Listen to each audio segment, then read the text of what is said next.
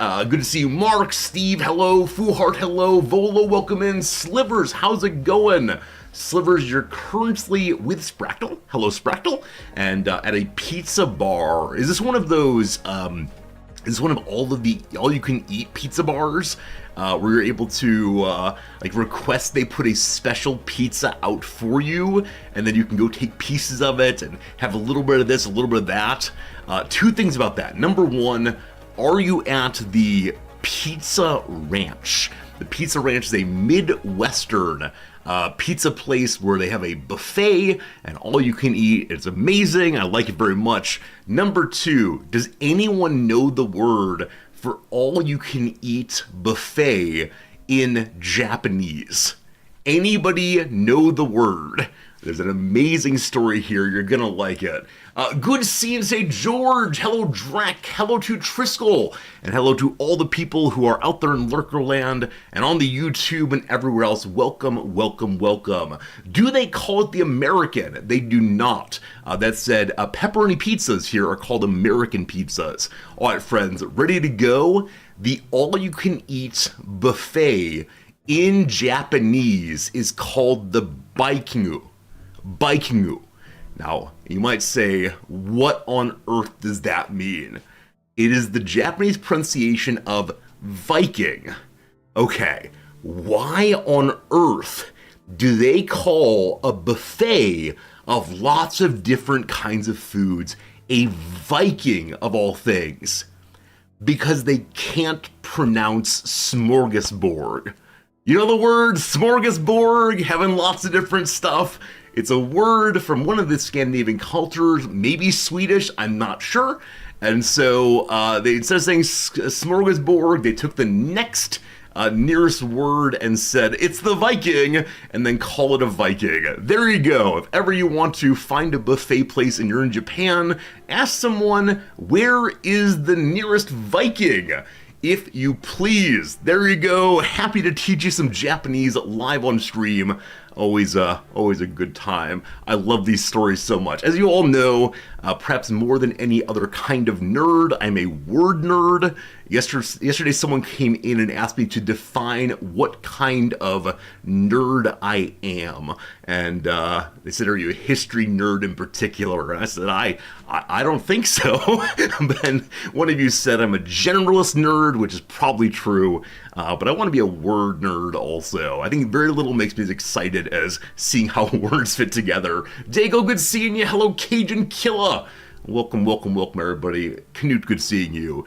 Friends, if you're on the Discord, you already know this, but a fascinating thing happened yesterday, or I guess it happened a few days ago, but I was grading yesterday, and a student submission began with, I know I'm not supposed to do this, but in this assignment, I've used ChatGPT and Midjourney and these other LLM word creators and picture creators and all the rest. And that was a weird thing to read. That was a very, very strange thing to read. And by syllabus rule, that's an automatic failure. I've never had a student come out that way before. But as I was reading through, I was interested in what they made. It was an interesting use of the pieces. And so I emailed the student and said, well, I see what you've done here. Why didn't you just do it yourself? You easily could have done a similar enough job. I know you have the English language competency, you have the thinking capability, you can draw, you could have done all of this. And she wrote back and said, I'm just boring. I wanted to be interesting, and I knew that ChatGPT could come up with interesting ideas, and I just can't. And that made me so sad, because I think that one part of it is the students think they need to entertain me, and at some level it's a complete flipping of what the class is all about. Or the class is all about them developing their own ideas and showing me the process of developing and thinking and so on. And what matters is that they have done something they care about, that's meaningful to them, instead of something that is fun for me.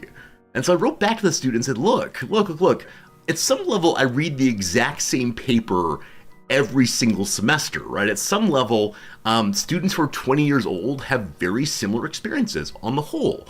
And so I read a lot of papers about joining the Boy Scouts. I read a lot of papers about people's parents making sacrifice for them and all the rest. And yeah, I'm so saddened by it. Now, with that said, this student is Chinese, and I've been told that in Chinese educational systems, what are often told is that if someone else has done something better than you have, you should not attempt to outdo them, but instead copy them because they've done it better. So why wouldn't you give the best possible version of whatever the assignment is?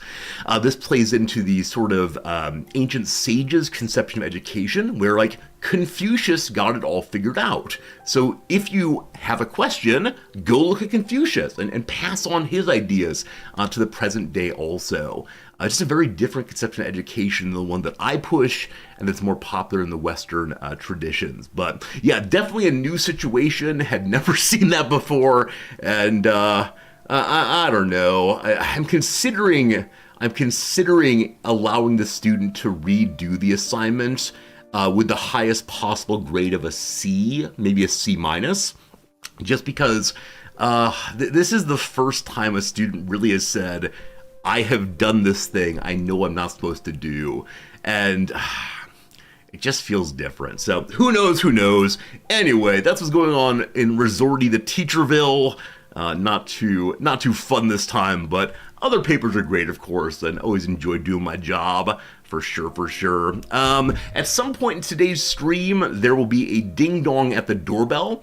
If I say I'm afeared or busy with CK3, I don't want to answer the door, please make me answer the door. This because it's my psych medication and so gotta make sure we go answer the door even if we must speak in Japanese. It is the worst. Hello, Machiavelli. Hello to Unspeakable.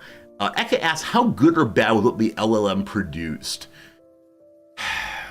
So what the assignment was, in general, was to notice a small sacrifice that happens in society, not one that you yourself make, but that some other group or individual makes. Notice a small sacrifice.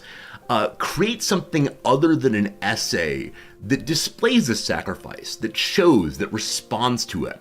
And then give me a paragraph and a half or so, page and a half or so, reflecting on the kind of sacrifice you've chosen, and then connecting it to some course ideas to show that it's not just idle speculation.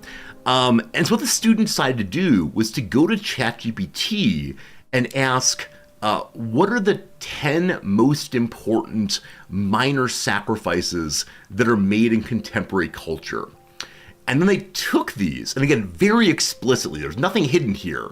It was not a magic trick. Instead, it was let me show you the trick from the backside. So they then took these 10 different most common sacrifices and put them into two different image creation bots. One Midjourney, which is made by an American company, and one named QIYU, which is a Chinese one. And so the student put the same prompt, one in English, one in Chinese, into both of these to see how the different cultures would represent these kinds of ideas. And I find it an absolutely fascinating experiment. It's a really, really cool idea. And unfortunately, she didn't find the big differences she was hoping to. When the two bots produce an image of parents sacrificing, in both cases they came up with a mother washing the dishes while the children sat behind and did their homework. It's this kind of thing. And so it's a really cool use of these tools that I never would have thought of. But it's just not the right assignment for that, right? It's not in any measure what I was asking for. But nonetheless, I think it's shown me a way in which we can use these tools that I wouldn't have thought of otherwise. So who knows? Captain Stinger, thank you for being here. I appreciate it very much. Thanks for hanging out with me as always, and that Prime sub is very kind of you. Yeah, so that's the story of this assignment. Who knows? Students will always surprise. And yeah, as I said before, as an old fuddy-duddy here, I don't know the possibilities of using things like LLMs in classes like these. It's something I'm ignorant of. I hope there's cool ways to use them. They're useful and additive to thinking instead of totally replacing, etc., etc. How did I finally use the LLM? Machiavelli, the first sentence was, I know I'm not supposed to, but in this essay, I used ChatGPT and these other devices too. So the student fessed up. The students came front out and said it, and it's interesting. It's like, again, I'll probably use this story with students in the future. I'll probably say to them, you might imagine a really cool use that you think does the work better than you do. And on the one hand, I want to support that. Have the student emailed me ahead of time and said, hey, do you mind if I make this kind of project and then do my own words responding to it? Awesome. I would have approved it because it's surprising. But yeah, I don't know. Exactly, Shepard. It's a source or analysis tool, a kind of little survey, in no measure it's scientific, but it's still an engagement with a certain cultural artifact. And yeah, I want to applaud that. I want to encourage that. So who knows? Enough on that topic. Friends, it is time for other topics, which means, once again, it is time for the Wheel of Stories.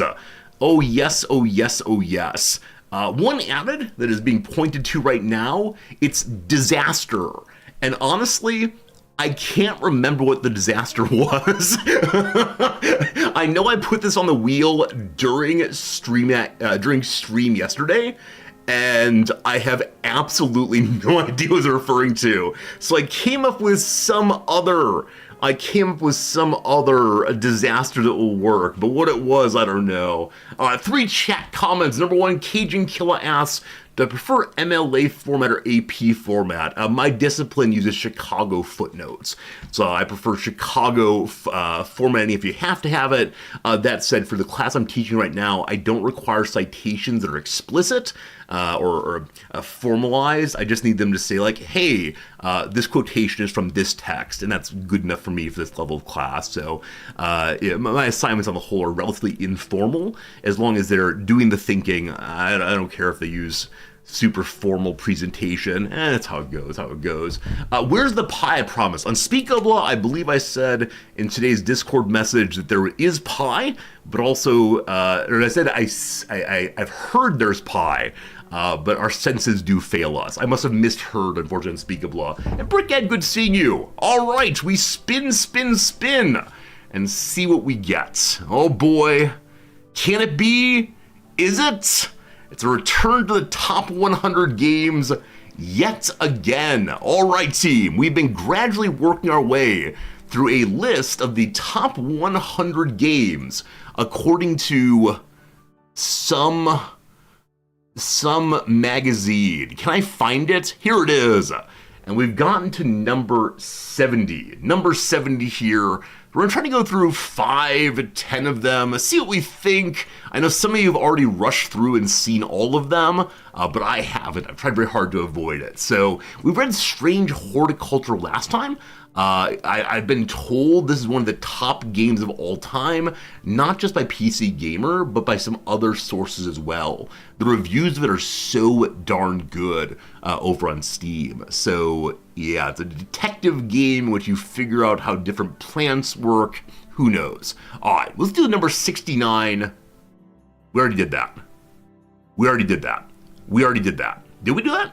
We did not do that. Okay, so Monster Hunter World is one of these, is one of these games that has been recommended to me at various times. I know more than a few of you play Monster Hunter. Unfortunately, I've watched a little bit of the game, and it breaks my heart because I understand these monsters are just living their lives, and one goes after them. It's not exactly clear to me that they're causing problems. It's not exactly clear they're being monstrous by like rampaging through cities. It's not 30 to 50 wild boars suddenly attacking your daughters. It's instead they're just hanging out and you go attack them. So I don't know. I find that somewhat sad. Now maybe I'm wrong. That was based on a very slight engagement with the game. They're big creatures. They're not. Oh, the big creatures aren't the monsters. Oh, see, I assumed that when it's called Monster Hunter, and the picture here is a large beast, that's the monster. Oh, I see. This is the Frankenstein thing. I see. It's a monster hunter, not a hunter of monsters. Well, it's being monstrous. I appreciate it, though. I appreciate this is a this is a bit of play on words. You work for an organization that takes jobs to keep the ecosystem balanced. All right, so it's like killing the deer to make sure they don't starve themselves by eating too much. I see how it is. I see how it is now. That said, it's definitely an interesting third-person perspective game in which you run about and make weapons and armor out of these slain beasts you take in the field. That's pretty cool. I find that kind of delightful. All right. I might enjoy the game Monster Hunter Stories. How does that one distinguish? How do you distinguish these things? Why is the character you play a monster? It's human. Have you ever read the short story I Am Legend?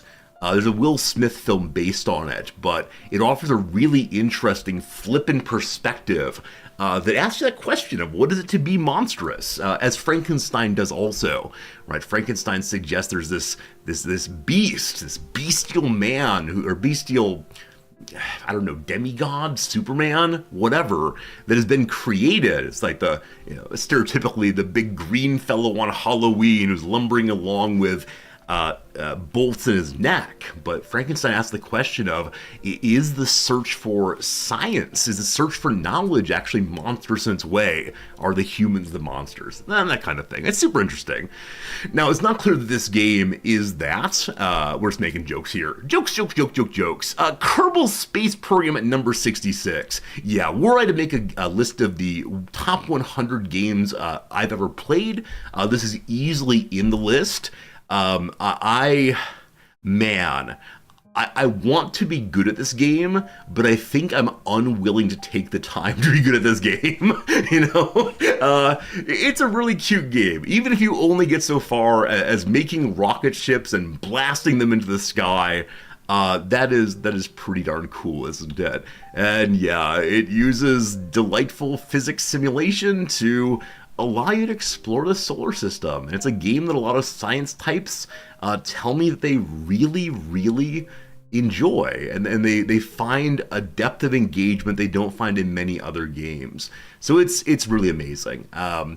We played a little bit last week, actually. We got so far as having someone in orbit over our starting planets, but boy howdy, there's a big step up from there to landing on another orbital body or solar body. It's a step up to do more and more, and I suspect to get good at Kerbal Space Program, I would need to, I don't know, hundreds of hours and a physics textbook, and you all saying apoapsis at me over and over and over again. Maybe one of these days we'll go back to it, but I don't know. I don't want to dedicate my life to learning orbital mechanics. I mean, like I said, partly I do. I'm suddenly thinking of that film, or of that scene in The Matrix. The first Matrix, Neo is this ordinary businessman, this ordinary paper pusher, and he is suddenly chosen as the hero of us all. And he struggles. He recognizes that he doesn't have the necessary super person skills to save all of humanity. And then in an instant, all of the skills are uploaded into him. In an instant, he knows Kung Fu and how to fly a helicopter and all the other things he needs. And I do wonder, if I had that technology, how far down the list of things I would want to know are things like a strong knowledge of advanced physics. It wouldn't be that far down, actually. I have such a gap in my knowledge of the sciences and mathematics that I would love to remedy that easily. How about for you? If you could get any one skill or any one domain of knowledge nigh instantaneously, and don't try to do something like, oh, I want to learn all knowledge. Exactly. Can I learn all the books in the world? See, that's too big. Don't try to trick the genie here. If you could choose one thing, what would you choose? I think the easy go-to for a lot of people is a language, because languages are so tricky to pick up. Languages require so much study, and even then you might not be good at it. So I see the appeal of languages in a big way. How narrow does the field need to be? Just play along in a way that doesn't seem like you're gaming the system. I think it's what I often say. Last week, we were talking about rights in class, and I brought the students the UN Declaration of Human Rights to discuss.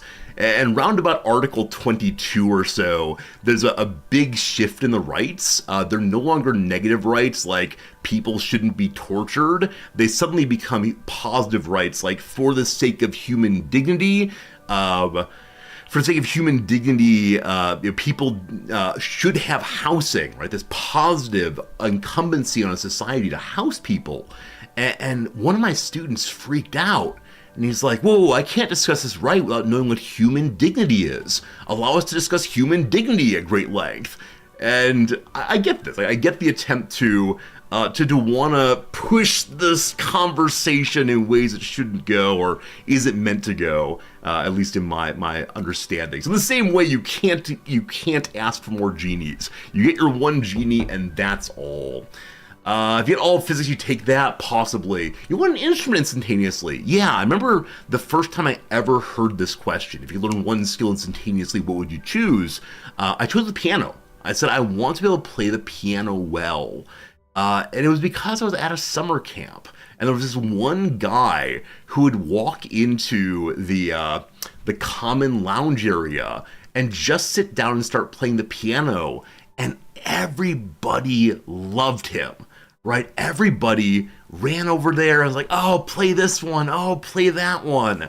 And he had so many friends because of it. And so for me, it was a combination of, I want to do this thing that I find inherently pleasing, making music on a piano, but also I want the social aspects, this kind of thing for sure. Friends, it is the case an ad break is coming in mere seconds. I'll be here talking still. Been live now for about an hour or so. That's not true, a half hour or so. And it's good being here with you. So, I don't know. It's a trick question because the more you know, the less you know. I mean, I have a PhD in philosophy. I'm happy to say I don't know all of philosophy, but I know one subject area really, really, really well. So I'm comfortable saying that yes, part of my learning has been a kind of ignorance, but I think if we say the more you know, the less you know, then like the child who learns how to ride a bicycle has lost something very quickly. Like, I think that's just false, obviously. But, I think there are always interesting questions that are raised by new knowledge. But I don't want to say new knowledge is not substantial, I guess, or not important. Who knows? You agree with me? Thank you, Daigle, indeed. Yeah, I think, deep study does show blind spots, but you still pick something up. You want the contents of the books in the Library of Alexandria. Yeah, I mean, saving something old, I get. I saw Daigle mentioned preserving a language that's almost lost. And that's beautiful. Absolutely beautiful for sure. Many of you are playing the game as a game as opposed to a real question. Some of you would be awful at parties, I gotta say. Some of you would. Here's a fun little party game. Let's go around the room and say what skill you'd love to have. And one person's like, oh, I'd love to be able to drive a race car. Another person says, oh, wouldn't it be lovely to be able to be a good baker? And then comes you all with your, I wish to have this skill to immediately acquire any skill. And then the game's no fun anymore. That's right, chat, you made the game no fun. All right, all right, all right. What comes next? Rust. I don't know Rust at all. It looks post-apocalyptic for sure. So here we go. Rust is humanity distilled down to its purest components. Creativity, paranoia, and utter brutality. There you'll be, merrily gathering resource for your base, only to pause like a fearful gazelle. What's that? A shadow? Must be nothing. Seconds later, gunfire fade to black. Your corpse is looted. You've been rusted. So I'm guessing this is a multiplayer game. I'm guessing it's a game that allows, one to steal from other people. Got that. I have no idea. It was the must-play game on Twitch for about 2 weeks. This is one of these PvP survival games. Got it. Is that like Ark? I think Ark is similar maybe, and then there's other ones also, but I definitely see. Thank you much for helping me. Not my kind of game. It definitely is an innovative game style, right? At some point there was the first PvP for survival game. I don't know which one came first, but Rust in 2018, I'm guessing, wasn't it? Oh, there were games like, pardon me? There were games like PlayerUnknown Battleground. I never played that, but I know it was really popular on Twitch for a while. And in that one, you didn't really build things, but instead you would begin a game as like a naked character with no weapons, and you'd run around the map trying very hard to find like a piece of armor and a backpack and a gun, and then engage other players and take their items and so on. Those were called like PvP battlegrounds, but they're very popular for a while. But then Rust is like 7 Days to Die Without Zombies. I think I played that once. Anyway, interesting. Probably if you can get people together who would like be a good team and protect each other, this game is a lot of fun. If instead you play solo and get caught out by those people playing together, it's less fun. I do wonder how this game allows players to indicate that I am friendly. Because I know occasionally it's possible to make friends in the game, even with strangers, though other people will mock or pretend friendship in order to get you to put your guard down and then shoot you and take your stuff. Because some people are not the good souls I want them to be. I did play Escape from Tarkov. Yeah, it's similar to Escape from Tarkov. I've streamed it 3 times. I'm very bad, and my computer is not good enough to play Escape from Tarkov on relatively good graphics while also streaming. It's one heck of a game. It's fun. It's hard, but fun. All right, Diablo 2 comes next. Diablo 2. I know this a game for a lot of people is their childhood, is their teen years, is their adulthood even.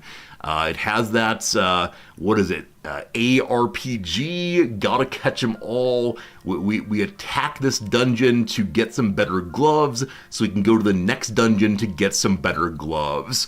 And there's something so satisfying about that kind of unknown progression game cycle, right? We're always improving just a little bit. And none of the upgrades are so amazing that they propel you to the top, but the combination of each new little drop helps a little bit. Unfortunately, I found it kind of tedious when I played Diablo 2, because I didn't have friends to play with. I just played it as a solo game and kind of just sat there and spun in circles, and it was fun. It was a way to fill some time for me, but I think without friends playing it, I didn't connect as well as I should have. That said, I know it's a very popular game, very beautiful game, and spawned successors that were perhaps less successful, but also games like Path of Exile came out of this tradition. Path is an amazing game because you can go play it for free. It is a crazy thing to know that there's a large, stable game and game company that you play for free. And they survive via microtransactions, but the microtransactions do not make you better at the game. It's purely cosmetic. And that's such a cool story of game development. And I don't know enough about it to say much more, but in this world of I don't know, like pre-sales, this world of endless early access. How cool is it, a free thing out there you can play, and if you don't want to put any money in, you don't have to.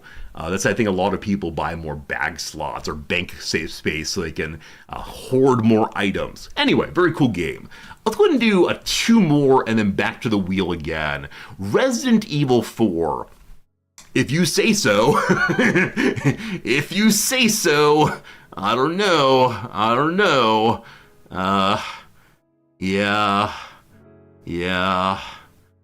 I know nothing about any of the Resident Evils other than when I was young and still trying to impress people. I played the first Resident Evil at some party, and there's this hallway that you walk down, and the hallway feels perfectly safe and nice, and it's a room that is one of those like rest and reset yourself for the sake of the next big scary room.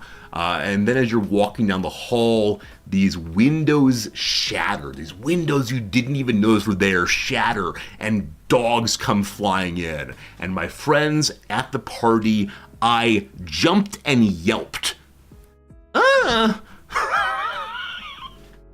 And that was my end of my attempt to be cool that day. Yeah, horror games just not for me, unfortunately. All right, one more, Nier Automata. I believe this game is a Dark Souls-esque in some ways. I believe it's a game in which you control a character from third person and roll about and attack stuff. Maybe it's something kind of like that at least. And I've heard that this game is not really like that. Okay, I apologize then. Maybe I've not seen enough. But I've heard that this game, to get the true ending, you have to play through it multiple times, and not just like one new game plus, but more and more and more. It's a cool story about the philosophy of being human. Very cool. I know people recommended this one for me back in the day when I played things other than strategy games, but I never quite got to it. But yeah, I mean, I think that there have been a lot of games in the past 5 years in which you play as a robot person who's interested in proving their humanity or proving their sapience. That one robot game made by that one guy. Man, the specificity of commentary here. You play as a robot detective fellow, and there's a robot housemaid, and I don't know, one of these, and yeah, I love games that raise interesting questions and that catch us in the storyline, not only because it's big and exciting, but also because it has these thoughtful moments that invite the player to think along with the game as opposed to only being entertained by the game. Thank you, Unspeakable. Detroit Become Human. Anytime that someone figures out games I'm referring to by my like half-baked descriptions, which usually remember like one scene from the game and maybe like one theme. If you can get those together, it's all very good. It's amazing if you haven't played it yet. So Nom's actually played it. Nom's likes that kind of game, like Heavy Rain. She likes these games quite a bit. So usually in the winter, she'll play one video game over the winter, and I will sit and watch her play it and encourage her, and then any part that's too hard, I play for her real quick and then give it right back to her. And I like being able to do that. I like being able to help her because she's someone who's not terribly patient. And so when a game gets frustrating for her, even a little bit, she will immediately put it down and never pick it up again. So there are more than a few games out there where there's like one battle she can't finish and she's abandoned the game. Even if she's close to the end, it does not matter. The game is not worth her time. She's definitely someone on the side of games should not be more hard work. And I get that. I get that for sure. Anyway, cool game. Love philosophical storylines, but maybe in my old age we'll come play this one. Maybe when I've lost my ability to strategize and all we can do is think together, that'll be fine. All right, one more to finish out the 60s does seem reasonable for sure. Last one, TF2. I have another Steam account, a Steam account that I used to use back in undergrad and up through the time I started streaming. And this account has like 4 or 5 games because I couldn't afford very many back in those years, and the one that I've played the most of is Team Fortress 2. And I the amount of time I spent on just random community servers chit-chatting with people, and then running around and having goofy, like, let's all stand on top of each other and make a pile, and then serious matches in which people were strategizing and needing, you play this role, you play this role, switch between roles, and really, like, try hard. Like, was so cool. I suspect it's one of the games I have more than 1,000 hours in. I haven't looked in a very long time, and I don't care to look right now because I think it might use my real name. That said, in a preview of my streaming career, the user profile picture of this account is Richard Rorty, from Rorty to Resorty, and it was a really great time. And for a little bit there, I was one of the top-ranked heavies. I was on one of the teams that took part in, like, TF2 wide tournaments, and that was pretty cool. But to get to that level, and I worked with one medic consistently for a year or two, and we had a really tight bond, understood each other's movements and thoughts. But that was another game that I played way too much of. It wasn't quite as bad as World of Warcraft, but I was probably playing for 6 or so hours a day for a while there. Anyway, why are all the stories of me playing video games addiction stories, really? Who knows? Anyway, TF2 amazing. It's still out there. You can still play it for free. Carcinogen, you still play TF2 forever part of the games you play. I absolutely get that. Again, if I had to put a list together of the top 100 games that I've played, this one is easily in the top 20 for sure, maybe in top 10. It's just an amazing kind of multiplayer game with a very simple set of premises and a lot of possibilities. It's FPS, but it's good. Okay, back to Big Resorty, back to the wheel, back to finding our topic. We've been live now for 45 minutes. We still got lots of time to go. What do we come up with next? Spin. All right. Like I said, I put this story on here during stream yesterday, and I do not recall what it was. And so this morning, I modified it to be something else. And so, as many of you know, I'm working on learning Japanese. This semester especially, I've been giving it the old college try and working harder than I've ever worked previously. I am improving bit by bit by bit. That said, even in very simple conversations in public, when I'm listening in on people, I have such a hard time not just following what they're saying, but even catching what they're saying. I will get a small portion at the beginning of the sentence, and then they're done. And it's been this great frustration that unless we're like listening to the news, right? unless we're listening to the NHK news broadcast, where they speak in a very definitive and slow and careful voice, usually, it's just so hard for me to pick up natural speech. Yesterday, over on Reddit, I saw something that made me feel better, but also suggested the enormity of the task ahead. Friends, what is the fastest language in the world? Ta-da! We discovered the problem of why I'm unable to catch natural language, because Japanese has the most syllables per second of any language in the world. And part of it is because of how Japanese formality works, and because of the way in which even in ordinary conversation with people, there's a shifting of levels of formality. occasionally Japanese puts on more and more and more syllables that actually don't change the meaning of a sentence, but only change the formality of it. And that's a problem, because as I'm following along with the formality, occasionally I don't know when it's stopped and the next word shows up. So that's how it goes. Watch Japanese shows with simple narrative structures. I've actually been listening to, or watching Japanese music videos. That's the current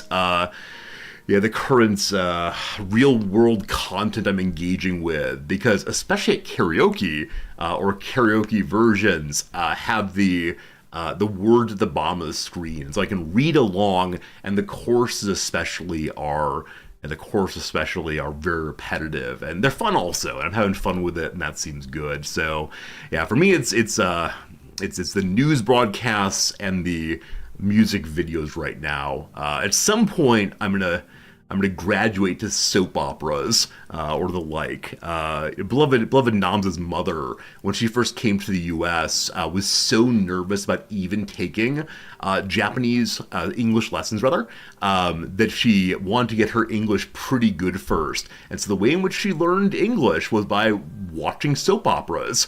And so initially her English was so dramatic.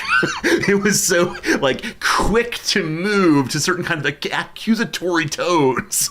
And then she started taking lessons, and that apparently chilled down quite a little bit. But yep. There you go, team. That is a bit of a disaster we're dealing with right now.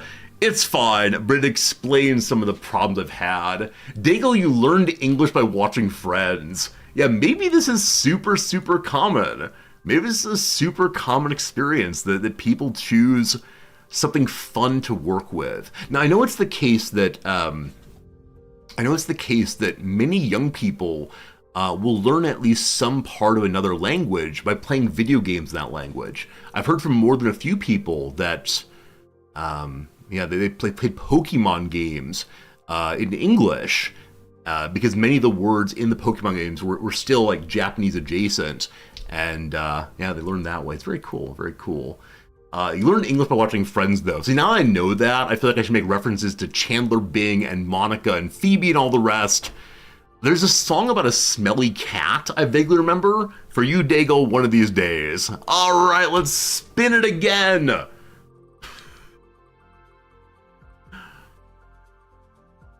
Nope, we already did this one. I don't want to remove it, but we already did it today. One more spin, no more 100 games. I just need to change what version of this I use. Oh, it's finally happened. It's finally happened. All right, friends.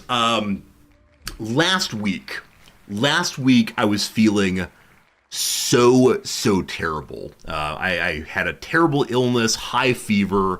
There were a couple of really lousy streams because I wasn't feeling well, and I was streaming from weird locations. And so when I got better, I decided it was time for me to do something to appreciate you all for sticking with me, even though I wasn't at my top. And so I want to do a game giveaway. And I don't have a code to give away right now. No dev has sent me a code and said, go ahead and give this one away to your community. So what this means is I'm going to do a giveaway for any game you want.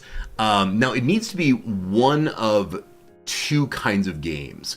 Either you need to be in the US if you want me to give a game on Steam, because I have a US account. I think you can't pass across countries. I don't know how it works. Or the game you want has to be in a Humble Bundle. And we'll say further, the game needs to cost no more than $60 or so. So nothing too crazy, but I want to do a game giveaway, and so we're going to do a game giveaway. This will not be on the wheel every day, unless I find a way to small in one of the wedges. I'm fine with having a 5% chance of doing a giveaway most days, I suppose. All right, let's get the giveaway going. Let me go and refresh this thing. Put anything in chat you want to. Just make some noise, make a comment, and we'll say in like a few minutes here, we'll go ahead and do a giveaway. And really, it's anything you want to, so long as you're able to Get on a Humble Bundle or you have a US account. Either way is good. Resorty is best. Whoop, whoop, whoop. Make some comments, everybody. See, I should do these giveaways as instead,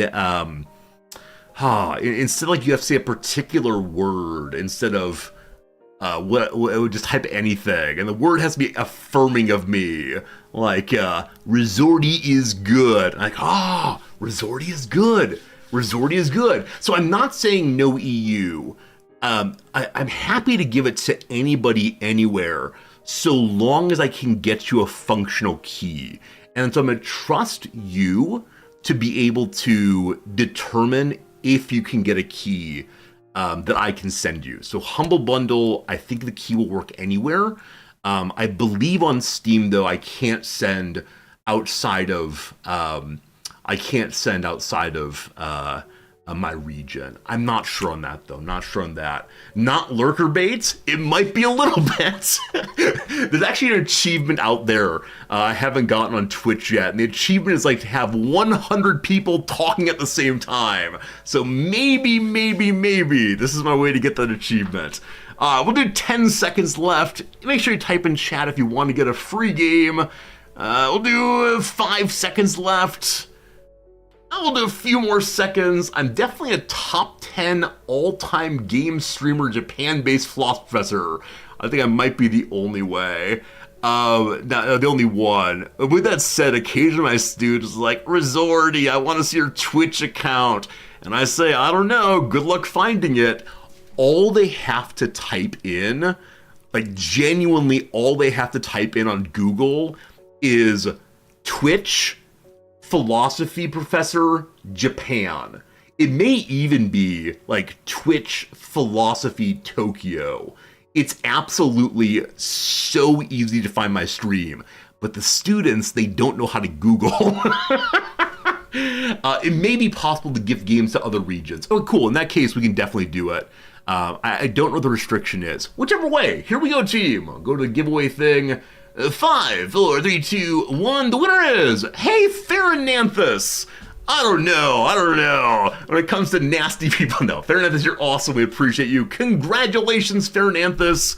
How about you send me a message over on the Discord and you tell me what game you want. I don't know if we're friends yet over on the Steam, but we'll figure it out after stream. Farinanthus, thank you for being part of our community for, frankly, a very long time. Everybody else, the giveaway will come back one of these days. Once I figure out how to make a smaller wedge on this thing. That's good. That's good. You can give away games relatively easily. Gift cards are harder, time gated. Good to know. Good to know. Thank you for helping with that one. Maybe we'll do a giveaway of a gift card at some point. I'm currently thinking of different kinds of giveaways and activities to do for the RimWorld Hot Potato coming up pretty soon.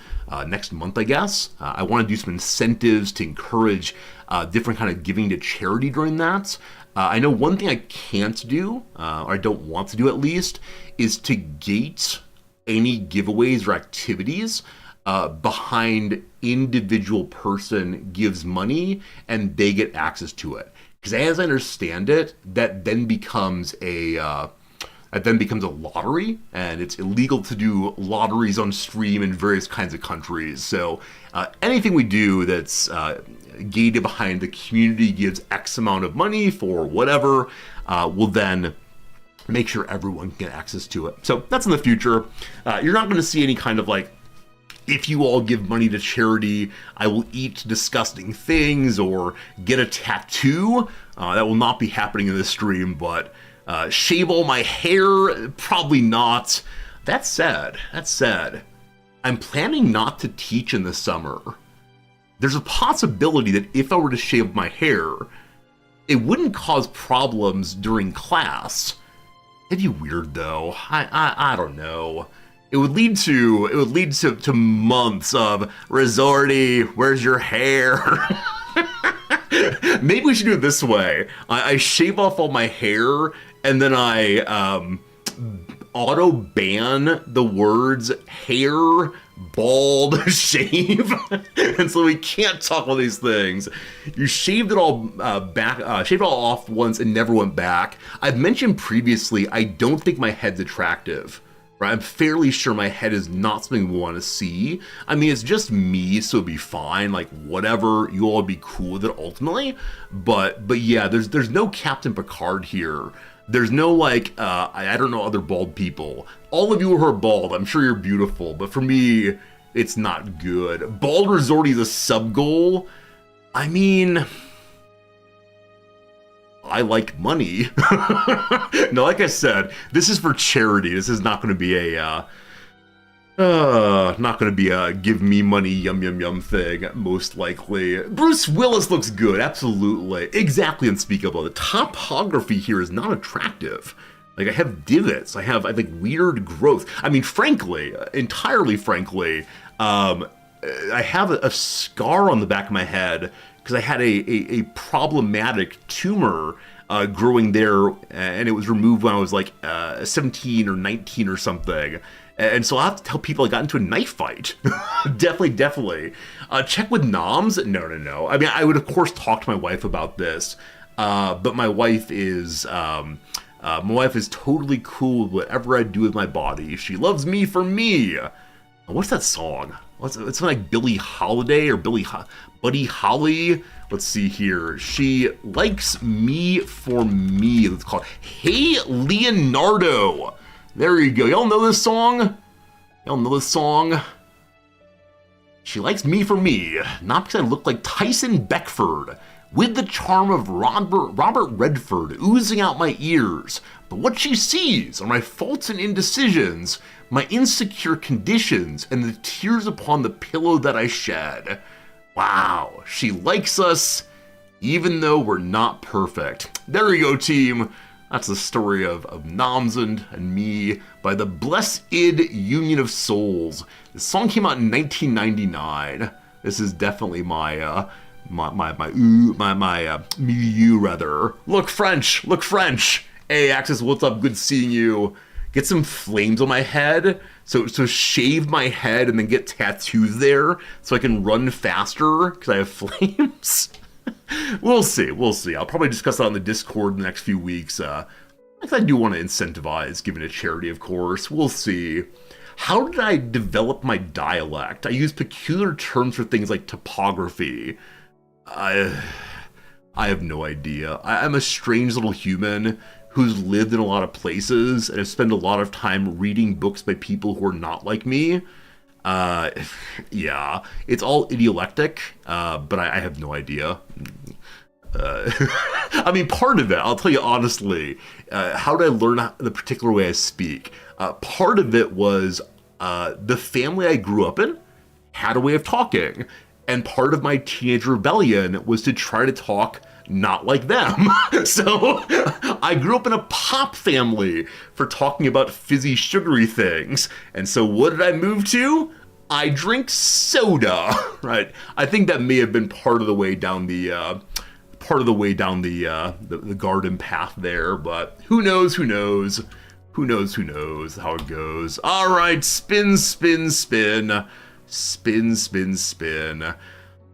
No! All right, friends, there you go. It's end of story time. Once again, the greatest part of our day has been stolen away from us, grabbed away at once. We must respect the wheel, though. We must say that is okay. Today, no redactyl, no random national anthem. I didn't ask you all for your stories, so we'll end this story time with something similar enough. How you doing? On a 1 to 10 scale, where 1 is you have to wear wet socks, and 10 is wow. A person remembered your birthday in some way other than Facebook reminding them. There you go, 1 to 10 scale, how the heck you doing? I'll tell you how I'm doing in a moment. Let me know what's going on in your neck of the woods. What is that from? Let me know what's happening in your neck of the woods. There was some radio show, I think, that included that, probably. I'm seeing some 1s, I'm seeing some 2s. That's kind of rough, friends. 9, you got tailored by an old Vietnamese lady. I've been told that if I want inexpensive but good suits, I should probably head on over to Vietnam. or somewhere else. The plane flight will be less expensive than getting a suit here. All right. Most of you are either at the extremes or in the middle. A lot of 6s today. I'm probably an 8 or so. I think when I'm streaming, unless something absolutely terrible and traumatic has happened just before stream, spending time with you all and doing a wheel of story time always puts my mood up a little bit. So I don't know. I think I'm addicted to the endorphins of stream probably. Oh, Gray, you had to say goodbye to your dog last week. You're a 2. Yeah, I mean, obviously that's one of the harder things we go through in life. That is really, really, really difficult. So I'm sorry to deal with that. I'm thinking of you, and yeah, all my love to you and to that situation. That's obviously really hard, really, really hard. So hopefully they had a good life. Hopefully they had a peaceful death, and thank you for telling us that. That's how it goes. Yeah, you're welcome, of course. It's no longer story time, but I need to figure out what radio show referenced how are things in your neck of the woods. I know the phrase. We learned that a neck is a particularly narrow part of a forest. In your neck of the woods. Okay, I think it was a radio show. Is baby metal played on the radio in your neck of the woods? Yeah, okay, Michigan Public Radio. It's Al Roker. It's the weatherman on the Today Show. Here's what's happening in your neck of the woods. That's what it is. So the Today Show is a national broadcast in the United States. And so when they go to the weather person, the weatherman Al Roker will talk his way through the big cities. Like, here's the temperature in New York City. And over in San Francisco, they have some rain today.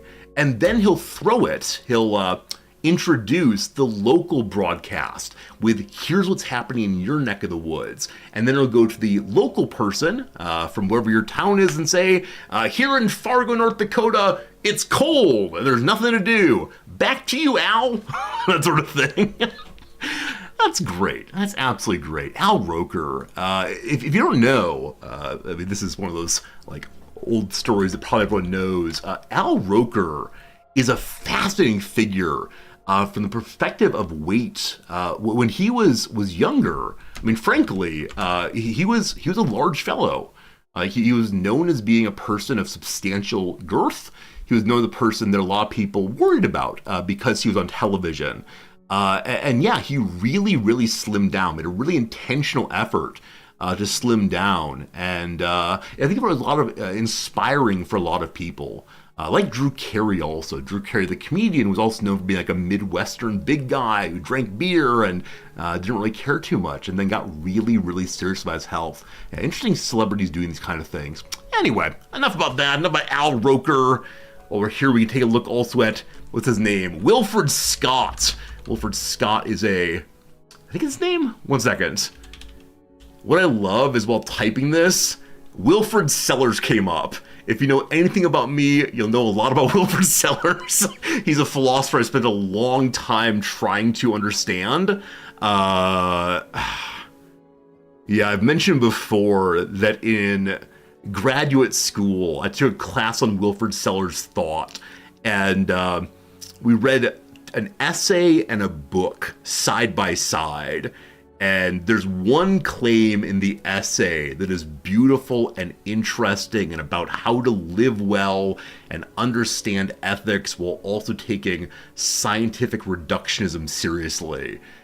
And then also he wrote this essay, this book rather, that's like his big book, that argued what he said in the other one is in fact impossible.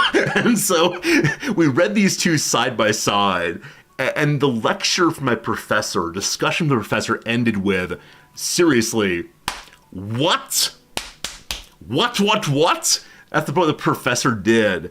And I ended up making the first part of my career entirely trying to resolve my professor's what? So it's a good thing to notice the problems. Anyway, is it Wilfred Scott, I think?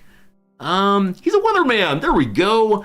This guy on the TV show would often read out the names of people who were over the age 100 in the United States. Say happy birthday to you, Bertha Simmons of Nevada. Happy 100th birthday. Happened on Saturday mornings.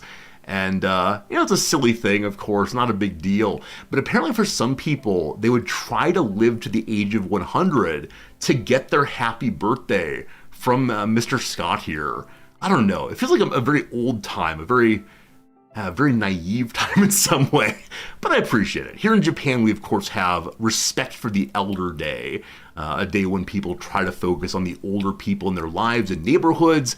And I guess Willard Scott had this on the weekends regularly. Anyway, there you go. Wheel of Storytime is done. It is time to play a little game called Crusader Kings 3. I'm going to change our directory. I'm having a great time with CK3. We are currently achievement hunting. We are currently working on the storylines that are packed into the new game's most recent DLC. These storylines allow the player to just learn more about characters and areas of the world they may not have otherwise. So yesterday we played some El Cid, and the aim of the El Cid playthrough is to show that you are a loyal and good servant of your ruler the whole way through. And I wish it had been a little bit more, because the El Cid playthrough really is, here are 5 decisions. Click on the one that says you're loyal to the king each time. And, it's a story, it tells you some stuff, but it just didn't feel fleshed out in the way I might have liked. That said, there are, 5-10 new starts in this DLC, so if they're not all perfectly polished, that's okay. We'll load this one, I'll grab a jacket, and I'll tell you what we're doing in this playthrough. Should be good. Let's go with the old blue jacket today. I feel like I'm wearing the same 2 or 3 jackets too often. But this is a wandering adventurer playthrough. We began as some random 16-year-old kid who would spend a long period of his life, many of his youthful years, in deep study of the religious texts, to the point that this 16-year-old had a 5-star education. That is a big deal. Usually requires going to a university, I believe. And so, he knows the religion well. Apparently, this character has a combination of deep faith for his religion and an ability to be kind of sneaky. And he's ultimately going to create the assassins, the people who fight off Christians in sneaky kinds of ways, and the game Assassin's Creed is based around. So we're working on that. He's in a phase of his life right now where he's trying to gather support by converting people to his particular sect of Islam, and that's the Ismaili here. You see a few of these counties have been changed over. We got to keep working on that. In order to advance the storyline, we need to finish evangelizing our faith and instead begin agitating the populace and then launching a revolution is the end of this playthrough. And so we have currently converted 4 counties. We have to do 11 more. We have the piety to do it. We've gone on a Hajj, a pilgrimage to the holy places of Islam, and so now we need to tell people the things we have seen, tell people the glories ahead, and also turn off the piano music and turn on the CK3 music. Good to good. There's more things to do with El Cid, absolutely unspeakable. Yesterday we finished the wandering part of El Cid, and then I asked chat on a poll whether they wanted to continue the El Cid playthrough to get the big feudal achievements, or instead do more wandering. We're wandering for now. We'll probably go back to the El Cid save file at some point soon to get knocked out also. What happened to my money? I gave it away for the sake of the poor, I think. I don't recall what I did. But, let's see.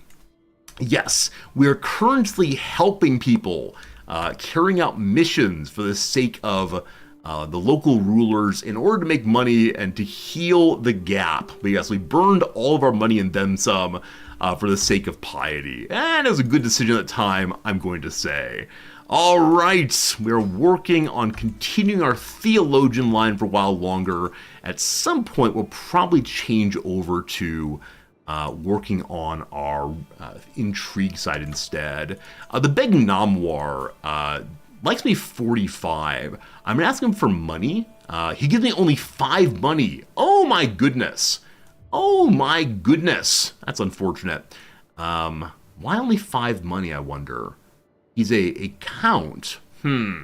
Well, for right now, we'll hold off on that and see if he'll give me more later. The Beg Kareen is against giving me any gold right now because he recently gave me some. I'll need some more pretty soon. We'll see, we'll see. We're in the process right now of also swaying the people inside of our camp. Because we want our camp to believe in us fully.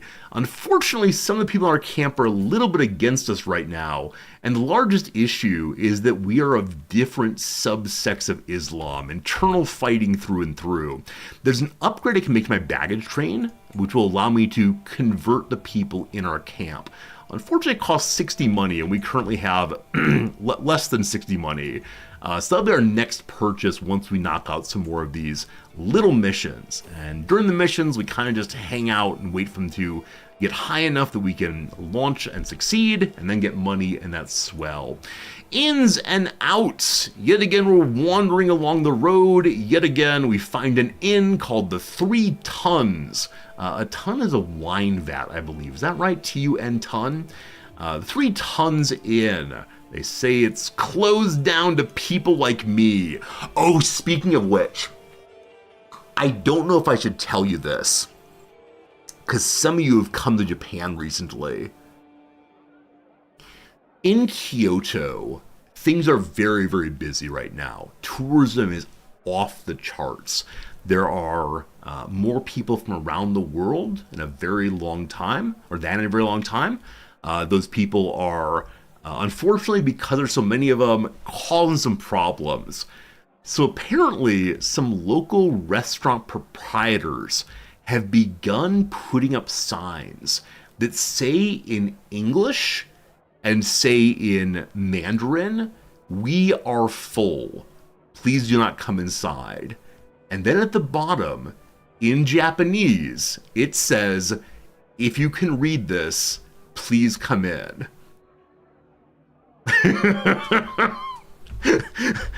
I see what they're doing there. It feels a little gross to me because I think as an American, I put forward like equal access as being very important. But I think they're trying to avoid a certain kind of clientele, which makes some sense, right? On the whole, Americans, on the whole, Chinese people are significantly louder in public than Japanese people are. So if your restaurant or your bar becomes full of louder people, it might spoil it for the people who are ordinarily there. But I guess I've told you the secret now. If you see a sign that says in English or in Mandarin, "There are no vacancies," you might go in anyway, but don't be surprised they will only speak to you in Japanese. Speaking of which, occasionally in Japan you will see signs that say Japanese only, and many of us read this as only Japanese people. Regularly what they're meaning to say is we only speak Japanese here, and so if you want to come in another language, we can't do that for you. But that's how it goes. Anyway, they're not going to let me in, because I can only read the English. So we can ask nicely and have a 64% chance of letting them have some money for us having some room. Now this apparently is dreadful. Apparently it's yelling at them or saying, "If you do not give us this, it will lead to pain for you." Or we can try to barter for 15 money, or we just wander tonight. As we have no money, we need to just wander, unfortunately. Wandering in the wilderness is what this fellow does. In that way, he's emulating the Prophet, I believe, and that's a good experience for a good old Master Hassan. I'm going to game speed 4, because very little's happening. Also, I believe when this game started, someone said, I would like to see how combat works in this game. And I said, we'll get to combat at some point, and I'll show you how it works. The problem is we have only 4 knights right now. I can't fight anybody. If we fight someone, it's going to be really, really bad. But one of these days, we'll try to figure it out. All right. Zivar, you're absolutely right. Gary says, don't American clubs have dress codes and so there are barriers to admittance? Oh, yeah, absolutely. Oh, yeah, absolutely. I mean, I think the standard line in America is if it's private property, you can do anything you want to do with it, as long as it's not discriminatory. So you can't put up a sign on your business in America rather that says like no Irish people allowed. Sorry, Marks. Right, no Irish people allowed. That's a discriminatory behavior and will cause some problems. Here in Japan, we don't really have those rules, but they're also not saying that, right? They're just saying we're full. Now, are they actually full? No. So they're lying, but is lying okay? Again, as an American, I feel this is really, really problematic, but it's only because equality is one of our first values, or equal access, or rule of law, that kind of thing. That's how it goes. All right, lead to gold. We've learned about the transmutation of lead to gold. Many have attempted, no one has succeeded. That said, I found some notes saying it's actually possible. It's actually possible to make yourself some gold. Unfortunately, or maybe fortunately, we as a strong Islamic person do not believe in magic. So this is... Oh, wait, I take it back. I thought we were going to say, this is magic and so a prank. If you say that, you become more scientific and lose your zealotry. Huh, interesting. I thought this was the zealot choice, but no, you lose your zealotry. Absolutely not. The last one is, it's impious to look for money. All right, the last one's impious for money. A Muslim believe in alchemy? I had no idea. I always assumed that most religions of this period have deep suspicion of witchcraft, and so that suspicion of witchcraft would include alchemy also. That said, of course, there were many important Islamic scientists, and at that point, science and alchemy are, you know. All right, it's impious. We don't need money. But then, rounding a corner in my camp, I come across a gaggle of followers having dinner at a hearth.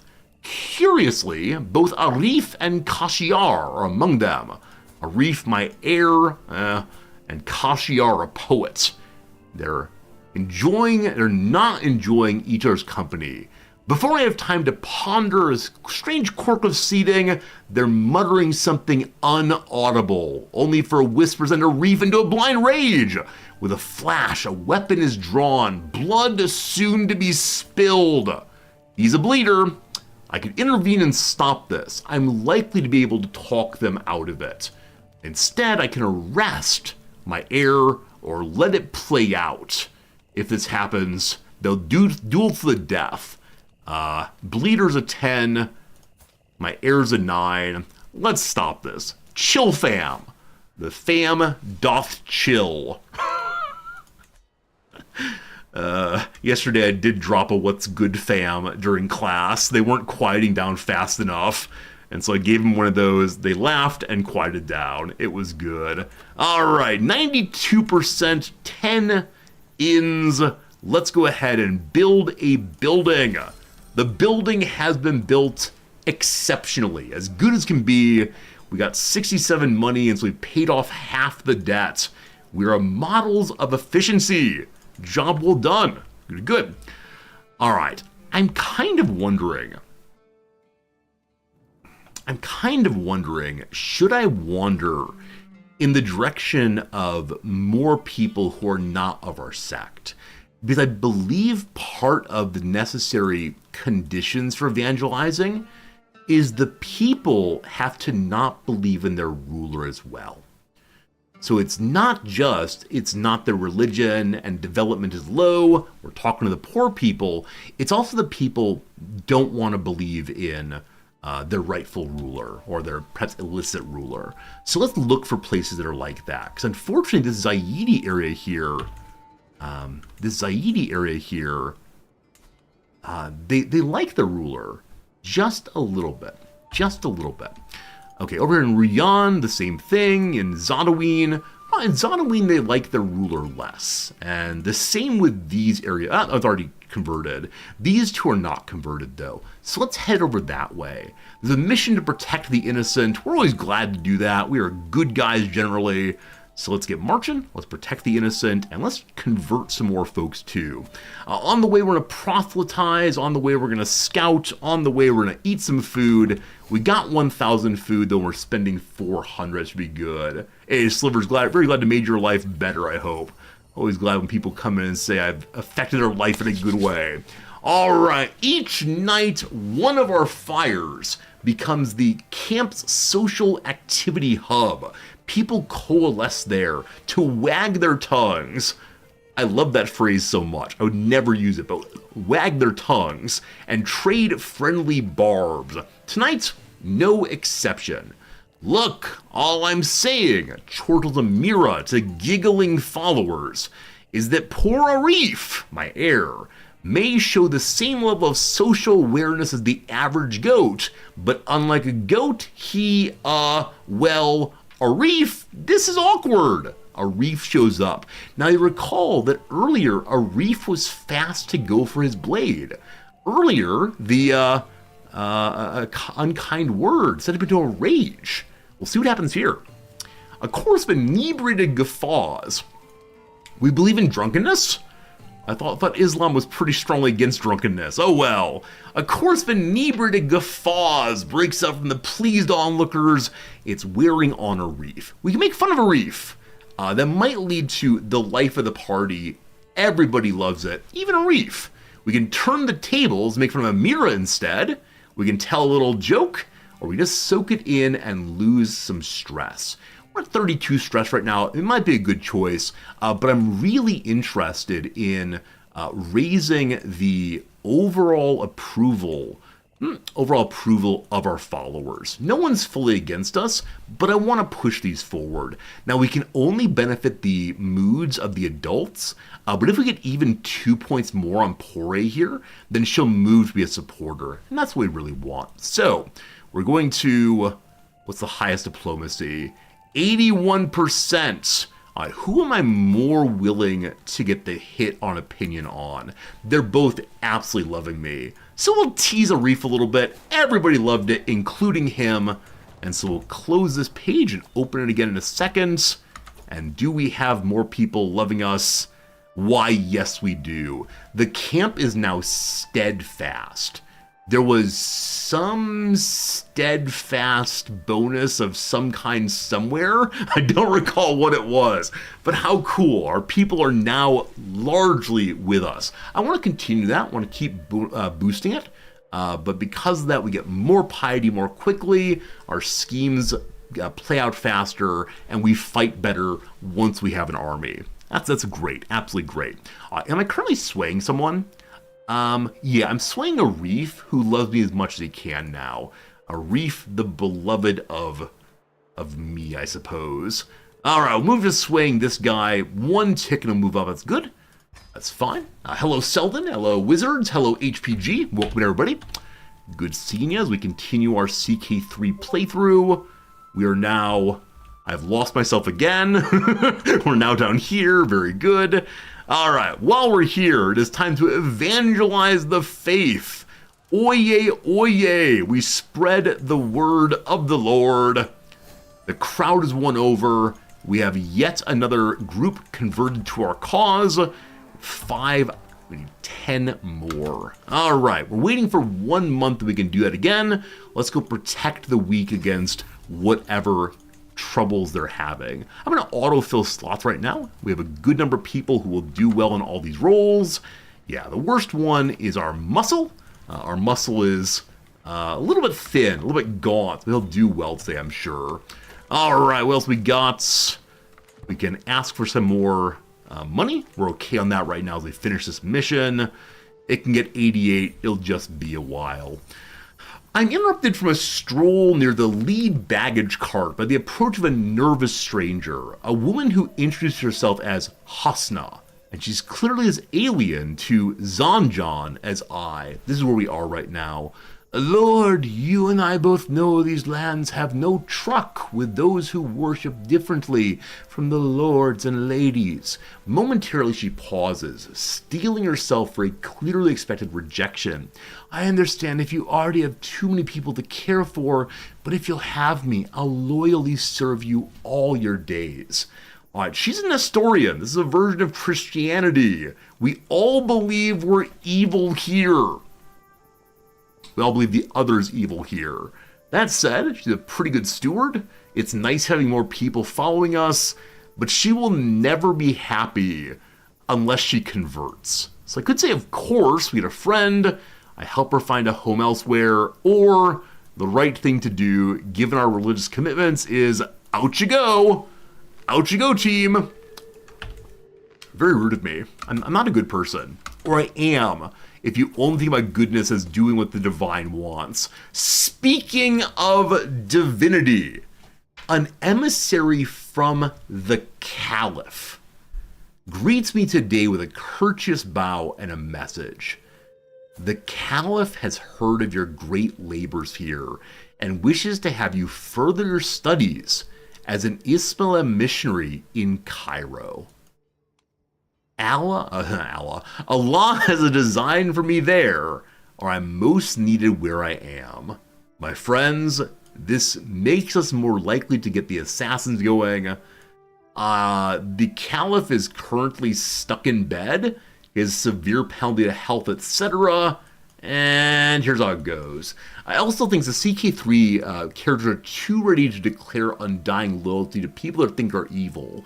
I mean, in that case, the one just came up. I'm actually okay with it because the character is desperate, right? The character is willing to go and engage with a person who they believe is evil simply to get away from the other people who think she's evil. Now that I say it aloud, I agree with you. It's very strange. I guess they're playing on a hope for mercy. Maybe they've heard stories about this character being particularly good to those of other faiths, though in this case it's absolutely false, so I don't know. I agree with you now that I said it aloud. That yeah, it's too often the case that evil people want to be friends with you. Anyway, hopefully the Caliph is still alive when we get there. Let's go, let's go. We're marching all the way to Egypt. It's not quite as long of a go as actually it's a longer go, unfortunately, than the Hajj. So cool. So cool. We gotta pick a path through doesn't get us killed. What's happening here? Provisions right here. Okay. So am I moving the entire band? Or is it just I eat all the food personally? So we can't make it the whole way. We can stop. Wait, can we stop at cities?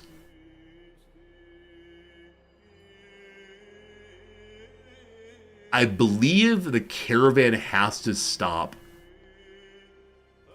and like unload for us to visit cities.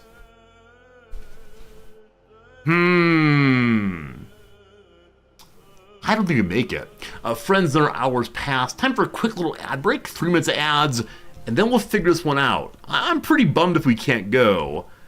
What happens if you're out of rations? Extreme privation events occur. Well, shoot. Maybe we suffer in order to go to the Caliph. I've never seen an extreme event like that before. Let's see what happens. Friends, it's a Tuesday U.S. time, so time for a Tuesday crossword puzzle. The Monday is not yet done, but we'll get back to it today, I suspect. So thanks for being here, thanks for hanging out, and back to the game in just a brief moment. I do believe. Okay. Number 1 across. Organization that governs people who work on pitches. So pitches, of course, immediately think of throwing a baseball. That'd be Major League Baseball, most likely. It could also be the NCAA for college level baseball. Pitches also come to mind as like ad pitches. So in what way do we ensure that we don't deceive people who are giving ads to the world? I'm going to put NCAA in, thinking it's baseball. If it ends up being something to do... Oh, the Consumer Protection Agency. CPA, I believe, is the group that makes sure that we don't have false puffery passed along as being legitimate ads. Dermatology diagnosis. Dermatology diagnosis, something involving the skin. Melanoma is the obvious example here. You can have a diagnosis of a cyst, how about a lipoma? It's a fatty mass underneath the skin. A femur to tibia connection. I was actually just reading about this yesterday because it might be the case that I have a little bit of pain in the area where the femur and tibia connect just under the knee. And earlier today, I may have Googled what does deep vein thrombosis feel like, because recently I've been reading articles about the way in which standing desks can contribute to deep vein thrombosis. And part of the diagnostic criteria are that the area is reddish and hot to the touch. Luckily, my skin is as pale as ever, so I think I may have run into a table or something. We'll see. What's the connection called, though? I don't remember right now. Humanitarian and barrister who appeared on a 2018 cover of Vogue. I feel very bad saying it this way, but is it George Clooney's wife? I'm going to see if a Y is right here. Emmy winner Ida Marie, I don't know. If it's a Clooney, be an O here. 2 O's, no, we're good. Wrath, just ire, of course. What might hold up a romantic dinner? So hold up, of course, in the original signification is to make something not happen, to delay. It could also be like a table leg holds up a romantic dinner. A serving tray, I have no idea. Fix, a fix could be a con, possibly, like the fix is in. A cold climate shelter, how about an igloo? We like igloos. A Miller High Life Alternatives for short. So some other kind of beer, I have no idea at all. A golden blank, a ship captained by Sir Francis Drake. I loved stories about privateers and pirates when I was young. It's the Golden Hind, I believe. 3 more and then back to the game. Come together, probably meet or weld or join. A site whose logo's letters are red, blue, yellow, green. I want to immediately say, oh, it's Google. Red, blue, yellow, and green. I have no idea. Last one for now. 2023 role for Timothy Chalamet. Yeah, who knows? Who knows, who knows, who knows? Does being very single fit into what might hold up a romantic dinner? You can have a romantic dinner with yourself. It's just only make one portion and give yourself a rose. Is that nice? Being very single is perfect. Well done, well done, well done. All right, back to this in a little bit, folks. I appreciate y'all being here. It's a fun day. That's a fun day. I want to say Sunday fun day, but it is instead only Tuesday. What do we call Tuesday if not fun day? All right. On the way, in any Wanderer playthrough, there is a possibility of finding food. I think one challenge, and I am going to ask for actual backseating here. I think one challenge is what? One challenge is if I don't choose to go right now, then can I go later? Does anybody know for sure? Anybody know for sure if the event is able to be fired repeatedly? Is it possible that one instead has this chance now to meet the Caliph or never? Because I'd love to save up more food first. You think it's an event decision. Yeah, Cypher, I agree. I think I've got to do it if we're interested in accomplishing the Assassin's playthrough. I don't know. Hey, Captain Selden, thank you for gifting that subscription to Machiavelli. Machiavelli with a question of, is the crossword puzzle done live? All right, that's a good question. It's never been asked before on stream. Let's see. All right, friends, I'm going to get everything perfectly right now. Hello, Machiavelli. I see you. I don't know how to prove for sure. I guess I can type in nonsense. Here. There's your nonsense. It's all live. That'd be a good trick, though, wouldn't it? Wouldn't that be a good trick to prove to you all how good at crosswords I am? Ha ha ha! Make it perfect. To be like, oh wow, Resorty, you're so good. And the whole time it's running, I take my coffee and hide over here. That's a good scam. I gotta run that scam. That's amazing.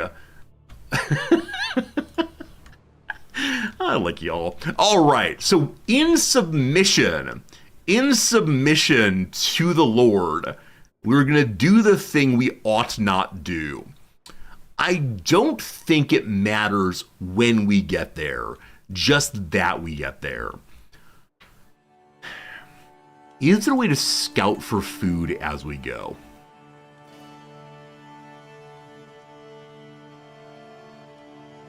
It looks like no. It looks like either no or no. I think it's just no, unfortunately. All right. If we proselytize, we get one more negative event right in here. Why is that? Huh. Maybe it's a different religion? I don't know. All right, team. Might be the worst decision I've ever made.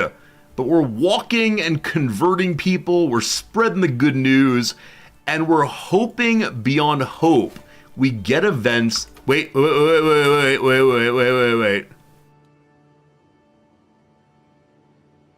If I click this,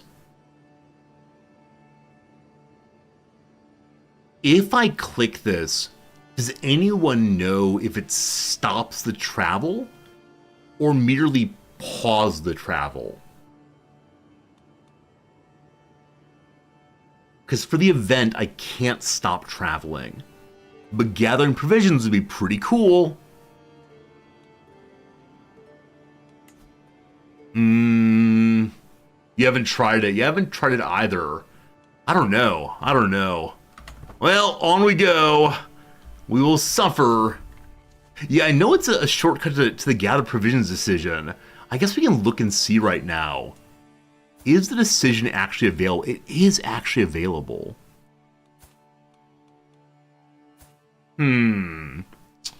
Traveling the language barrier. Arif has been around Juliana for years looking for an Aramaic speaker. Unfortunately, we speak Arabic and something Persianish. Iranian it's called. And so we don't have Aramaic yet. We should learn Aramaic, definitely. I know one word in Aramaic. Apparently the word Malchus means king. Malchus means king. There you go.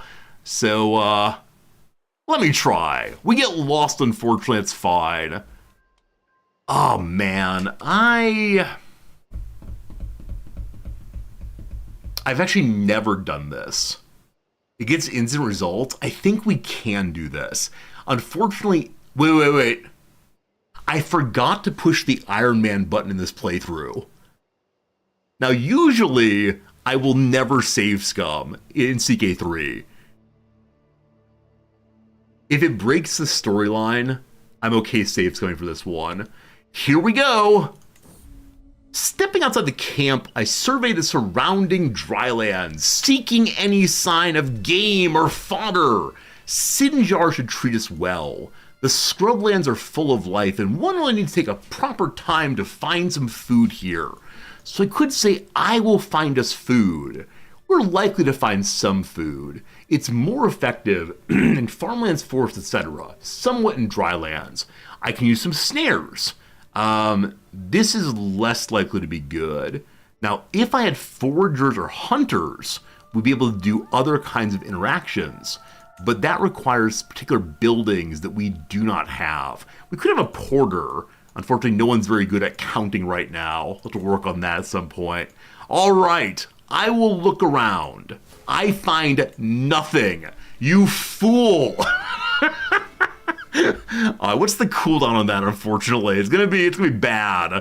1076. I give you 3 years of walking in the wilderness. Oh boy, this is feeling downright biblical. All right, travel, mare's milk. Our path takes us by a sizable camp of Turkic travelers. So unfortunately, these are always Turkic travelers. I would love it if there were different cultures wandering around offering their strange foods, exotic foreign treats. The group brings us over. A tough-looking man is stirring a thick white liquid in a pot. He pours some of it into a small bowl and hands it to me. Kumis, good for the bowels. Another 2 eye me and whisper to each other in their own language, just audibly enough for me to hear them. I don't understand their strange speech. Hopefully they have good intentions here. I shouldn't be mistrustful. We're likely to have delicious kumis with a health bonus, or they're going to steal my money. Mare's milk, that's repulsive.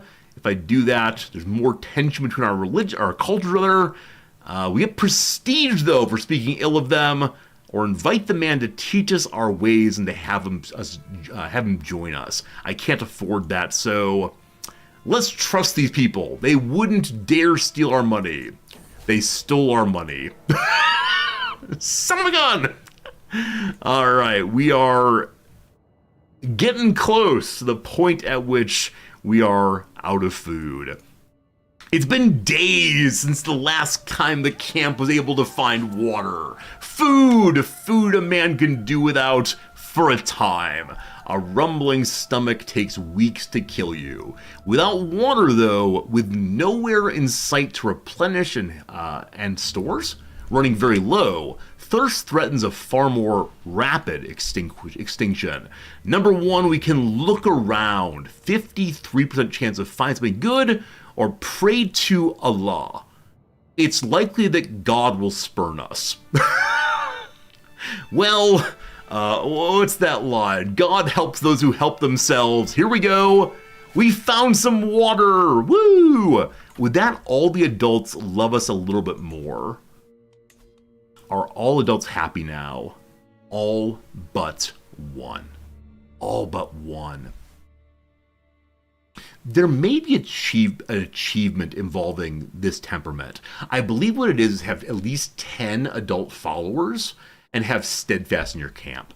As of right now, we have 6, 7. We can't get it quite yet, but maybe at some point we can just do. I'd either like to learn Aramaic while we're here, or what's the language of the Caliph? I assume he speaks Arabic also. He is Egyptian culture. Now, he does speak Arabic also. So we are very cool. No problems at all there. A cool mechanic, what's these camps about? Yeah, so we're playing as a person who owns no land. It's the most recent DLC. It's called Wandering Adventurers, I guess. And the Wandering Adventurers, instead of having land, have a camp that they can upgrade using money, and it gets bonuses and buffs and all the rest. It's, in my view, the coolest Paradox DLC I've ever played, because it makes the game totally alive in a new way. That said, there is a Stellaris DLC out right now. It came out yesterday or today. I got the email about it, like, Resorty, go play the DLC! And I resisted. I feel bad about that, because I usually am first in on any new Paradox DLC, but this time, I've not. So, I don't know, team. Do you want to see Stellaris? Should I be streaming Stellaris right now? What should tomorrow's stream be? The sun is high over the camel farm here, and I seek shade beneath the protective hides strung over certain areas of the farm. A sudden grunt startles me. I turn around. You're absolutely right, Elstill. Absolutely right. Wandering Nobles is the next DLC, which is like 2 weeks from now. Roads to Power is the DLC that brought this mechanic in. Wandering Nobles will clarify it. We'll smelt it down into its perfect form, in which not only do random folks walk around, but the nobles can also. Should be really interesting.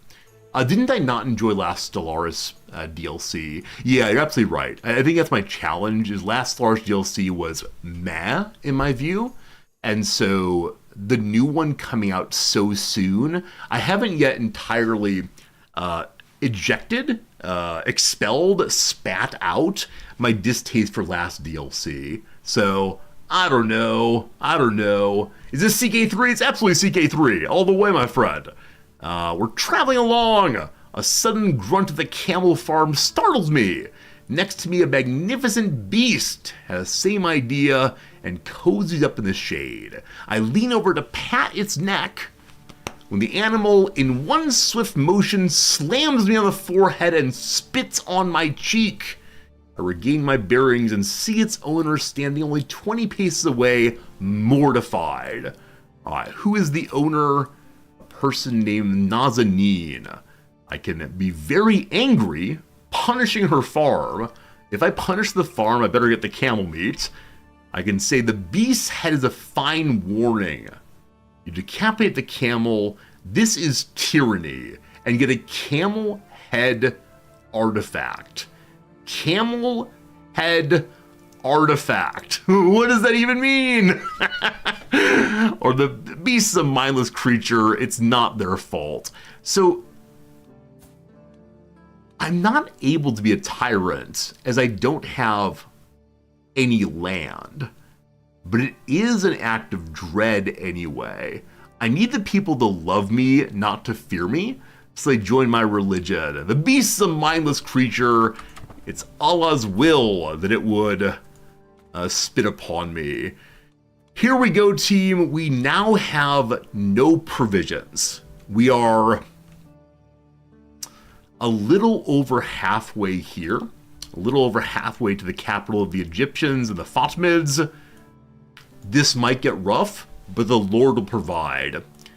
Kinsman, begins Arif. I couldn't help but notice we're about halfway through our provisions. We have 500 remaining. Shouldn't we start reducing our rations, or even better, plan for a stop to stock up? It's not an emergency yet, but if things will take turn for the worse, a simple delay, and we could find ourselves forced to eat the soles of our boots. I could say stop fretting, it's fine, or give him 5 money and buy himself some food in the next town. So his 5 money is not enough to feed all of us, it's just him. Or I say don't worry. So it is the case that he has plus 100 opinions, so the 15 is fine. Don't you worry, the Lord will provide. Speaking of which, how long till I can provide from the Lord? 1076, still 3 years, unfortunately.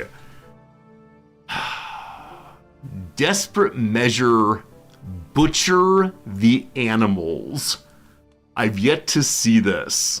We are so hungry. Yet there's ready meat following us around. Eat the dogs, eat the cats, eat the horses, eat the elephants. I understand if I eat the dogs, you all will unfollow all at once. Hey, Yafa, thank you for the generous Prime sub. You made it for 1 full year, thank you. Thanks for explaining the game as you go. Always happy to do so. It's the only way I know how to play, and so I'm glad you enjoy learning along with me. I absolutely love it. To do any of these, you have to have animals that we do not have. Put the BRB screen up and make my pick. Occasionally this does happen. Occasionally I accidentally push the wrong button. But in this case, don't you worry, team. We don't have any animals, and so it is not possible for us to eat the animals currently. That's how it goes. Machiavelli, let's please not do. Thank you. You're absolutely awesome, but that kind of joke is just not great for the channel right now. Alright, it's nightfall and a man is hard at work at Holmes.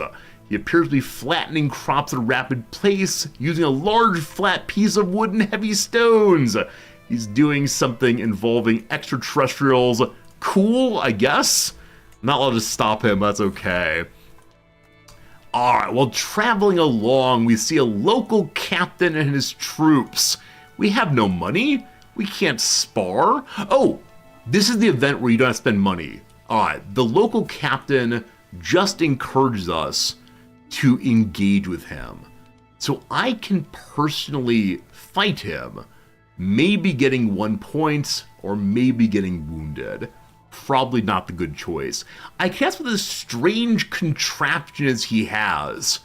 What's the Bedamere line? I can never remember this one. What's the Bedamere line from Monty Python, Holy Grail, Sir Bedivere learning in... There's some question, but Sir Bedivere... Here we go. Here we go. This is what I'm looking for.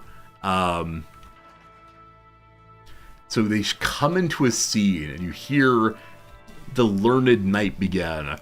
And that, my liege, is how we know the earth to be banana-shaped. This new learning amazes me, Sir Bedivere. Explain again how sheep's bladders may be used to prevent earthquakes? I love that line. Anyway, anytime we see new science in this game, I always think about Sir Bedivere using sheep's bladders to prevent earthquakes. So, what's that contraption? We look at a siege weapon and gain a little bit of martiality? Invite him to join me for money, unfortunately, or gots to go.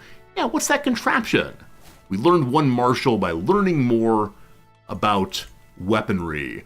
Provisions are about to run out. So they are. So they are, unfortunately. Welp, keep going. I believe in you. Can't stop, won't stop. I don't know if our people are gonna start dying. We're now out of food. Here we go. Empty bags and empty stomachs. Oh boy. I genuinely thought I could make it. It was a bit of a stretch, but I wasn't expecting things to take such a turn for the worse so quickly. I find myself stranded with no provisions to support my march, starving, thirsty, weak. The goal draws nearer with every step. But for the first time, I feel a gnawing doubt that I might not make it. We're very close to Jerusalem, still a ways to go. I could say we must press on. Every follower hates me. Or we must rest. The travel's aborted. We can't abort the travel. I don't know what's going to happen here. I don't know what comes next. We may all die, but that'd be a fun end to the story. Alright, we ride through lands heavy with agriculture. May I please have some food? Our next stop is the local plantation at Acre, but I spot the gates and something is off. I notice the acrid smell of smoke? Smoke? Fire! I suddenly notice the pillar of smoke taking shape over the plantation. The column is thick and heavy, too large to stem from one of the workers burning some stray debris. I could say, Amira, quick, get some buckets. So, the 45% chance of Amira succeeding, becoming a firefighter. People like him more. Or he fails and gets disfigured, or he just dies. Or we can try to personally be a firefighter, evacuating people. Everyone dislikes me for trying to help other people. That's brutal. Or isn't this an opportunity? We have a 95% chance to steal some money, or we were never here. Oh boy. So the good guy resorty thing to do is to send all of my people in with buckets and water. Or we send ourselves in, which causes people to dislike me, despite being a heroic thing to do, or steal their money, or run away. The Crassus strat, yes. Would you mind selling me your house? If you sell me your house, I'll then put out the fire. If you don't, it's burning down. Good way to become the richest man in all of Rome. They may have stolen their money. That may not be good. That's not quite zealot, unfortunately. You don't see you're getting a opinion hit for evacuate. So HPG, the very bottom line there said, your adult followers will disapprove or something. It wasn't an explicit number, just there was some opinion hit, I think. I may have misread, but who knows. All right, more piety for visiting churches or visiting temple holdings or visiting religious places. Let's keep it up, thank you. Here we go, all the way. Okay, there haven't been any pop-ups that are all dying recently. Still a very long time till we can forge again. That said, the Lord doth provide. We've made it to the Sultanate's home. We will get some food soon. No one has died. That said, how is our camp feeling about our rule? I'm not surprised they're very angry.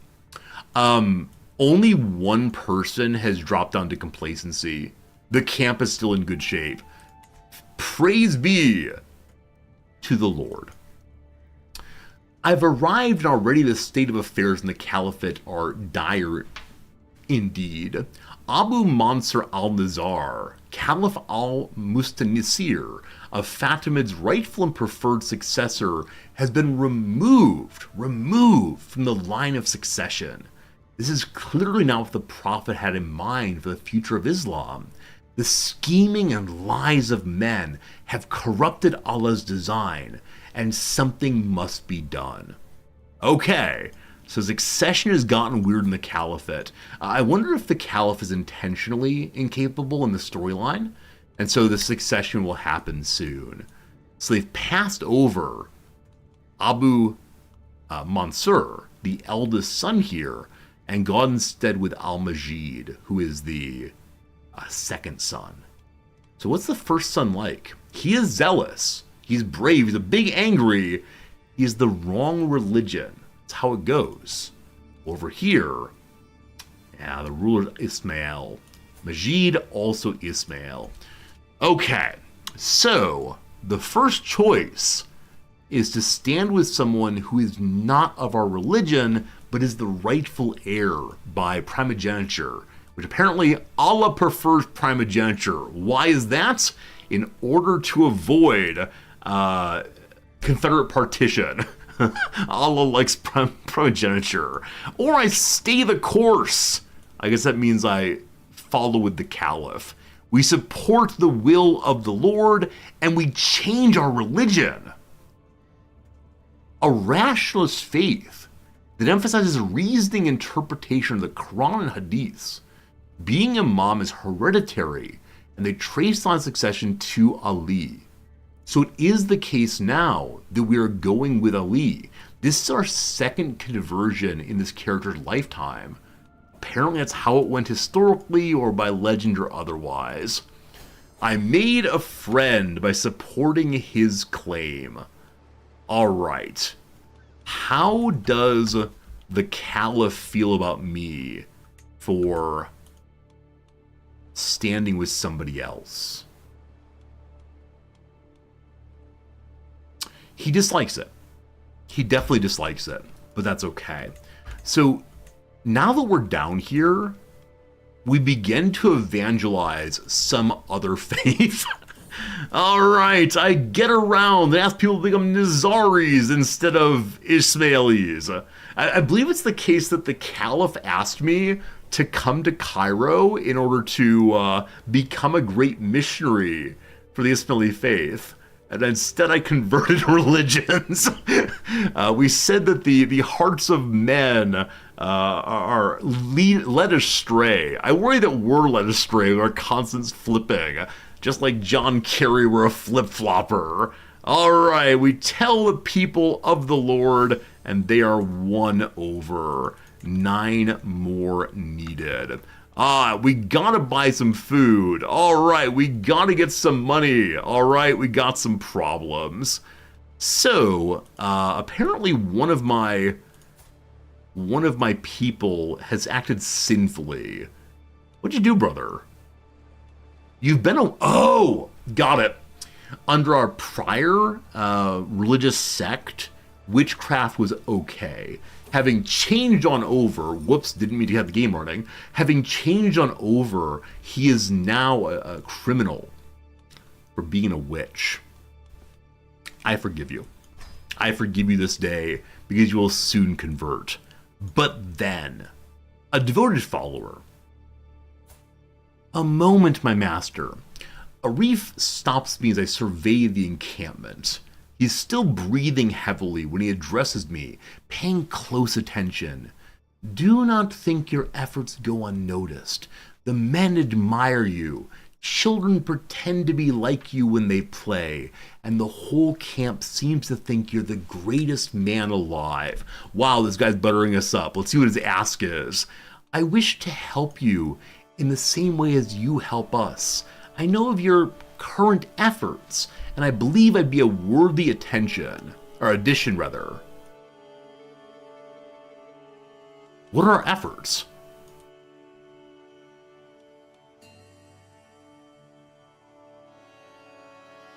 Even though we're in Egypt, we managed to maintain our scheme that is genuinely thousands of kilometers away. This should definitely cancel if you go on the road, IMO. Well, okay.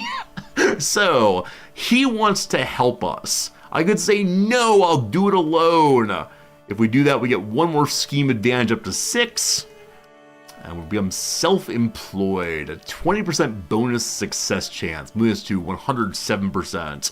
What a great display of loyalty. More opinion, more friendship. Be my guest. He takes over a new slot. Or make sure everybody knows how great I am. I think I'm just gonna go with the friendship. That seems nice. More friends, more good, as long as they don't die before me. Well, we know what we're doing here right now, so we're just gonna wait until this is done. Frankly, absurdly. But if the game says so, that's cool. Probably we need about a year or so waiting here. Luckily, provisions are not consumed while they're sitting in place. It's only when you, decide to move. Once again, we convert some more people. The crowd is won over once more. Are there more counties here that want to convert? We are no longer adjacent to a county that is not our religion, I believe. Is that true? Yeah, it's entirely converted right now. So we just need to move out after we finish the mission to find more people to convert. Though we do need more money to buy food. We'll get some money off of this. I don't recall how much food costs in the cities. We'd love to find some. Wait. Apparently we can convert again. Sorry. The first line here is if the local people are not converted. In this case, the neighbors are not converted. We can ask again. More sermonizing. As I said previously, I really do wish they put in just a little bit about the Quran or the history of Islam in these sermons. Because you have to do 15 of them or so. And they're all just so repetitive of, look, you just start the prayer, but that's about all. Another conversion. We're up to 9 out of 15. So soon. We're riling up the populace. No matter what other worth there may be to our contract, there's no denying that Von Dodd's sheer distance is causing us issues. Alright, so the game has suddenly realized that some of our people are down here, and the job is far to the northeast. A remote agent can't be helpful. Alas, we pay the price, so I can throw him out If I throw him out, he is this guy. He is this guy. We lose 15 possible points. Or, I don't care. If that happens, it gains a 5% reduction in success. We're going to get to at least 10 keys, 10 ins, and that gives us a +5 after the calculation here. So we'll lose 5, gain 5, that's fine. We now have harmony, balance, all things as they ought to be. While I'm here, I can also do a personal scheme. So I wonder if I can find a person nearby who speaks Aramaic. That'd be pretty cool. Just clicking around, looking for other languages. What's your wife like? Everyone just speaks Arabic, unfortunately. If we had our own holding, it'd be very easy to find people who speak other languages. What top realm are we in? Okay, this really is the people around me. So this fellow's a Bedouin. The Bedouins speak Arabic right now. Persians speak Iranian. The Dalamites speak I don't know what. A Kurdish person. Hello, Kurdish person. Apparently speaks Iranian also. That makes sense.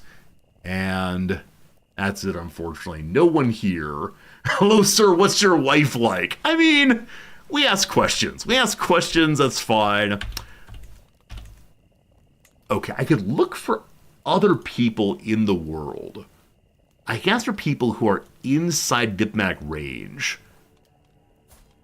I don't know who you are. He's too far away.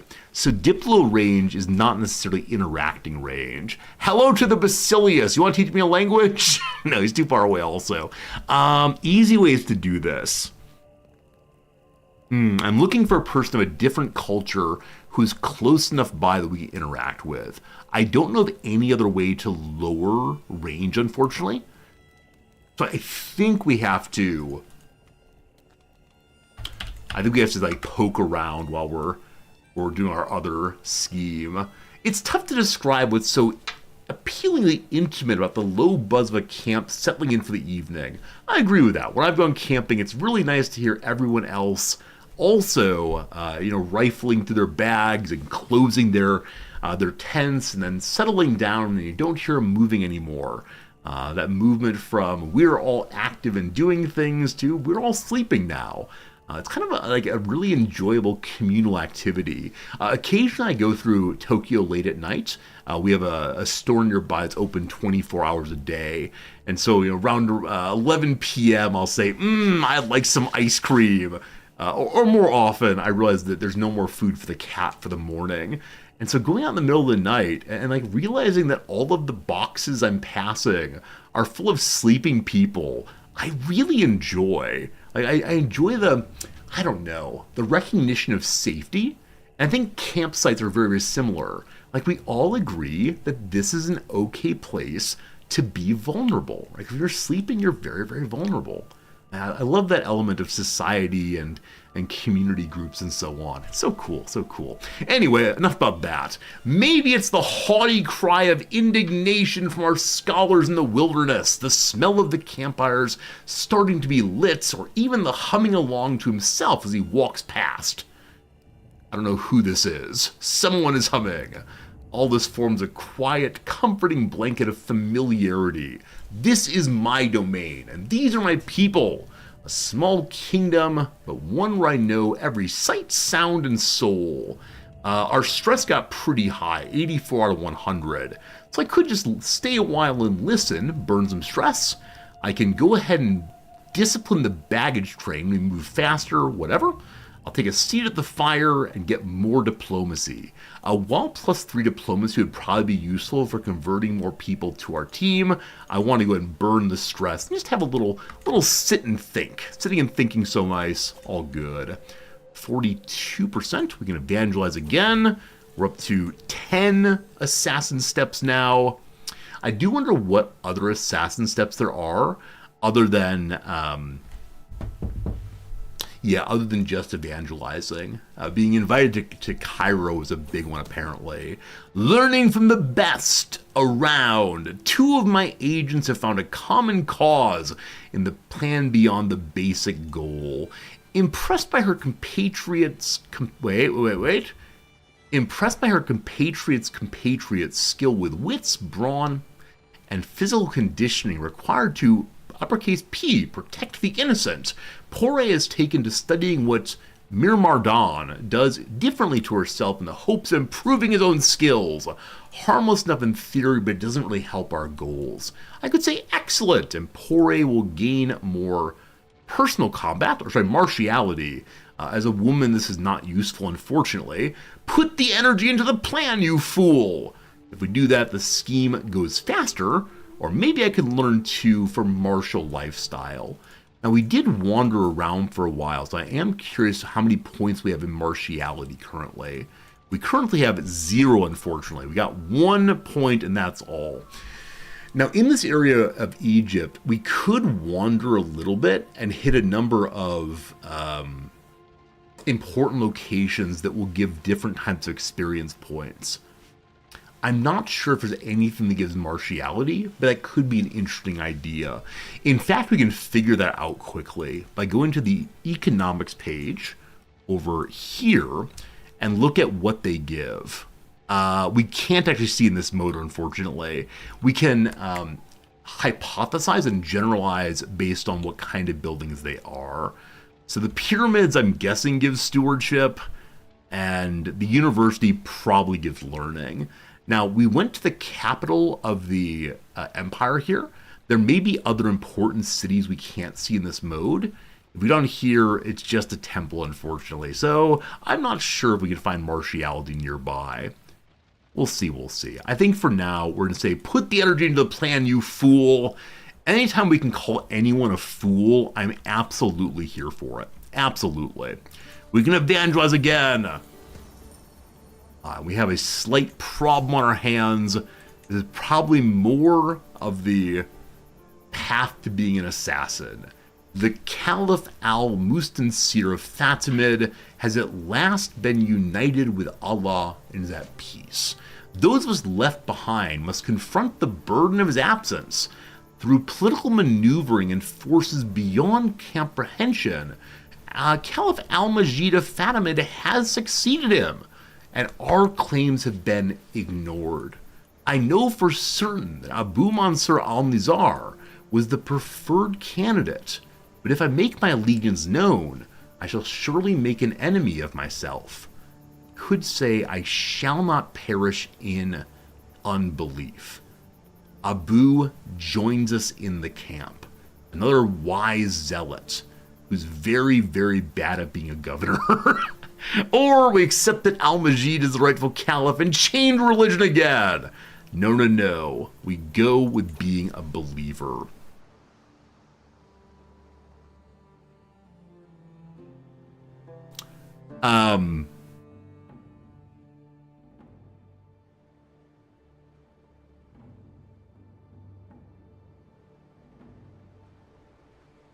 I assume that when I said we go without being an unbeliever, it meant we go to death without being an unbeliever.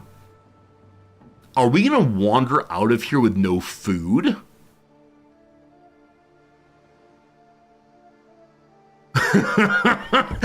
Alright, maybe I misunderstood something, but I don't dare... Oh, this is horrible.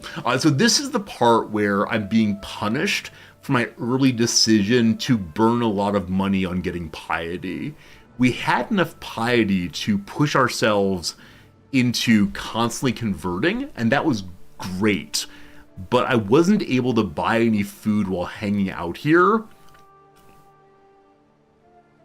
And so we may be leaving with genuinely no food.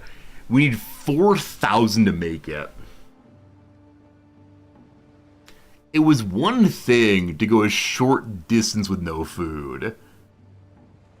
Oh, wow. Oh, boy.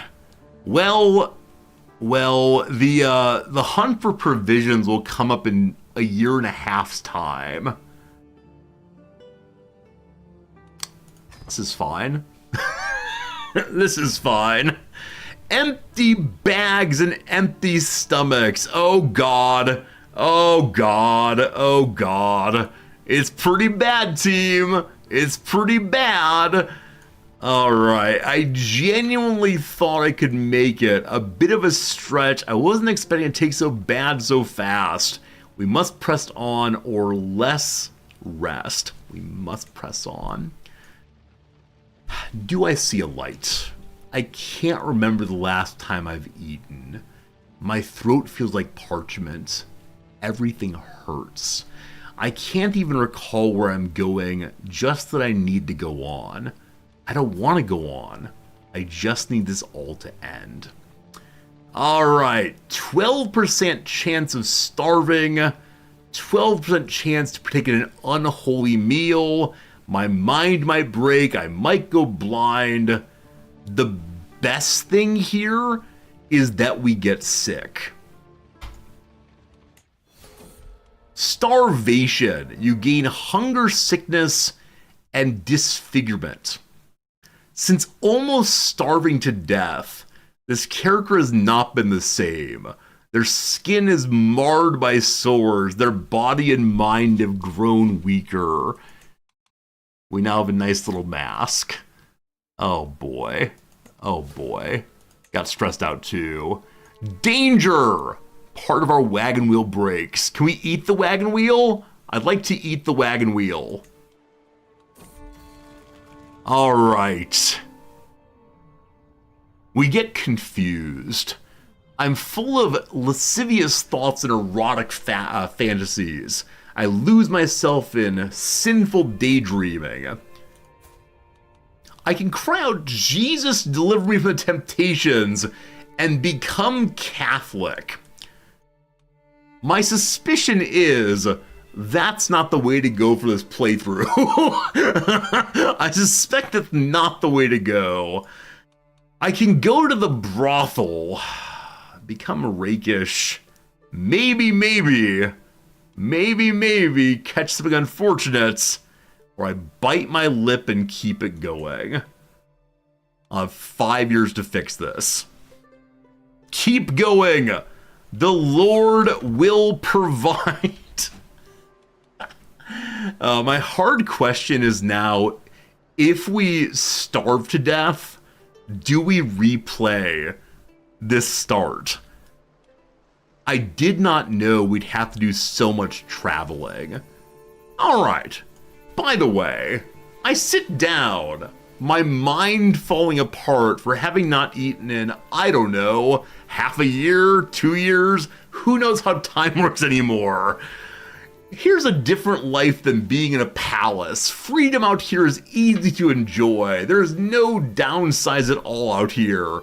Freedom, though, dearly purchased. I wish I had a bed. I could insist I want some land. I could say I like it out here. Or I should keep my options open. Thinking about anything to do, we gain 400 food. I don't know where this food comes from. It's probably some Looney Tunes scheme, but I don't care.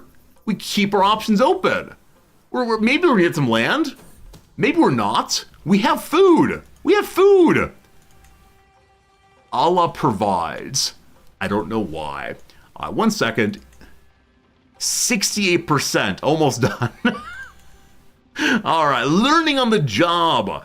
Amira here is not especially skilled. He's trying his best in helping us with the never-ending contract.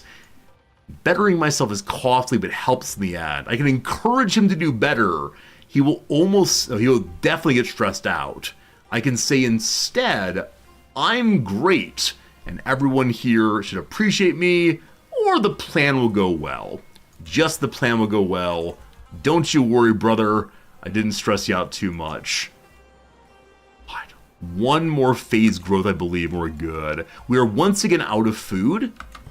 At least we didn't starve to death for a little while. 20 days. You can do it.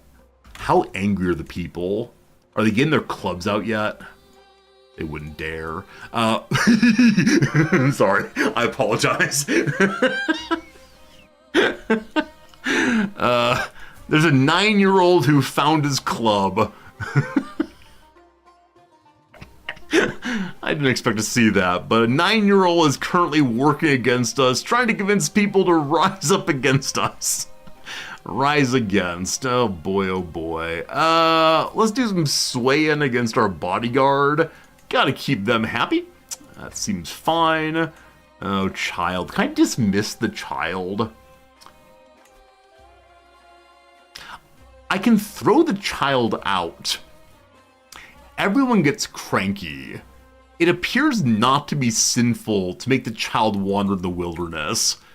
But no, don't you worry, team. This thing's gonna work out. We're taking the rightful heir of the caliphate with us. Let's see what happens.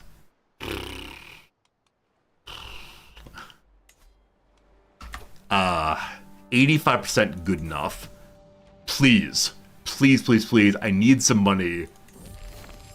An exceptional success.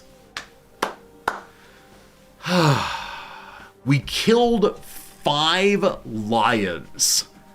What a magnificent job. No more murdered cattle. No more lost children. I get to eat the lions. We have money. How absolutely glorious it is to have fixed this thing. Now, it is the case that we have the hunger sickness permanently, I believe.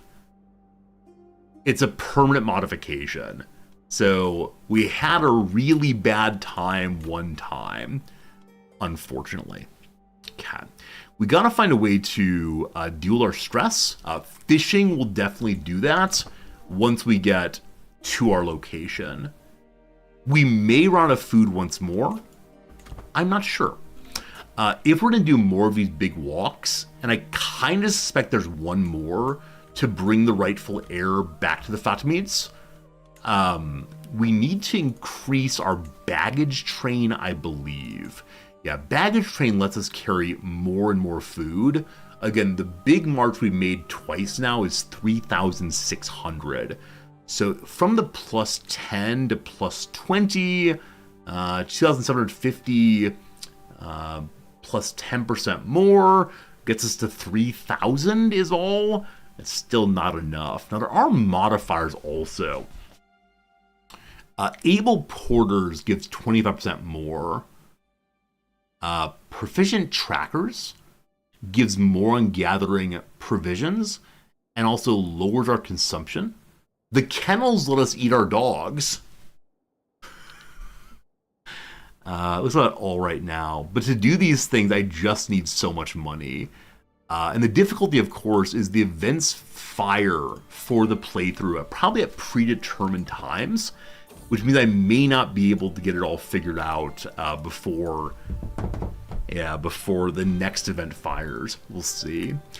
As we wind along the outskirts of Kabar, I see a trail of caravan camels in the distance, and soon we meet with their strange leader.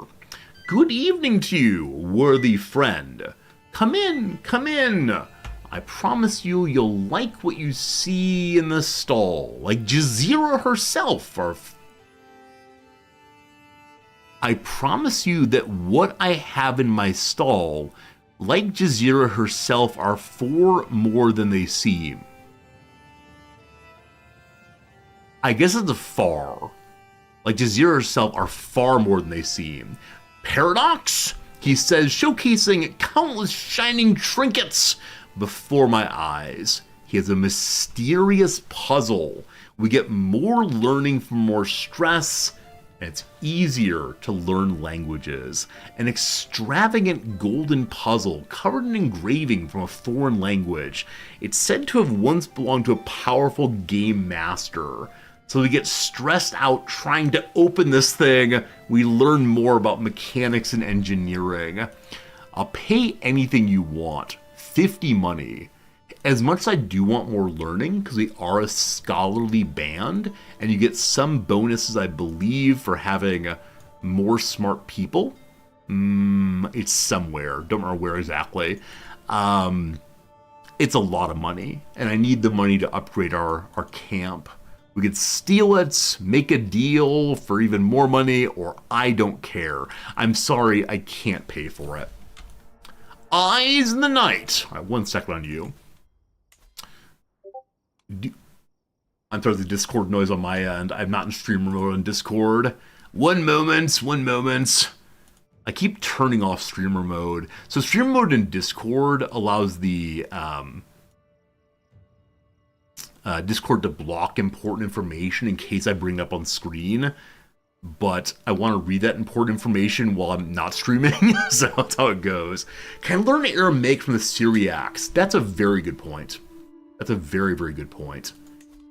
It's difficult, but maybe I will learn a language in 2 years' time.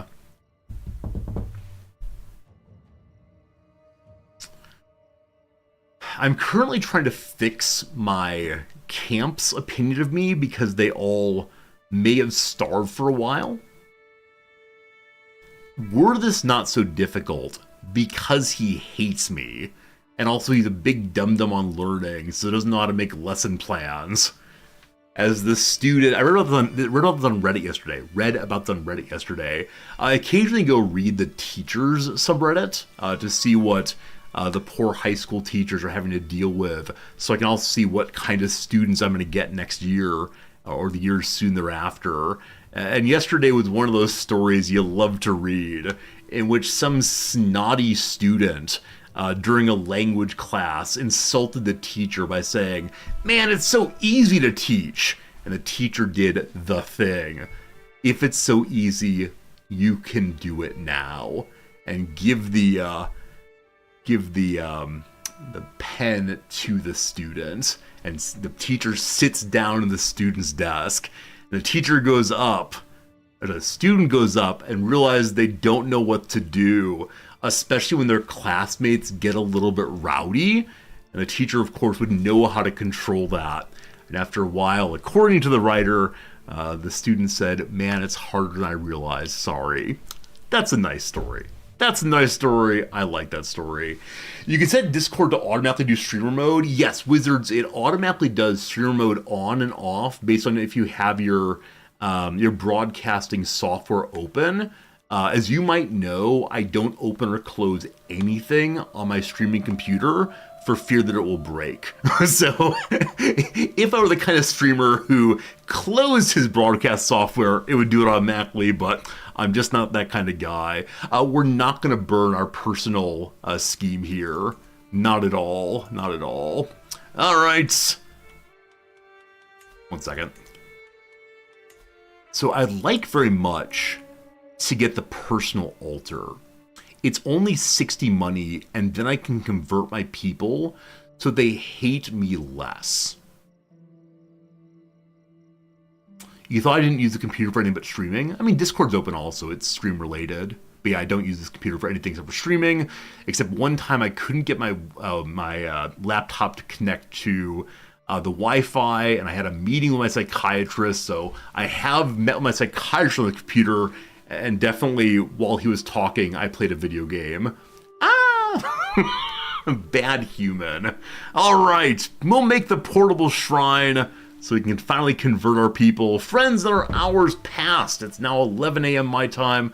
I sure hope you're enjoying yourself hanging out with me, and thanks for the follows and subscriptions. It's been a great time so far. I want to keep it going for another 3 hours probably, so hopefully we can keep you company long into your evening, your morning, your afternoon, whatever time it is. For now, 3 minutes ads. We're going to check out the crossword and continue solving in this pre-recorded crossword video.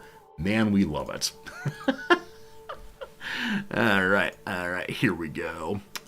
We were to here, I believe. Real jerk. A real jerk could be a tug of some sort, a pull maybe. Hey, Mr. Board Games, thanks for that resubscription. 2 full years. Board Games, good seeing ya. I have no board games to talk about right now, but we'll go on in. Real jerk. I want it to be some kind of like pulling. It could also be the word ass. I think the word ass has been used more and more than New Yorker. The New York Times does not use the word ass, even in the context like bad ass. They'll use it in context of donkeys only. Here, though, I think the New Yorker's a little bit looser on that. Eurythmics or Wham. They're both bands. They're both nouns. They're both proper nouns. I don't know how to classify them, unfortunately. Are they duos, actually? The word duo comes to mind. I think they're duos. Good for the moment. Good for the moment. The phrase on time comes to mind. Like you've arrived at the right time. On time has many vowels in it. I'm going to put it in. It's probably wrong. Provolone sub. So the first what comes to mind here, of course, is a sandwich with a certain kind of cheese on it. Provolone is a city in France, I believe. So it might be a French term for subways, a French term for U-boats, a French term for a person who is a masochist, French term for what else are subs, lots of things. I have no idea though. A 2008 hit whose chorus features the sounds of gunshots and a cash register. Okay, the words that are being sung in this part are something like, all I want to do is ping ping pew junk.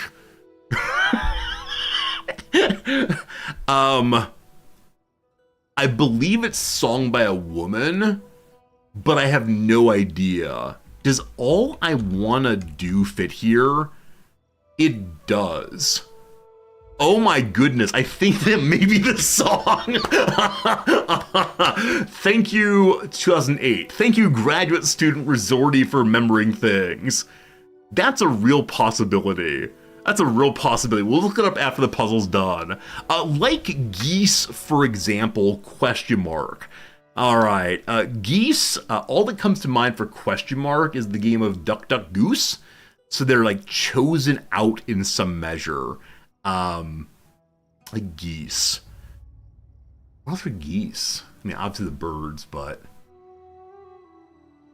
can't think of anything. I was going to do 3 more and then back to the game. A suss out is to understand, to discover, maybe to realize, doesn't fit, not sure. Tiny, possibly wee, we'll see. And last one for now, league for Victor Wembanyama. I assume it's the NBA, but I have no idea. It could also be the NFL. It could also be football. I have no idea. So I put the N in and call that good for the moment. We will see. All right, team, back to it. Let's go, let's go. Eyes in the night. Morning brings a report that a man-eating beast has struck again. Another follower butched. One second. Is that a word? Definition, butched. Not botched, butched. Okay, define butched. Okay, so yeah, we know the word butch, often said of a certain category of lesbians. Butching, according to Urban Dictionary, is the act of really getting something done. I butched that thing. I think, what's the Wiktionary tell us here? It's simple past and past participle of butch. I assume it's non-standard though, because I've never heard it before. Is there a verb form in MW? No, it's only noun forms, it looks like. So this is a non-standard usage. Definitely butchered is the standard usage, but I was hoping we'd learn some more words. I was hoping we'd learn a little bit more, but No learning of words today. Anyway, most of the man's corpse has been found next to my pavilion, where a large animal left him. If I could get 5 cents per typo or grammatical infelicity I found in Paradox games, I'd be a very, very rich man. They should have like a direct line between me and the writers of this game. Alright, the sentries can't get a look at the damned thing. Whatever it is, it's got a taste for us and seems smart enough to follow after us during the day or the early evenings. I cast my eyes to the dune sea surrounding us. It looks so open, but a crafty nighttime terror can swim through it as easily as a shark through the waves. Watching, waiting, collaborating. Hunger slowly builds for an evening meal. So there's some kind of animal out here in the desert. We can tighten the watch. 64% chance of succeeding, though 2 of you may die, including my heir, who's cruel. I shall take its head. You pursue the beast personally, risking potential death in exchange for prestige. Depending on what it is, and how large it actually is, this may be fairly easy or very, very hard, and you cannot back down once you set out. Our personal martial is slightly above average, or as long as it doesn't eat anyone important. It did not, or it did. If we weren't playing a storyline playthrough, I would try I'll take its head, but I don't want my character to die, so tighten the watch! The animal was intercepted and dispatched. It is the case that we ended up with the people loving us more. Thank goodness on that one. Is the child against us still? We love it. We love it. All right, how many adults? 1, 2, 3, 4, 5, 6, 7 adults still. Including, I believe, yes, the heir of the Sultanate's here. He's cool, my champion and friend. Oh, child. We need more people and to improve relationships. So who are we on right now? We're currently making happy the guy at 52. 300 days till we sway him again. Very well. And 7 months to go on the shrine. The shrine will help quite a bit with people disliking us. Alright. Travails of a cook. So we have 400 provisions left. The cook is unhappy he can't find some good food. So we can go forage. We do so. We gain 600 food. Woo! And then Arif is curious, should we stop? Cut the rations. I want to say no, because we have enough now. I can say this shall be fine. His opinion will drop a little bit, but that's okay. He's still on Team Resorty. Hooray! Keep moving! Forward you go! Hello?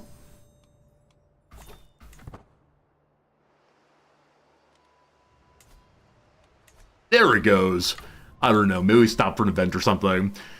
We are now radiant. The higher devotion we have, the stronger we are, because we are a warrior of the Lord. So close to Paragon of Virtue. 4.5 per month.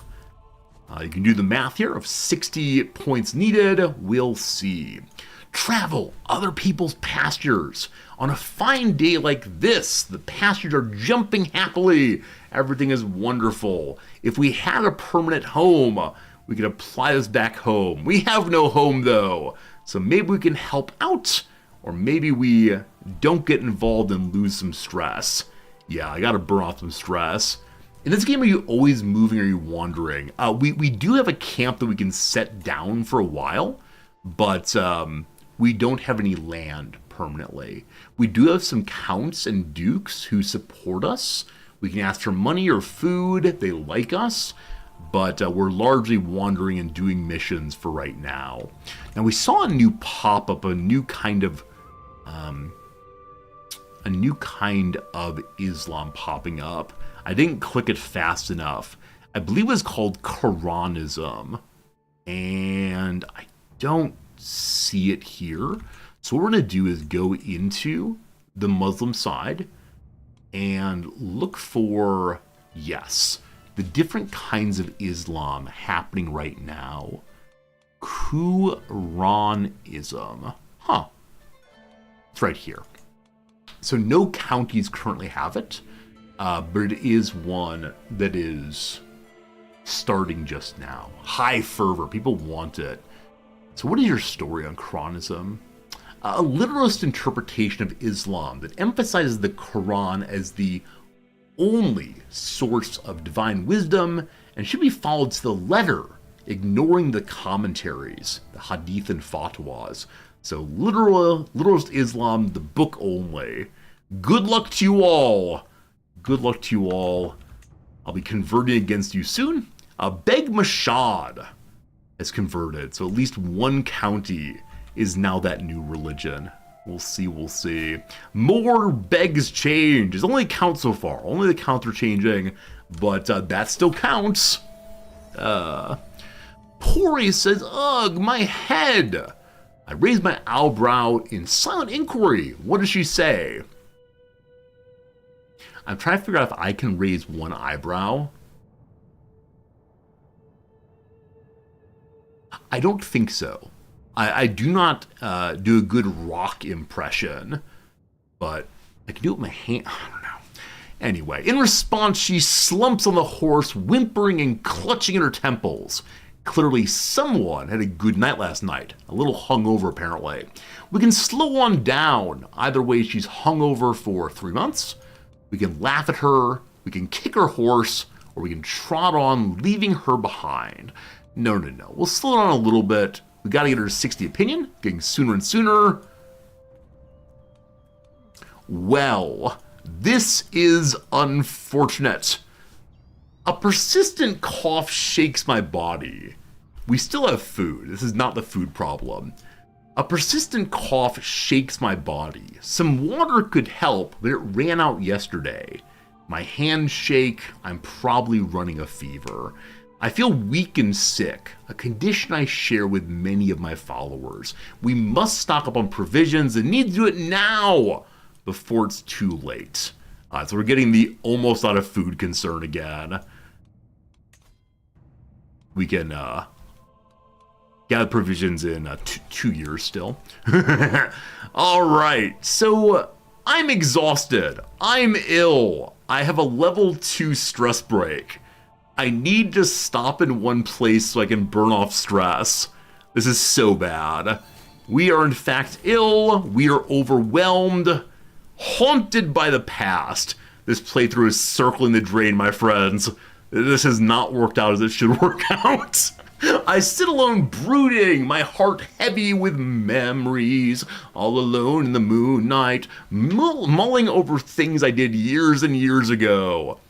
Noms and I actually watched the Cat musical on Sunday night. We hadn't seen it, though it came out 2 years ago, I believe. And I mean, we've seen the show. We haven't seen the movie, though, until 2 nights ago. And this movie was horrifically panned when it came out. People making fun of it for having a really terrible storyline. People making fun of it for like CGI cat people. And I think we enjoyed it because we went in with very low expectations. I think that helped, actually. We went in saying we'll enjoy the music. It's some silly fun. It's absolutely ridiculous. But it was good for what it was. So I want to offer a qualified recommendation for the Cats musical movie. If you just like the music and want to see some dancing, that's cool.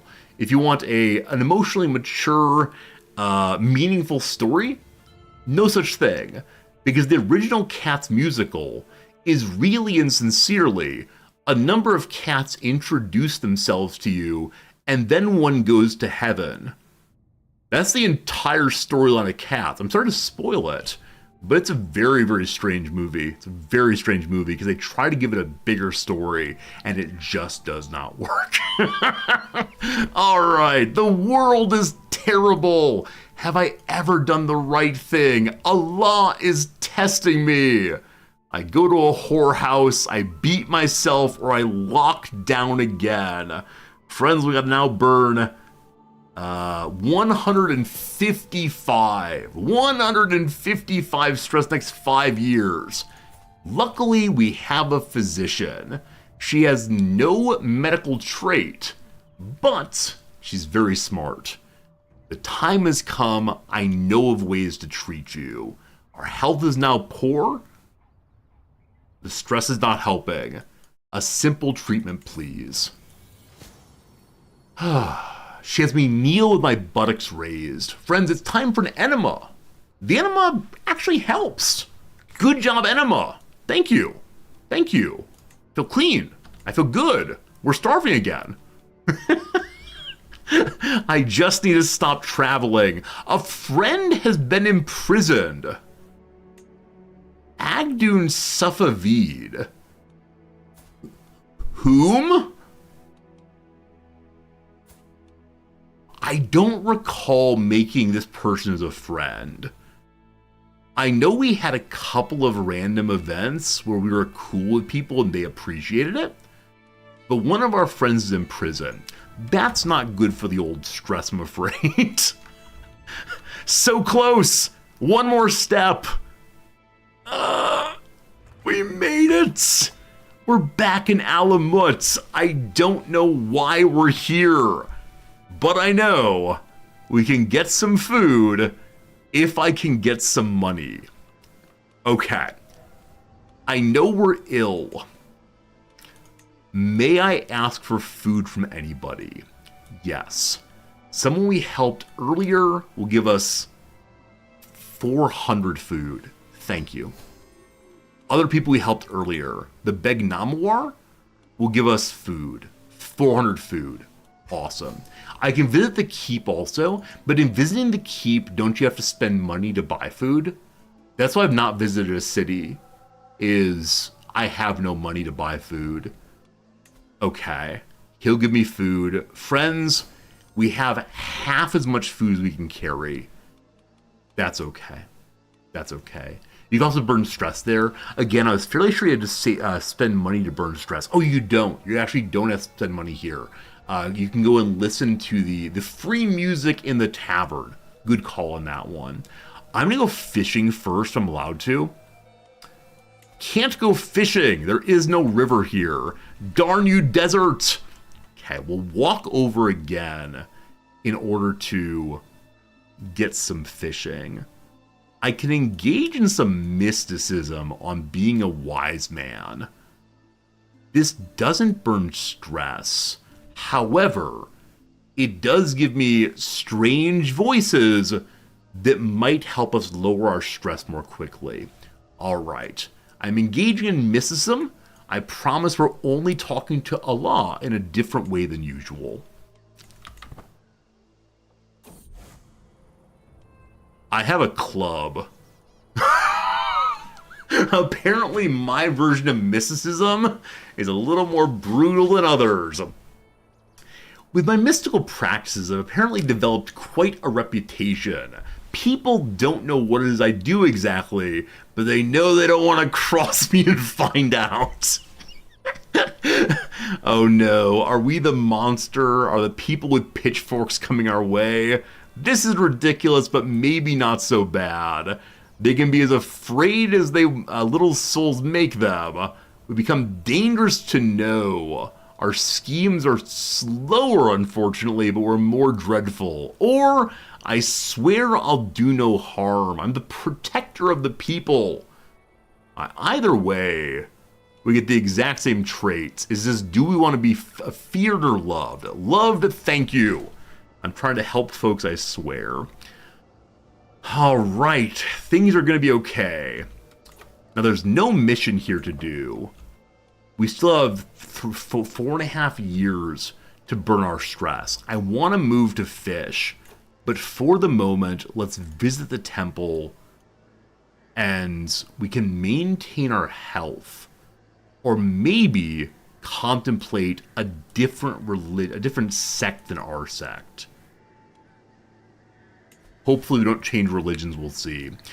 We're in a magnificent city. Various chants and hymns lay as comforting blankets over the Alam temple holding. There's no doubt about religious associations. That's right, we went to a mosque and it turns out to be religious. Passing through the main gates, I spot plenty of Zaidi ornaments nestled in walls and on pilasters and scaffolds. My caravan master's glad to be here too. We can go to the mosque, we can go to the tavern, we can do other things. Let's go to the tavern first. There's music, there's a fire, we listen to a story. And then Horus and Set became mortal enemies, vying for the empty throne. But that is a story for another time. The storyteller gives a mysterious smile, leans back and has a sip of his drink. I can say this is blasphemy, and that helps us lower stress. Why do you not tell me a story of Allah? Some stress burned, not nearly enough, but it's a start. We can try to recruit people, but we have no money, so we'll head back to the town. Here we can visit the mosque and see what's what. A certain piece of the mosque square, despite there being a lot of commerce, mullahs, and helpers around. The magnificent mosque is in the middle, and off to the sides I spot signs with bold healing claims, and an annex garden for the quiet contemplation of God. My caravan master appreciates this. I can go to the healer first. The light is dimmer, and there's a distinct smell in the healer's hut. Not unpleasant, but encroaching. Akbar! Admiral Akbar, the bleeder, is here. He looks up as I approach. Greetings, how are your humors? Need a bit of cleansing? A bit further into the room, I spy a scented herb pouch, clamoring for my interest. The purchase is 128. I could ask for treatment. We have a 35% chance of losing ill, and we burned 15 money. I don't want to die. Let's try. Unsuccessful. What a waste of money. To the garden.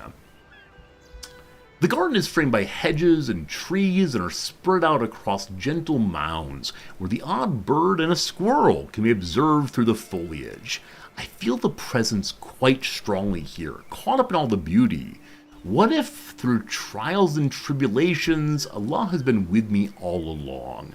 Out of the corner of my eye, I notice wild fruits and berries contributing to the lushness of the garden. So I could convert. No. Ashamed to waste the food. We gain more food, or I'm good. We borrow the wild food. And then into the mosque. Passing through the gates of the mosque, I am struck by the work that must have gone into the exquisite structures and sacred decor. One of the monks tending to the place notices me and collectively walks over. Greetings, my child. I'm Brother Goshzb. How may I help you? My eyes casually glance on the basket of coin donations a bit further down the aisle. So I could give a donation and lose 19 stress. That would still put us at level 2, unfortunately.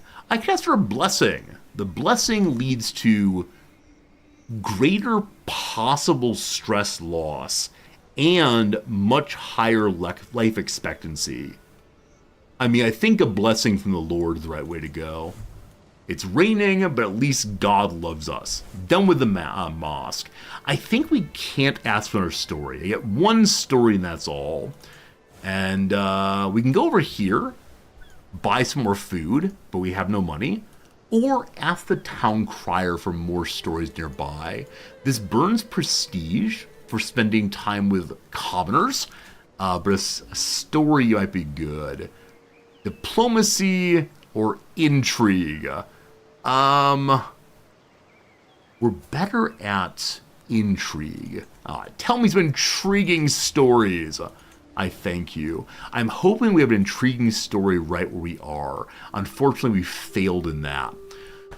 Okay, with the food we have, we can now move to the edge to fish and then come back in and engage in some more contracts to make some more money to upgrade our camp, hopefully before the next element of our storyline pops up. Here we go, 300 food.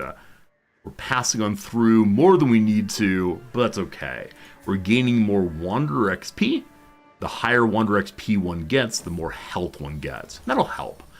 Arguing the toss. Have opinions. We'll argue.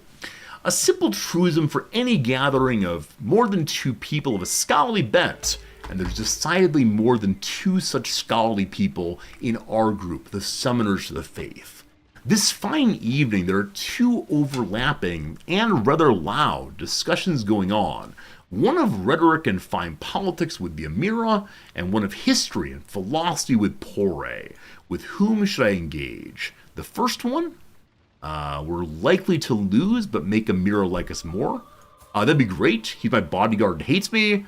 Or Pore's mind instead. We're likely to get plus 40 with her. I gotta fix the guy who hates me. We have a conversation. He's closer to not hating me anymore.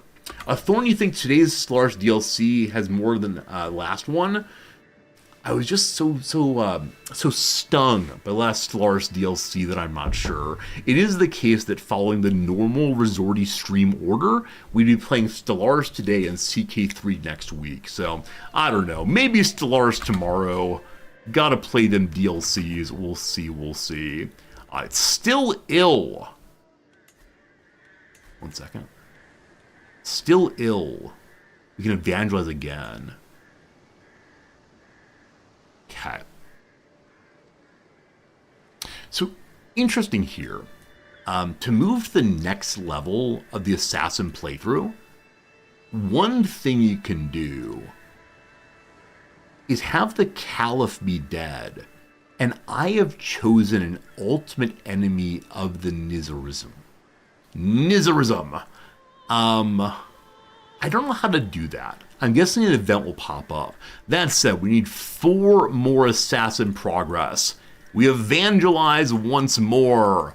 And then to celebrate another successful sermon, hooray, we go fishing! Woo! As I make my way down to the bank of the water, the scent of salt and fish fills my nose. A couple of people are finishing up, leaving the entire shoreline for me, all me. A day like this doesn't come every day, and I should make the most of it. In fact, it comes only once every 2 years. My physician, Pore, has decided to join me today. An opportunity to connect presents itself, or I can fish alone. The waters beckon to me alone, or an opportunity to spend some time with Pore. This could deepen our relationship. While I need happy points on her, she's a little bit old for taking as a bride, and for right now, we are only married to our holy mission. We go alone! I inhale deeply and exhale as I cast my line out into the water. The hook lands with a quiet plop, and the world goes silent. My vision wanders along the shoreline, having a moment alone to process my thoughts. Life as an adventurer is not all that bad, but no life is without stress. I close my eyes for a moment to rest, and I'm suddenly jerked awake by something pulling the fishing pole out of my hands. I can pull back hard. We're likely to lose 25 stress, or 8 stress and some food, or let the pole glide through your fingers. 99% chance of not gaining calm. I'm okay with that. The pole glide through your fingers? Does that mean we let the fish have the pole and the line and the hook? We accept that actually the fish was fishing us. Whoa, what a new perspective. Hopefully that pole wasn't too expensive. There it goes. The pole floats away, and we lose 50 stress. Down to stress level 1, which means we no longer have the stress level 2 penalty. It's gone now, so we're a little healthier than before. We're still sickly, but we'll see what comes of it. All right, we need to go uncover a secret to help the continuing cause here and to get out of debt again. All right, on we go. We burned 200 food just to... 200 food just to go fishing. I'm okay with that. A couple quick things. Number one, our portable shrine is finally built, so we can begin asking our people to convert. The issue is, because of the earlier starvation, they don't like me that much, so they're likely not to convert. We start at the top. The heir to the Sultanate is with us. He's our version of religion. Next below is our player heir. He is 27% likely to convert. What are the big issues? He is not cynical, and the fervor is low. If we get him to like us more, it'll help quite a bit. The problem with being a scholarly group is other people have decent learning, which means they're more likely to be able to resist my high learning. It's an issue. We go through, though. He has 14 learning. He's cynical, so he's more likely to convert. 68%. The only issue, of course, is if this fails, you can't ask them to convert again for another 2 years. So probably better to make him like us more and then change it over. Oh, we have a hook on our heir? Thanks for catching that, Gallius. Totally missed that. Yeah, so we asked him to convert and say, I'll tell your secrets. No, I don't have a hook, unfortunately. I have a house head hook, which can't be used this way, unfortunately. You have to have an actually developed hook instead. So this is... Oh, it's a hook on me, actually. Other direction. And the hook's against me because he's in charge of the house, and I'm just some guy. Curses! Can I get hooks by doing internal intrigue on the camp? Not that I know of. Oh, interesting. Interesting. This little girl, is the child of the heir. That whole family can say they're inheritors of the prophet's blood. That's crazily cool. I don't think there's internal intrigue. Now, maybe there's a building that allows it, but the ones I have right now do not, unfortunately. All right, mission is make the people in the camp likely enough that they're willing to change religions. That said, the illness still rages through the camp. My champion is dying of the bloody flux. Let's not discuss that one. If only we had some tar water. Pore here has gained novice physician. She's actually taking care of people. Hooray. My poor caravan master. He's fallen ill with the bloody flux. Hey, I've been invited to a tournament. That's cool. The future uncertain. Death lingers by his bedside, yet not all is lost. Maybe Allah will take care of him. Be cautious in your treatment. She failed. She made him sicker. You fool. To the evil master Hassan, I'm organizing a tournament in Al-Khazili. It is way over here. We are here. A tournament would be so cool. My second in command has died. Amira the Loyal, our best friend at the game start, has died. Well, this is distressing. You can say that again. This is distressing. We send the faith out again while ill. Ooh, people are unconvinced. There's a 9 or 10% chance of that happening. That is quite unfortunate. We're here now. We can begin working on helping the local beg.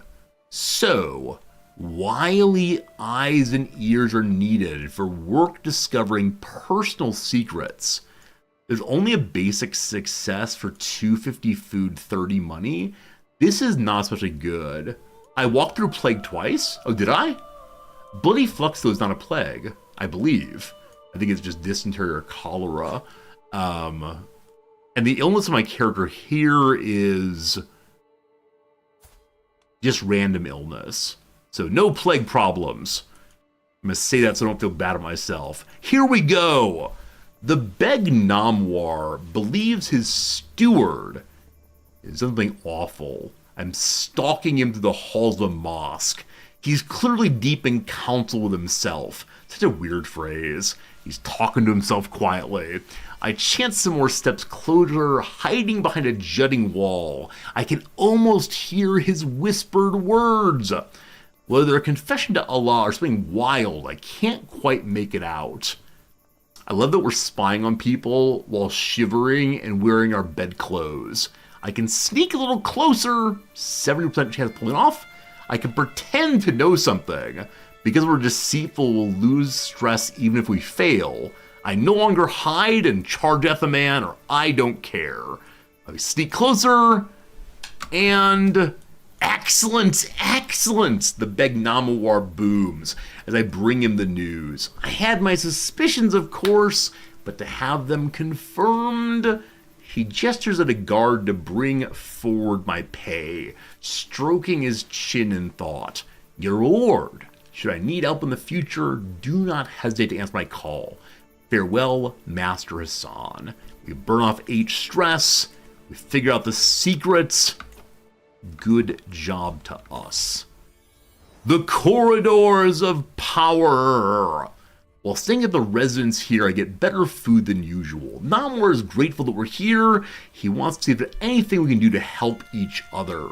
So, he can give me money in exchange for a hook. I think hooks on adventurers can be used to force them into your wars. My two other dudes would not be so useful. Or just more food, thank you. Either way, he gets a hook on me. I'm not allowed to refuse his entreaty, we'll call it. So neither is so useful, but I'll take the gold right now. Alright, back to marching again. We gotta find other places that have not been fully converted. So once again, this area is confused about religion.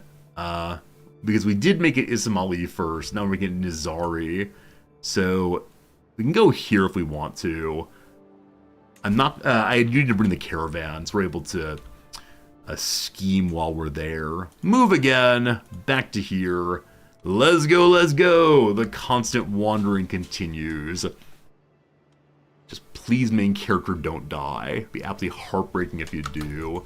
Alright. The Beg of Manzaduran wants it to be known that he's inviting useful revelations from across the Empire and beyond. We have to travel to 3 counties engaging in intrigue or diplomacy, or simply burning my prestige. If we do it well, we get 65 money and 500 food. Let's go. The Beg Karines called for educated reports on the happenings going on around the capital. All sorts of charlatans show up, eager to earn easy coin for a stilted rumor, or even obvious fabrications. Fortunately for him, my band and I aren't the same run-of-the-mill fools thronging his hall, and we can trade in more interesting stories of neighboring lands, though how useful they'll be is up to him. First, though, we need to discreetly visit a few places that Karine is interested in knowing more about. We can go solo without the camp, or we move as one.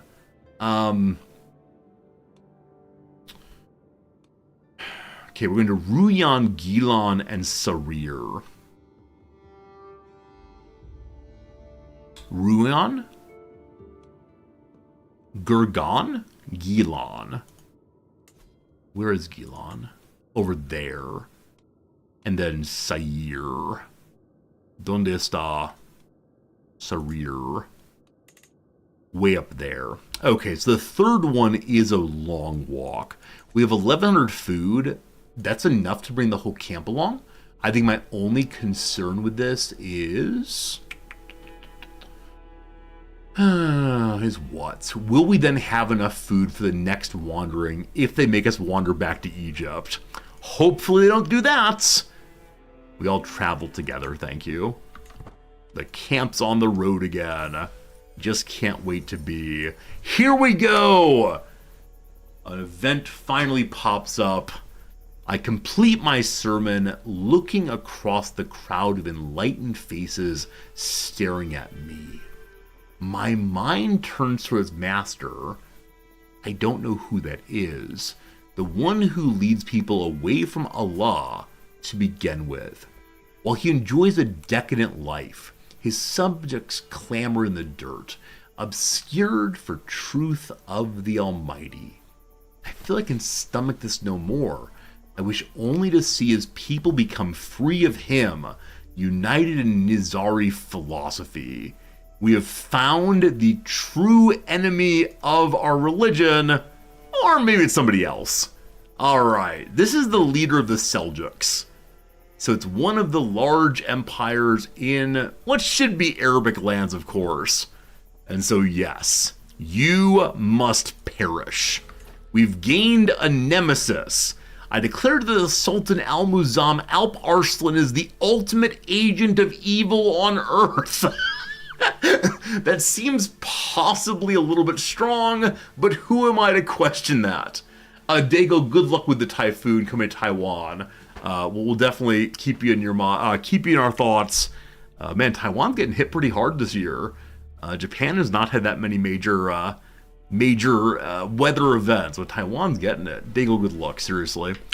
All right, having now sufficiently chosen the evil, we are able to use our prestige to convince the people something other than about religion. Not all in the realm are aware of the evils of the rulers. Some words from a holy book should steer them in the right direction.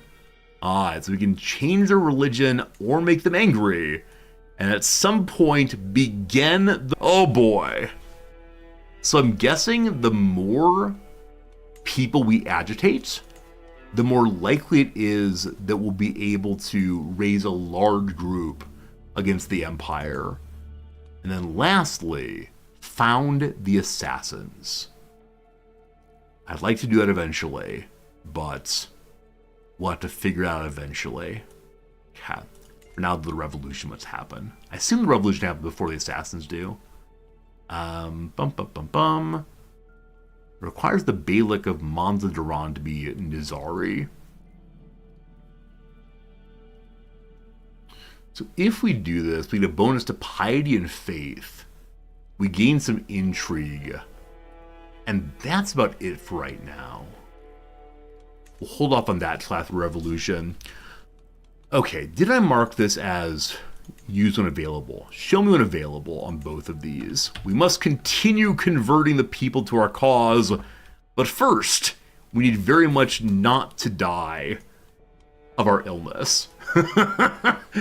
All the talk in Ruyan is about some official or beg nomoirs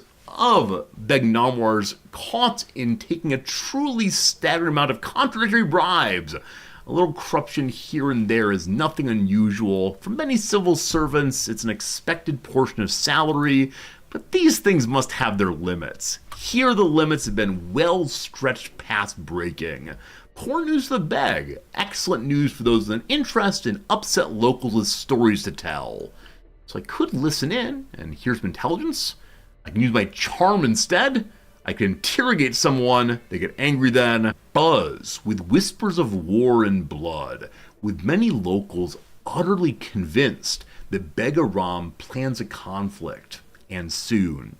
Of course, war is hardly a rare occurrence, which makes it all the easier for gossips and rumor mongers to stir fears when there's little else to fill the long evenings. True or no, it makes for plenty of chatty folk who are eager to tell their stories to an enterprising stranger. Me. Once again, we listen in. This time, 95% chance of pulling it off. Absolutely. More intelligence gathered. 2. Hey! Oh my goodness! My heir has gotten over the bloody flux also. Despite his getting a bad treatment from the doctor and being near death for a couple months, he actually recovered. It's difficult not to shed a tear of joy. Welcome back, Arif. God be praised. I wonder if I should move my my player heir over to the fellow who's in charge of the religion. I wonder if that upsets my current player heir. Let's see. I thought I could declare someone my heir. Here we go. We can't do it while traveling. That's the big issue here. Why is my heir older than me? Yeah, it's awkward. This is our family tree. He's the leader, he has a kid, and then there's me. So I'm sure there's something in the history books or the stories of these people that say why exactly I'm part of this family. And devotion, God bless me is our motto. Maybe I'm supposed to make my own family? I have no idea. We got adopted somehow though, and you know, we appreciate it. We appreciate that. Maybe took him in off the streets. Once again, a worry about food. Don't you worry, it's all gonna be fine. Oh no. No two ways about it. Whether from weather, terrain, overloading, or simple bad luck, some malady has gotten to the camp's pack animals. They moan, they bray, they walk. It's all growing slower and more sluggish by the hour. Never mind the day. Some horses have clear fevers, and an older mule looks ready to die. A dire threat if it spreads any further. We can have our doctor try to help, likely to work. We can send our gear around until they get better, or we just pray to Allah. Now, I would like very much to pray, but whichever way animal will die then. Science go! We treat the sickness, da-da-dut, down with the sickness. A reef has found a pet dog. Our food stocks are getting low. Well, I will leave that to the reader to discover the reasoning behind that one. We can hunt for provisions in less than a year. Less than a year and good to go. A+, yes. This is the last place we need to visit. I don't know if we have to then walk all the way back home again. These are increasingly long missions. I need to take missions that are just hang out at our place and write a book, please. Writing books is what we do well, but our intrigue side's important too to be the assassins. Welcome here! Low grumblings and lamentations seem to fill Samander. The annoyed chatter of the lightly scandalized. It does say scandalide. Paradox, please. It seems the local creditor is calling in various debts all around the town, upsetting the locals worse than an unexpected tax. Worse, this is being done with the tacit approval of the Marzaban Talku. To many, an unforgiving betrayal. So the leader here is actually an Orthodox Persian. Persian? So I read Persian and meant to say person? I love that. He's an Orthodox Persian. That's great. All right. So, it's not the best atmosphere for asking pointed questions, but maybe we can find someone scandalized to tell us things rather. A 57% chance of being intriguing, a 71% chance of diplomacy. We'll see his diplomacy is 0. We'll try the best. He shared me words. That's right, shared me words. Bar Kareem's agents meet us here, eager to take the report to their lord. It's not much. What? We got 3 pieces of information at 3 places. What do you want? With gathered rumors and hearsay being so sparse, there's comparatively little here for the Korean spymaster to work with. Little, but not nothing. A short, grumbled conversation later, the Beg spies bring us our pay. Alright, I believe that's the big success. I don't know. Alright, we are now in a place. In a world. Okay, we have enough food as long as we don't move very far. In this place, we're not in the Seljuk territories anymore. We gotta get back there to stoke the revolution. On the way back, we could burn some property. We can sell some cheap junk. These are both criminal. We'd prefer to go and do the boundary dispute and use our knowledge of law, the Persian law, to do that. How are the followers looking? Is anyone happy with me these days? It's moving on up. Moving on up. Scandalide is actually a verb. A Northern European has been untruthful. I think you're joking. I believe you're joking. Oh, I see. Scandalized. Like Scandinavian person has lied. Wibble, do you want to take over Resorty when I'm done? That's an amazing joke. It's upsetting, but amazing joke. Scandalide. Alright, so this fellow is now liking us halfway decently. Shall you convert? Up to 40%. Oh, goodness. At least he likes us, though. Alright, continuing to convert people. We have 99 problems, and they're mostly food. I'd like to upgrade the baggage train. To do that's 120 money. We're not allowed to have any more baggage train buildings until we go to level 2. And then we can get the food thing, whatever it was. The campfire does have adjacent additions. The cheapest ones have some fools to delight us.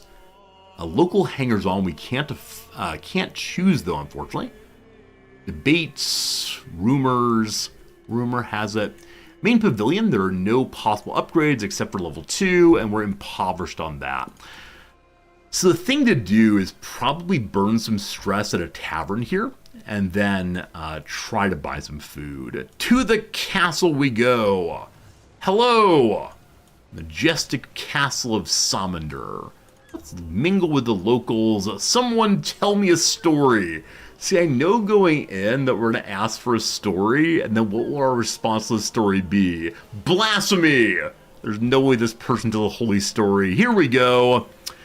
And then the kneaded clay was covered with skin, filled with blood, and Torre named him Botsy. Anybody know whose creation myth this is? This is not one I know. Also, occasionally I talk with my students about origin myths, origin stories of their cultures, and so many origin myths and origin cultures begin with the forming of clay, the forming of dirt into something important. In some cases, it's forming it into the land on which humans will live. In others, of course, it's turning humans into what we are. Right, the same kind of thing as in the Judeo-Christian faith. The story of Genesis begins with being formed from dust. Right, dust becomes man. This is the FA people of Congo. Awesome, thank you. Blasphemy! Oh, no. We can't announce that this is blasphemy because we already enjoyed a story recently. You can only call it blasphemy every few years. In fact, it looks like a 10-year countdown, probably. Well, I can say it was interesting.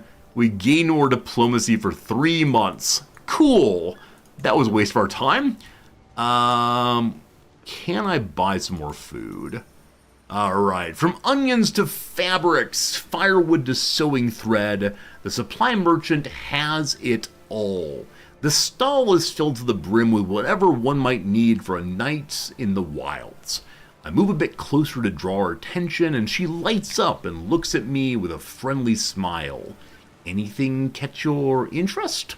Porre cracks her knuckles and looks at me, discreetly nodding in the direction of supplies, mumbling, care to make a distraction?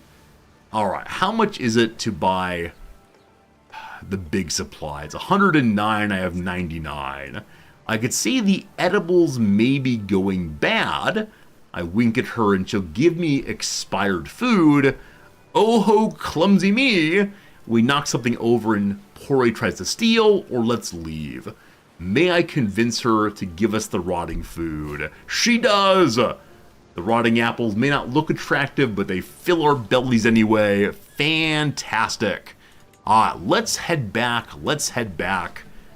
We need to work our way back into Seljuk territory for our mission. So, let's first go down to the boundary dispute. Get some more money, get some more food. Let's go. While traveling along, we want to scout for talent. I believe we've found one person via scouting for talent so far. We also want to proselytize always. More piety, more good. Gotta burn more stress still. I don't know how many years we have left. Oh no! Why did I mention burning stress? Immediately, one of our friends dies. Ogdun Safavid. He's a wanderer like me. Were you part of my camp? Oh, beloved Ogdoon. More stress already. 1, 2, 3, 4. We're down to 4 adults. We had 9 at one point. Everyone's dying. He died at the age of 25. What'd you die from? Heart failure? At the age of 25? Oh my goodness, this is no good. This is bad, in fact. Well, we learn more learning. We're now the defender of the faith, my friends. Defender of the faith. The big deal here is we can now talk cynical people into converting faith. Also, doubles acceptance on conversion chances. At Theologian, we just get piety and learning, so Defender of the Faith is the most important of the perks we can get for our current purposes, namely trying to convert people's religions. So, the 2 people still living, will you convert? 100%. He may lie about the conversion, but woo! 1 conversion down. How about you, brother? You don't like me that very much, but 91%. Gotta believe. Woo! Alright, good to good. 66 is probably still too low. Oh, she's already our faith. Awesome. The children, this accursed 10-year-old will not yet convert because he hates me. Alright, our religion is getting more and more strength in our family, in our camp, and in the world. A banquet table extends far. A high throne gleams with rubies and sapphires. The guests from the 4 corners of the world celebrate my 20 years of reign. Another cup of sweet ambrosia, glorious emperor? Supreme Archsteward Abu Mansur al-Nazar asks, offering a splendid goblet. I quaff from it eagerly. Dance for me, fool! I bellow at the disgraced and humbled Alp Arslan. This is the person whose empire we're currently trying to destroy on our path to being the assassins.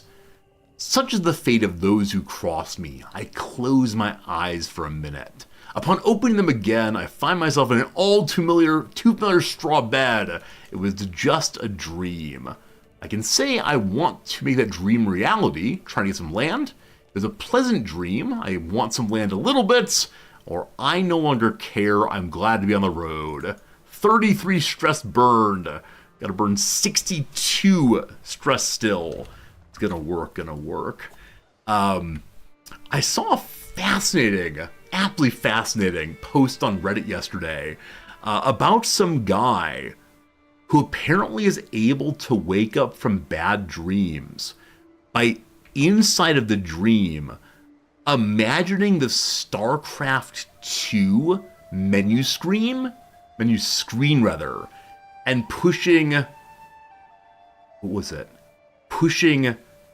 exit game or exit match. Can you imagine having that weird kind of control of your dreams? I know some people are able to say this is just a dream and wake up. But can you imagine? You need the StarCraft 2 multiplayer menu to do it. That sure is something. Anyway, noon o'clock, my friends. Time for 3 minutes of break time. I know many of you need to go to bed pretty soon, so if you're going to bed now, sleep well, sleep tight. But for now, thanks for being with us. I appreciate it. 3 minutes of crossword. You won't miss a thing. It's all very, very good. Used to go through a door in a recurring dream. Yeah, I mentioned before, years ago, that I don't really remember my dreams. I used to remember my dreams, but then at some point, I started having the exact same horrifying dream over and over and over again. It was this dream about a witch taking me and putting me into a covered pickup truck's bed. And it was horrible. And I had this dream happen 4 or 5 times over the course of multiple years. And yeah, every time I would wake from it feeling just destroyed as a person. And then after the fourth or fifth time, I just stopped remembering my dreams. So now if I wake up in the middle of a dream, like something quite drastic happens, a loud noise, I'll remember a little bit of it. But in the morning, I never remember any dreams at all. It's like they don't even happen. I don't know. Okay, the word beginning. I mean, the word start fits. We'll see how it goes. Ones who might be thanked at the People's Choice Awards. Thank you, Mom. Thank you, Dad. Thank you to the voters. Thank you to the little people. I have no idea. A spooky sound in the woods at night. A howl, a boo, boo. Let's try howl and see if that's right. A second hand is used probably.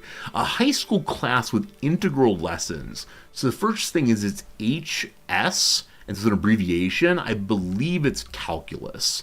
Rows of damages. I have no idea. A piece of fiction with 3 letters. I mean, one thing to say is this could be a letter in the word fiction, like F, for example. A sentence, a paragraph, a word, a scene. Piece of fiction. It's possible as a writer named piece. I don't know it though. What much screen time is devoted to? Well, screen time, of course, could be part of a movie or show, like plot setting or plot arc. It could also be screen time, like scrolling through TikToks. I don't know. Doom scrolling, maybe. We'll see. Park in New York City, for example. Park in NYC, for example. So it's not asking for a name like Central Park. It's instead talking about a kind of park. It could also be parking, like parking one's car. This is for a fee. It's metered, I guess. Park could be a person also. It's I believe the most common Korean name in the world is Park. They're baked to get baked. It's going to be edibles. It's going to be some kind of like pot brownies. Does that fit? Pot brownies? Yes, they're baked to get baked. No comments on that, thank you. Work with a singer say. That's singer sewing. A dime in 35 across. So, it's the league for Victor Wembanyama. Because I played some Madden game back in like 1997, I know there's like a dime offense or defense. I don't know what these words mean, so I'm thinking this person may be in the NFL. I don't know though. Estate unit. An estate is parceled out. It could be inheritance. It could be like an acre, a large estate having lots of land. I'm not sure. I just want to look at the one down here and then back to the game. The daughter of the Prophet Muhammad. We're playing an Islam playthrough, and I have genuinely no idea. I feel very bad about that. I feel profoundly bad. I don't know. Nehemiah. I mean, this is plausible for a name, right? It could be a name of Arabic extraction. I have no idea, though. Anyway, good. Let's get back to it for 2 more hours. I hope you have a good day, folks. Give me just a second to stretch a little bit and get some coffee, to step from side to side. People have been sending me recent articles about a new study that shows there's not a major benefit to standing desks unless you move around occasionally. So this is me once a day patrolling from side to side, going for a quick bit of perambulation to make sure to avoid deep vein thrombosis and so on. I actually don't know. If one gets deep vein thrombosis, what is the treatment? Does it require surgery? Is it something you then just live with? I actually don't know what a thrombosis is. Throm. Yeah, no idea. You take anti-clot medication for sure, and blood thinners, got it. Get a balance board. So Noms has one of these. I bought it for as a gift. If you don't know what a balance board is, it's kind of like it has a rocker on it, and so you stand here and go, woo, woo. And I don't know. I do have a movement mat thing that does encourage me to move around a little bit, just not as much as side to side. I don't know. They cut off your face. Phil, luckily medical science is no longer let's try an enema or here's some cat pee to have. Thank goodness. Deep vein thrombosis is a clot in the leg that might resolve on its own, but it could get loose and go to big problem part of the body. I see. It's better to have a sit-stand desk. Yeah, I know. I know it's better to have like the magic button and you go, dude, and I don't know. Maybe we'll do that next year. We'll see. Yeah, I mean, Prepper Jack is right. The thing to do, of course, is to exercise, to spend some time at the gym. The problem is, you all know this, what is the great enemy of my life? In this playthrough, we declared the great enemy of our religion. It's the local Seljuk Empire. The great enemy of my life is naps. When stream is done, all I want to do is take a little nap. So I feel a little bit better. So I feel like we're going to be in good fettle for teaching and for grading all the rest. If I could just not take a nap and go for a walk, or go to the gym, or study my Japanese, or whatever, it'd be so much better. But yesterday after stream, I didn't have to teach, so I had all the time in the world to do anything I want to. And I ended up napping from like 4 p.m. to 6 p.m. And then it was out of time to do anything. I didn't go to the gym, etc. But yep. This is the standard story of Resorty. You've heard it before and you'll hear it again. Maybe someday. Anyway, here we are again. Do I have a clot? I don't think so. It just has been a bunch of news stories recently that suggested the great hope of standing desks saving us from ourselves might lead to additional blood clots and doesn't give a significant bonus to something else. The only reason I love standing desks is because I don't use them. I hunch over my chair and my back hurts after stream. But anyway, here we are. Wanderers of good breeding, we're going to solve a dispute. Here we go. Favorable pasturage. Kuba's streets are gripped by a fever of gossip and scandal. A complicated matter of marriage, inheritance, and business arrangements gone awry has seen a vast section of the best local land for grazing horses go to some fool with neither money nor skill. Consequently, the local magnates are threatening to tear each other to pieces over how to and who should split the land. Luckily, I get to do it. They picked me. All right, so unfortunately, we have no person to do this for us. We can resolve it ourselves. We have a 36% chance of pulling this thing off and a 64% chance of this thing falling apart. If it falls apart, the steeds all starve. Friends, I think we're going to kill some horses. A failure! Boo, Resorty, boo! We get no money, we tried our best. The worst of all outcomes. Well, that's how it goes. Luckily, while we're here, we can tell more people to be our religion. We have a 90... Oh, actually, it was 65. Much lower than usual. It's still... we win them over, though. The peasants are now with us. We must continue marching to Seljuk territory. Down to go escort an emissary. It's a transport contract requiring to travel to a distant county. That's all we got for right now. That's okay, though. Stress is still pretty high. I have no special way of lowering stress right now. What can we do to lower stress? We could go on a pilgrimage. The other character's a zealot. He sure does like engaging in religious things.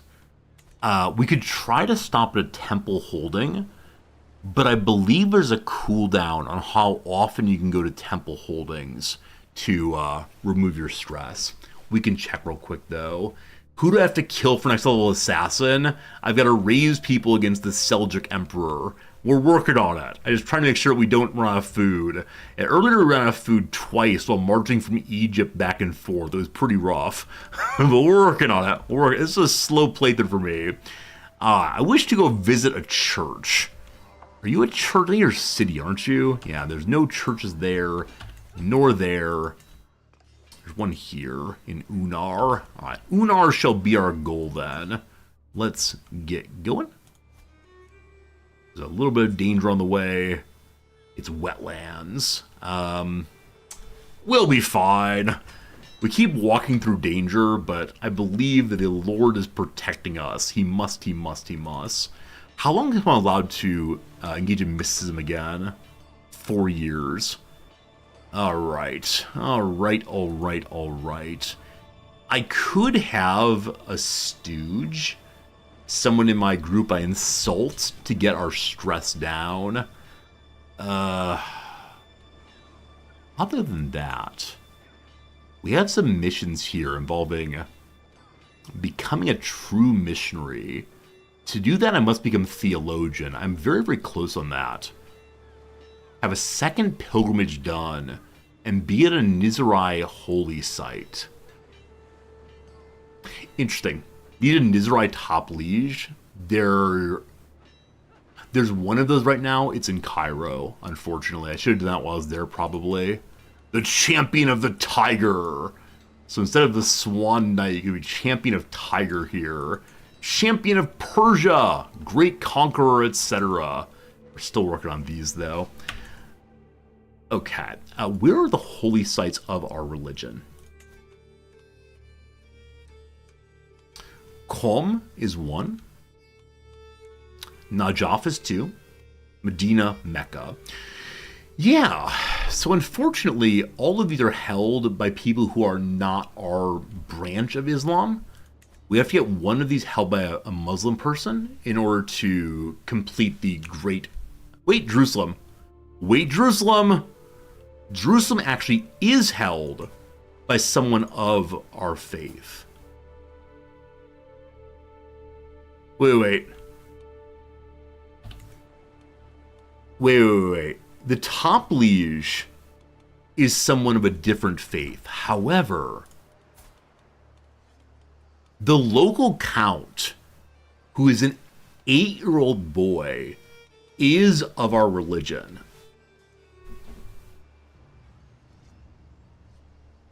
So I could go visit Jerusalem and become a higher level missionary. What does that actually do for us? Other than we get to push a new button. For the next decade, you walk the path of a pious Nizari missionary. You'll be able to convert counties you visit to Nizarism, either by the truth of the words or by the might of your sword. Grave peril awaits those who fail along the way, for only the worthy shall receive his reward in heaven. Higher development harder, speaking a local language helps, having more troops helps, and a chance to advance us on the path of the assassins. I still have 3 troops.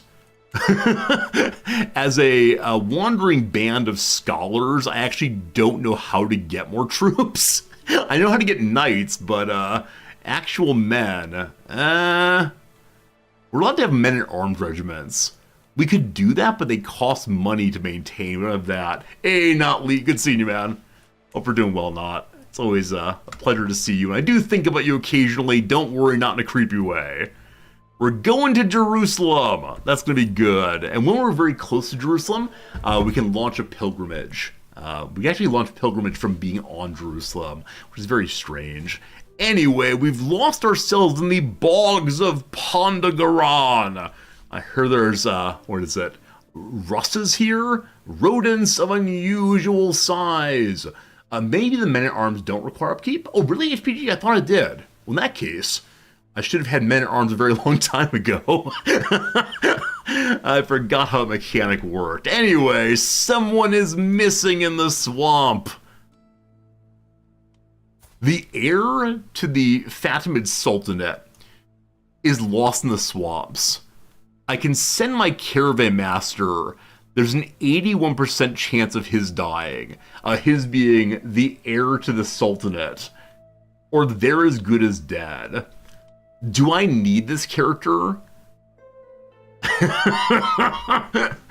Am I gonna fail in our grand ambition to take down an emperor or empire and make it for our faith because this fellow died in the swamps? What's that line from, is it Oblivion? The thread of fate has been cut. This essential character has died. Well, good luck. He's dead. Our friend is dead. That's pretty bad. We'll see how it goes. See how it goes. Danger's no big deal. I did say those words. I did say they're minor dangers. I should be fine.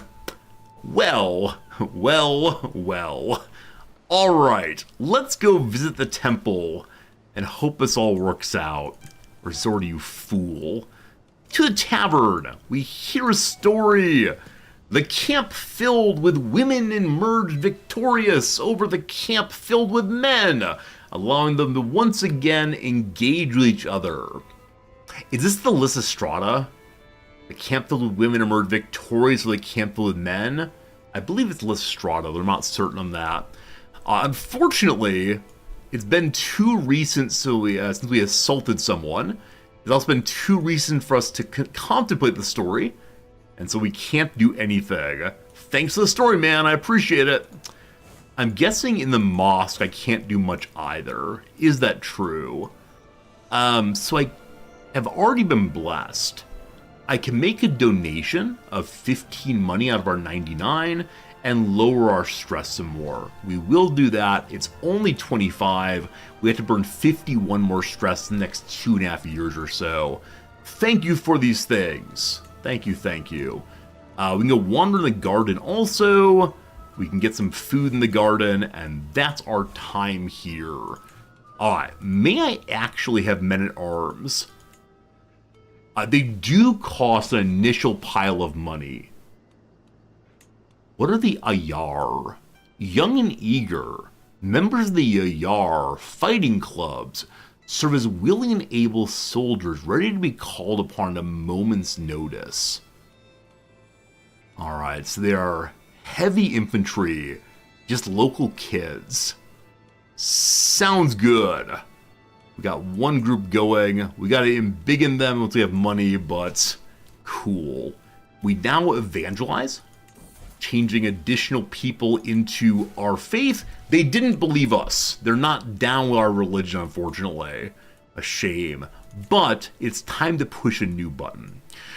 Not all in the realm are aware of the evil of their rulers. Some words from the Holy Book will steer them in the right direction. We are trying to raise an army against the local emperor.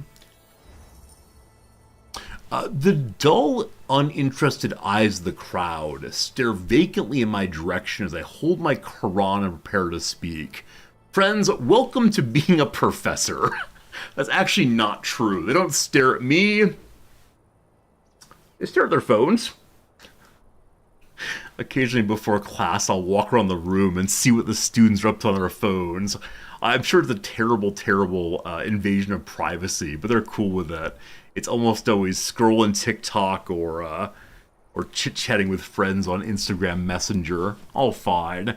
That said, as the semester goes along, it's always the case that some students in the classroom begin to become friends. And so instead of locking into their phone, they talk about the readings, they talk about, what's happening in their lives, and man, I absolutely love that. Anyway, the bored eyes stare at me, and I yell out that Alp Arslan is Satan incarnate. 100% chance of them becoming agitated against me, agitated with me, not against me. A charismatic preacher has recently held an inflammatory service decrying the evils of the ruling class in this country. How about those cancellations of the Washington Post, huh? Absolutely insane how many people have canceled the Washington Post recently. My goodness. Anyway, mission accomplished. For 15 years, this county is with me. Awesome. I do wonder if when we launch the revolution, if this county will now come with us. Not that county.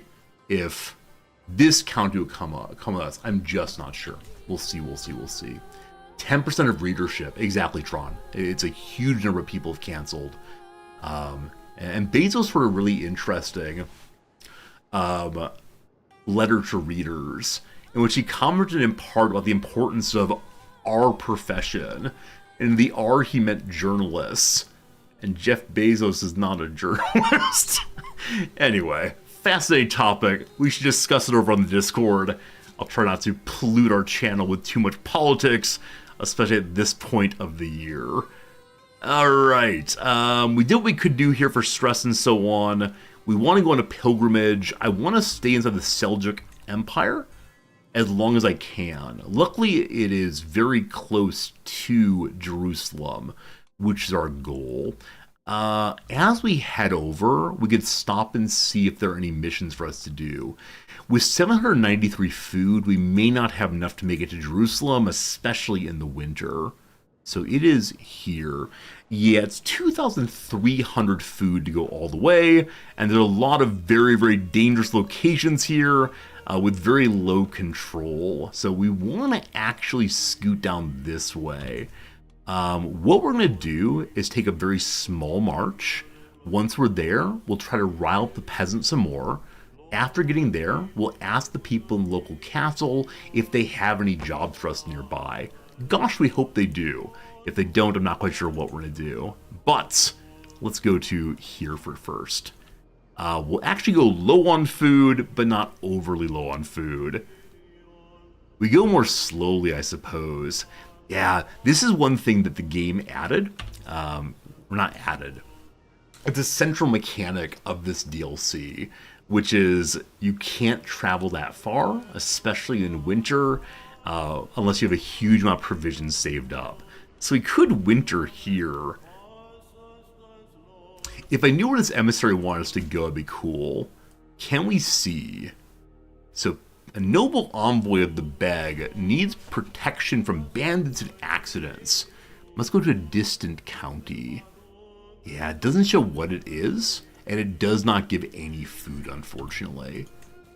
And we're close enough to the Beg Surksop to ask for some food. He will still like us fine if we do that. We say thank you. Look at us being polite people. Up to 1193 food. Okay, so we are currently at a temple. We could just move to a city and see what missions are nearby. I really want to keep this show moving. So instead of going to go to the city here, we have the food for it. One danger. Surely nothing terrible will happen.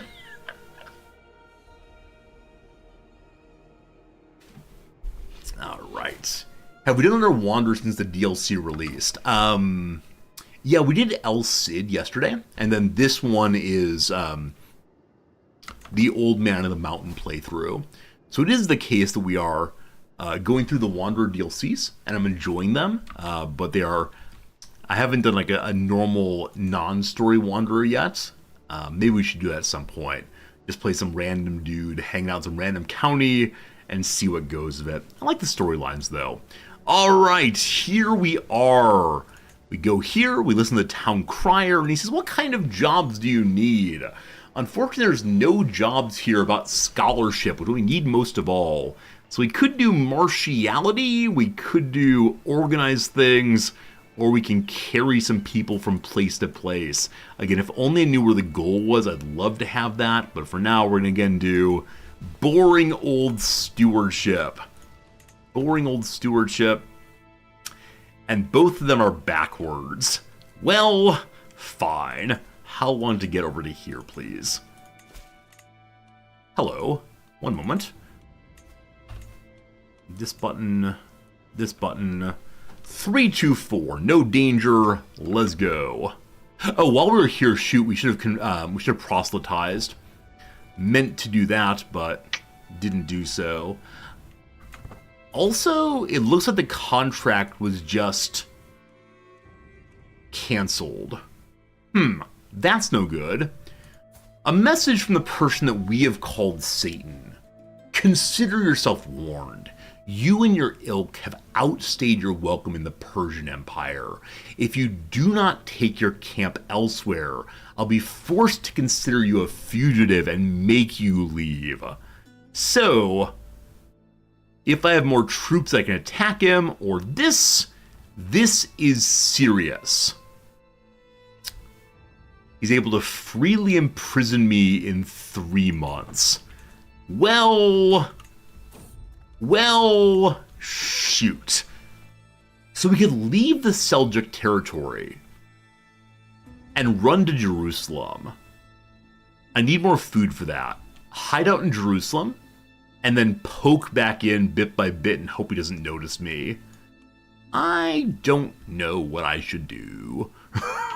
Alright, we are here in Zon. We're supposed to... Oh, this is... Hello? This is how they want me to escape from the Empire. I have no idea why it chooses that direction.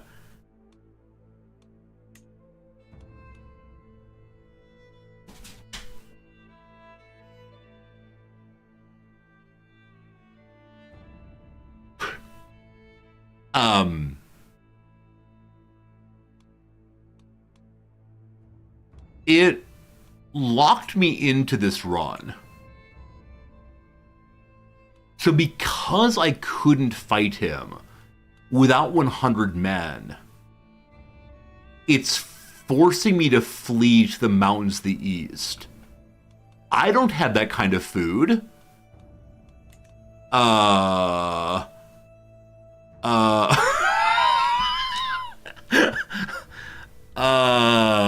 Did I have a chance to choose where I wanted to head?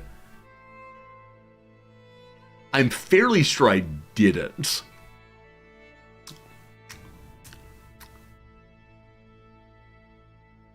Well, it's been a fun playthrough. Is there an abort travel? I don't believe there is, though. Is there? Oh, there is, thank goodness. I pushed abort travel. Did it work?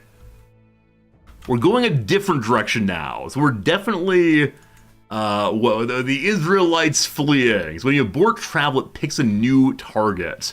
If I keep aborting, will it eventually give me where I want to go? This is much closer. That will work. It's not Jerusalem, but that's at least functional.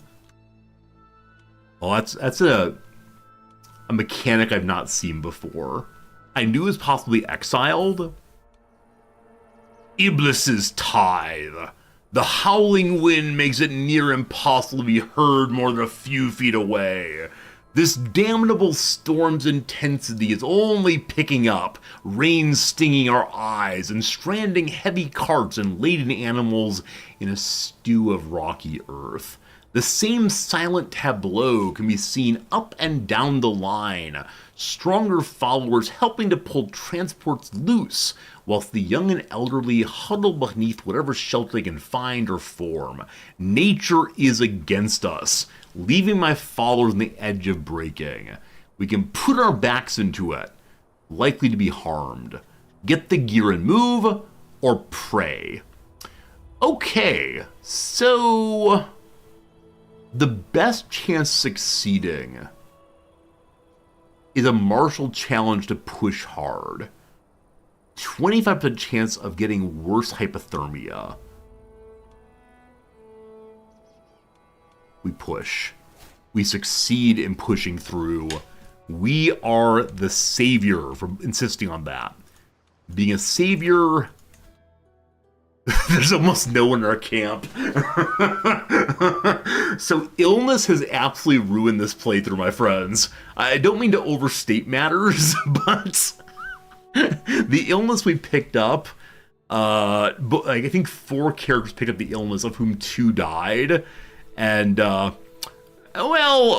we'll see what happens. I need money. Like, money is the big thing. There are camp buildings that do give consistent money. I just can't afford to make them.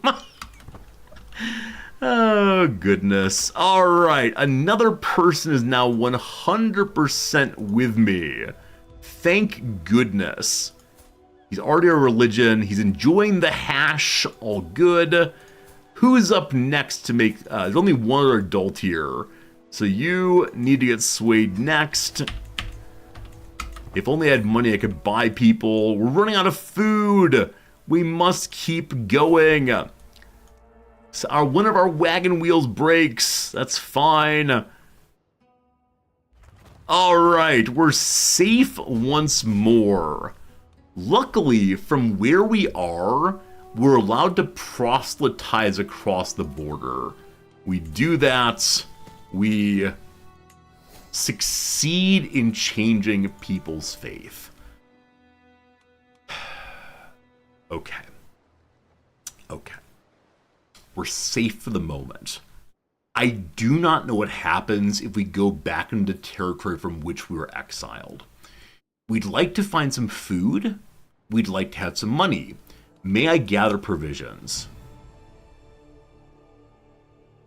In a month and a half, I can gather provisions. Great. We could eat the dog. Don't worry, not needed right now. Kind of needed. We'll see. Okay, I'd like to wait until we can gather provisions. We will then... I could get lucky and find a mission right here. So let's go into the city again and see if the town criers anything. Oh, interesting. You can only ask for contracts once every...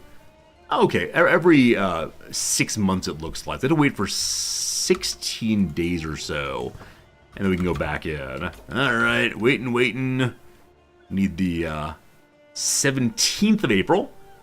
Get a couple extra days. Foreign fruits! In the wanderings in camp, I come across a clearing in the forest rich with all the berries. They're unlike any I've seen before. It is a gift from Allah. We can try the food, 75% chance of finding food. Allah is with us this day. We have some food at least. We're allowed to evangelize again. This time we have a 60% chance. We do not succeed. Our ability to change religions of people is not going great. Okay. I can spawn contracts again. Please, please, please, something very close by. Just need money. Just need money. Alright, criminality, martial, or let's travel some. Fine, let's travel some. Alright, where are the missions? They're both over here. Alright, wish I had more food. We can look for food again in less than a month. So, I don't know who's better here. Count Grigor or Count Grigor II? The beta versus the alpha, perhaps. On we go. I missed. On we go to the contract, please. Right here. 2 dangers. Okay, scout for talent. We're going into mountains. We'll hire the Pathfinder's gear. 1 medium, 1 low. I think we'll be okay. Trying to get free food at the castle. Oh, is there free food at the castle now, Fiend? I didn't realize that, actually. Huh. Should have done that for sure. Should have done that for sure. Maybe cities allow free food. I can't remember. I always forget what you can do where. I need to be a little more thoughtful about that. Anyway, made it with food to spare. Okay. So, first things first, let's gather provisions. Now we're in a mountain. Is that good? I don't know. 42% chance of finding much food. We find some food. 250 food for a once every how many years? Once every 3-year cooldown. Brutal. Alright, that's something. Alright, in the castle, may you ask for food. You can ask for troops, you can get some guards, you can train. Hello, Armenians, do you want to join me? The Armenians will join me for free. One moment. They join the men-at-arms group we're building. Can't afford more than 5 people. Brutal. Alright. Join me, please. Hooray! We got some more men-at-arms. Besides 81. So what's causing them to fill or not fill? What's causing them to fill or not fill? Maybe you have to do events to fill them up. They don't autofill like when you're landed. Good to know. We have almost 100 soldiers finally. Ilbai's a garrison. I believe this requires you actually hiring people with cash money. Yeah, no luck, no luck. We can gamble and burn off some stress. I'd love to do that, but no, we're okay. Good. Let's go and see if we can buy some food. Hello? May I get the stuff that is rotting? We failed this time. We had an 83% chance of convincing him to give us the food, and no luck. So I have a 3-month cooldown on that. Alright. Or we can steal food. Let's not do. What is the mission that's available currently? Okay. Mission currently here. How far do we have to go? Sarai. Okay. That's in Seljuk territory. Will you give me food ahead of time? Okay. I can go solo escorting this guy. If I do that, it doesn't burn food. Allah will provide. Or we can walk a little bit and get a contract to stay in one place.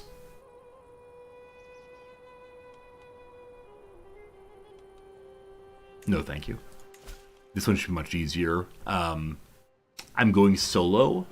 I'm not bringing the entire camp with us. The danger here is due to county control. The way to counter that is to have mercenaries. We can't afford mercenaries. We're just going and hoping for the best. And this now requires our character to wander back and forth more often. A bad crossing! As we get into the danger, here it goes. Burned crops, barren fields, the spoils of war. Our pace gets faster after we see the first corpses. The only possible path passes by an enemy camp. I look behind us. There's no other way. I nod at my guards and they nod back, tightening the grip on their swords. An army commander stands at the entrance of the camp. Allies of the enemy, huh? He asks, scratching his nose. Care to spare a prisoner? He's clearly pointing at my bodyguard, Mirmadarn. Look at our banners, we're not the enemy. We're likely to succeed in that. You have to take me to take him. I'm likely to win in a battle, or let's give him some money. You'll have to take him to take me. 95% chance. We are victorious. We saved our man. Everyone respects us more. Hurrah. We've arrived at our job. At Barda, there's little fanfare. Nobody really cares about our being here. But we need to completely redraw the boundaries between two cities' satellite settlements. Satellite settlements, there we go. A lot of resolutions soon. The best case scenario is lack of taxes or maybe war. We gotta redraw some satellites. Someone get me NASA. So I can inspect the map. With that, we're guaranteed to solve the problem. And we get the best possible outcome. The map seems genuine enough, if you're a fool. I, however, am a man of great learning, and demonstrating its flawed origin as simple as a matter as pulling on a tunic. Oh, certainly. Some argue at first, but as the evidence continues to pile up, eventually a conspirator cracks under the pressure and points the finger at a local magnate as the culprit. A simple arrest later, and Barda has something new to gossip about, whilst the satellite settlements are forced to back down from one another's throats. The tensions diffused, and things well on their way back to normality. Naive Sadri gratefully hands over the coin. Well done! We got food, we got money, we're going home once more. Hooray, hooray, hooray. Okay. It's now June. In August, we steal more food. Where's home? It's here in the mountains. Home's wherever our camp is. We gotta get into here to convince more people to fight against the Seljuks. But if I wander in, I expect they're gonna go to war against me. And don't have much for that, of course. I can refill men-at-arms with provisions or gold. It's 9 gold to refill, or 152 provisions. I want to save up 45 more money, that's a lot, to upgrade our troops again. It is slow going. I think this is the one trouble I've had in this playthrough, is just that, man, there's a whole bunch of troubles we've had in trying to get our camp and troops upgraded. Okay, if I want to move the whole camp, we'll be low on food, but safely-ish there. You're gonna be fine. Burning the food again. It's a city. At the city we get more things. We broke a wheel again. What's new? Always with the wheel breaking. Scholars for hire, that's us. Age 26. Been playing the playthrough for 10 years so far. We've arrived once more. So number 1, into the city. Hello.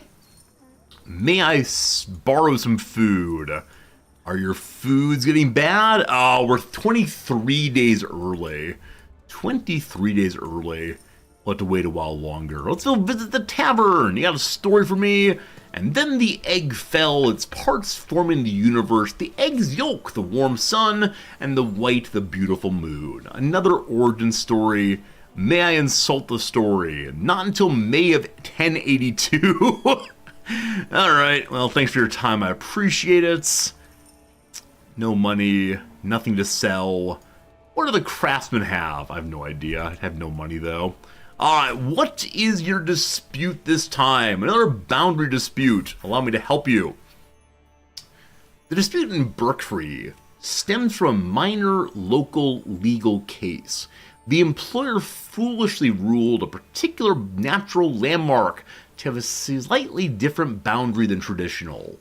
Immediately, dozens of cases were sprung by petty landholders and the privileged peasantry, all of whom had a grievance and that was raised by the change of definition. Words are hard, so I apologize. The Maricostrans that pains to let us know our coin depends on calming the situation quickly and quietly.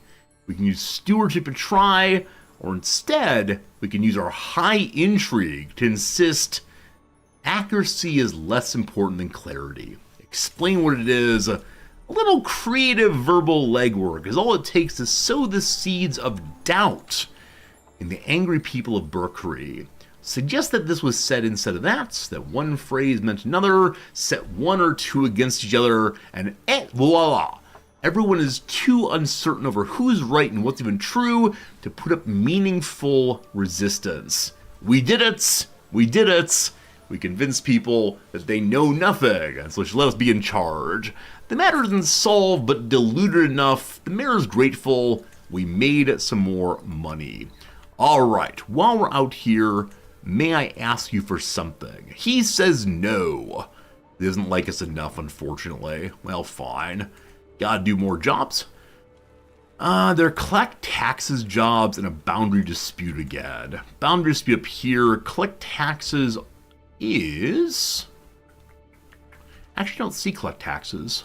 So where is that one? The Sheikh Eastgrock in Baalbek? That's part of the south, isn't it? Yeah, it is. Yeah, it is. It's on towards Jerusalem, which is where I want to go. Unfortunately, I believe the Seljuks will not give me any contracts until I kill their leader. So that's something. 1st of August. We're waiting now until, I think, the 24th of August. At this point, we'll be able to pick up some more food. We'll then wander along a little bit more, hopefully find jobs. We will make our way to Jerusalem. From Jerusalem, being a better missionary will convince more people to join the faith, bit by bit, and there are crowds against us. Yeah, so we need to be in the Seljuk realm to convince people to join the revolution.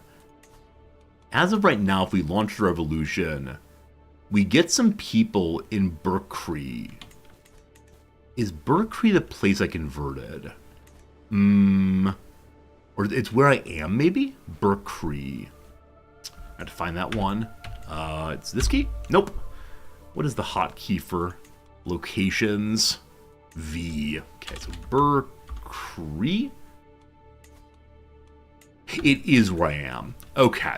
So I don't quite know how the revolution mechanic works. Is it just giving me the same number of troops here? It doesn't exactly show what mechanic gives this. Wait. You declare a war against the Basilius? No, that's wrong. Okay. I think it's saying incorrectly that you can launch a dissolution war against whoever territory you're in, but you must be in Seljuk territory, which will then choose the correct leader anyway. Alright. Don't you worry, team, everything's good. It's September now. Let's visit again, get some food, and then get walking. Hello. May I please have your rotting food?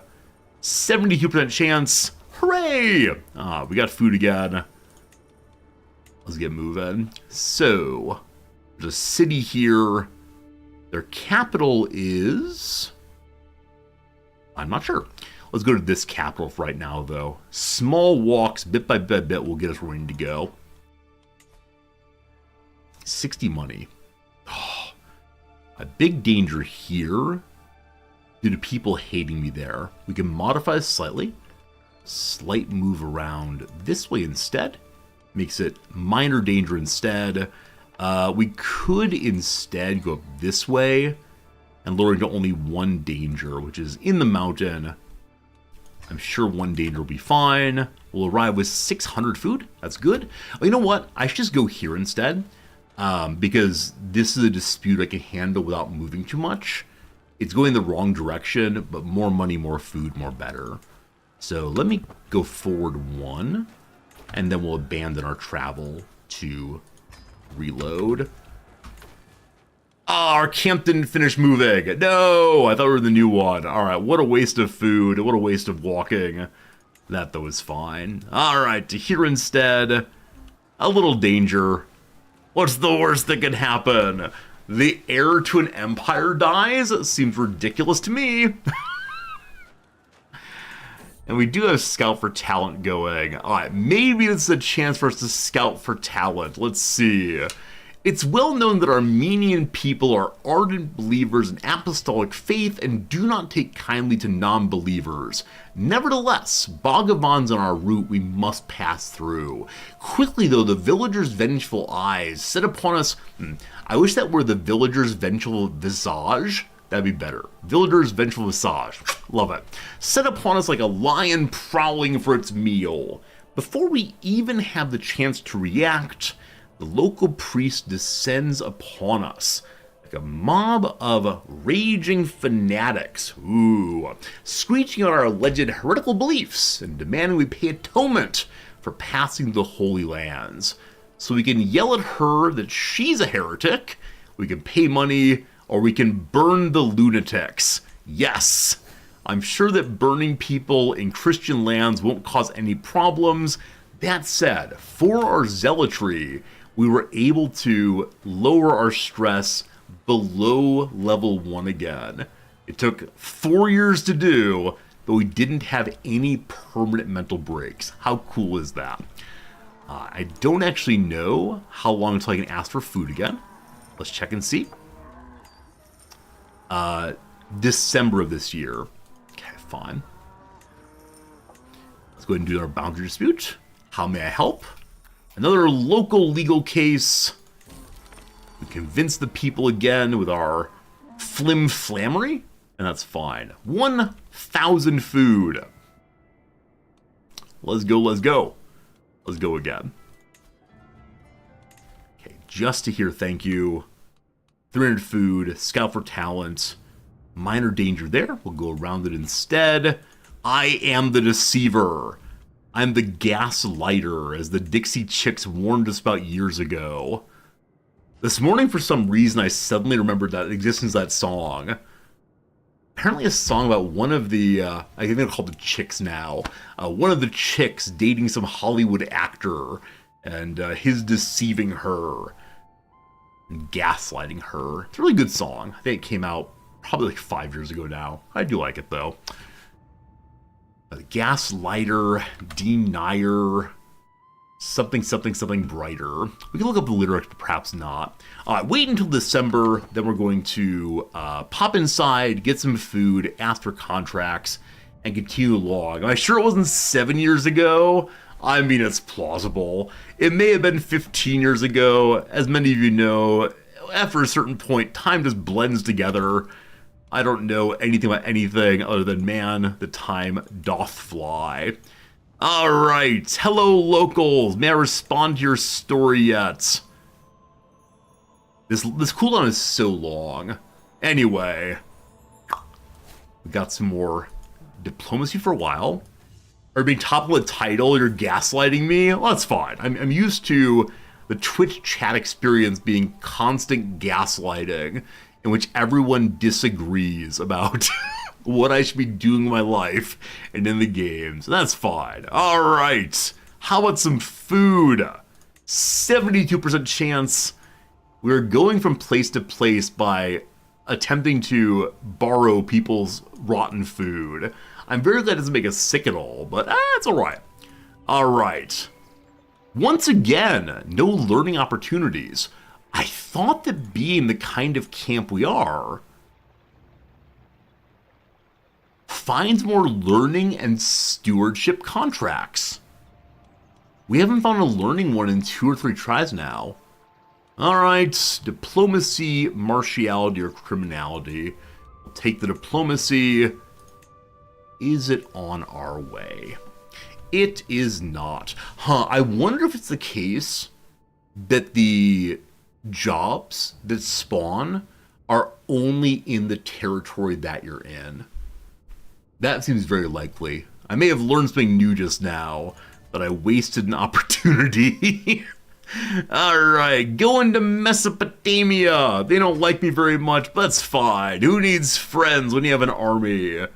I need to go south after this to get down to Jerusalem. As we're going, we are seeing a variety of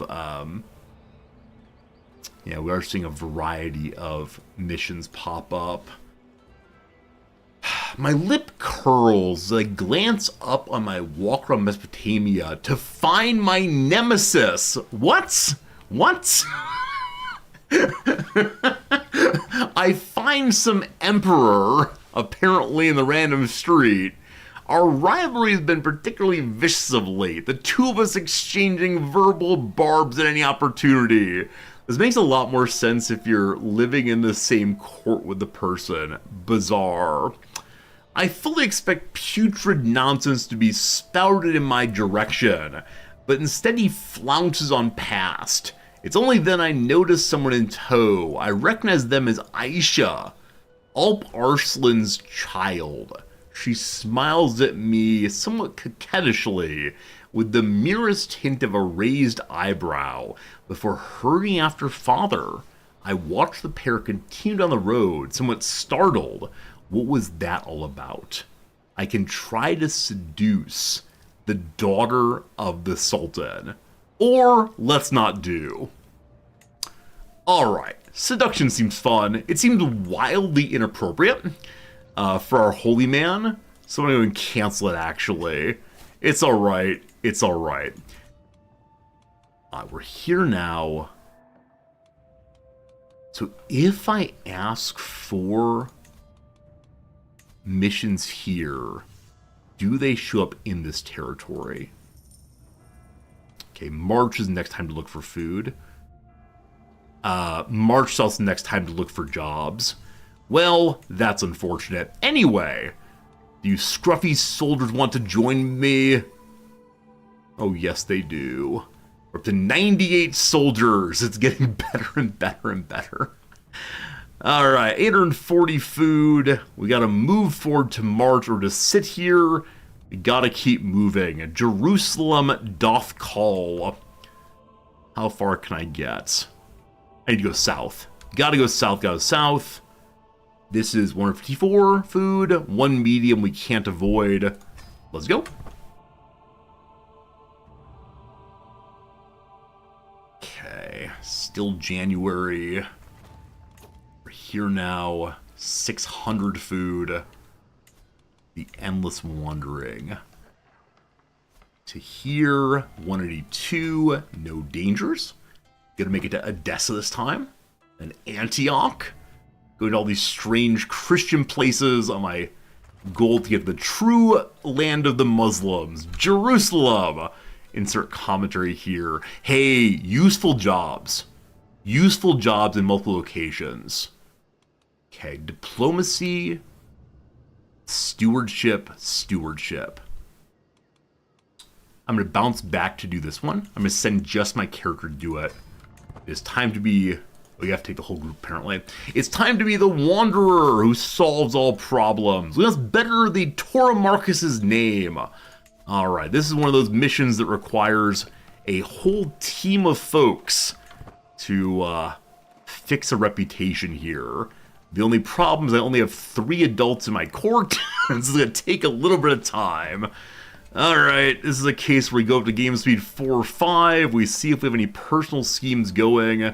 We do not, and so we ask the local man, will you teach me your religion? He is not great at learning, so probably not, but let's try to learn Greek while we're here. Woo! Greek! Woo! Just a final quill scratch, and we've written a pamphlet on the locals here. It's not a great story, but good enough. What do we title this thing? People and Places, Prose and Poetry, or Plants and Animals. Get diplomacy bonus, learning bonus, or diplomacy and learning. Or just burn stress. Wow, 66 stress removal. That's definitely what we need. We're now at almost 0 stress. So a little bit of doodling, children's art. That was fun enough. Boy howdy. We got a learning perk. Friends! We are now a theologian. We've finished this tree entirely. With that done, I'm considering moving over to Intrigue to try to become the lead assassin guy. So if we do that, schemes all go faster. It's very useful for the current scheme. Only 60 days of waiting now. One of these days we'll get some points. It begins at -16. So this will take some time. Oh, scheming. Oh, scheming. You sure are something. Hooray! We're only at -15 now. This may be too long. This may take way too long. Perhaps we won't do that. We'll see in a moment. Friends, another hour gone. It's 1 p.m. my time. It is time for 3 minutes of crossword break. 3 minutes of fun. I appreciate you all being here with me today. Hope you're having a good time. If so, consider throwing a follow this way. I hope you're having a good enough time that you'd want to see us again soon. I'm not exactly sure if we're playing CK3 tomorrow or Stellaris. I do feel like I should check out the new DLC, but we'll see what happens ahead. It should all be a good time anyway. Okay, crossword for 3 minutes. Let's go, let's go.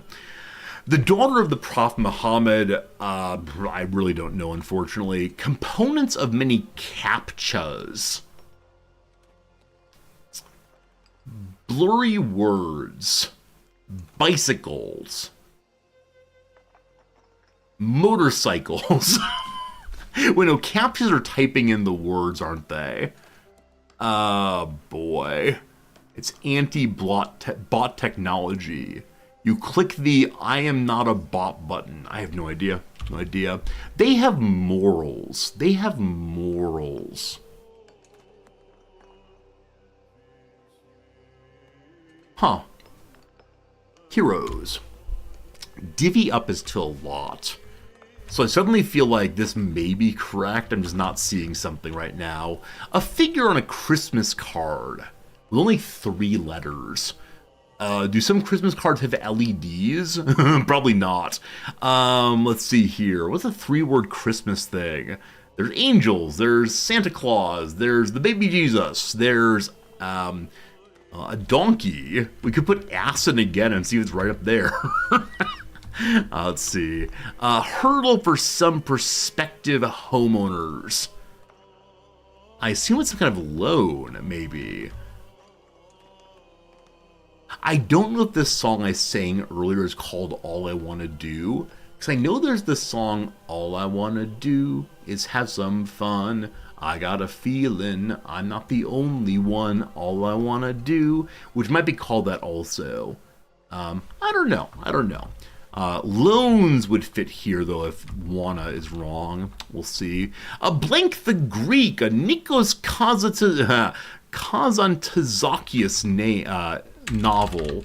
That's Zorba the Greek, of course. So, dermatology diagnosis with a Z in it.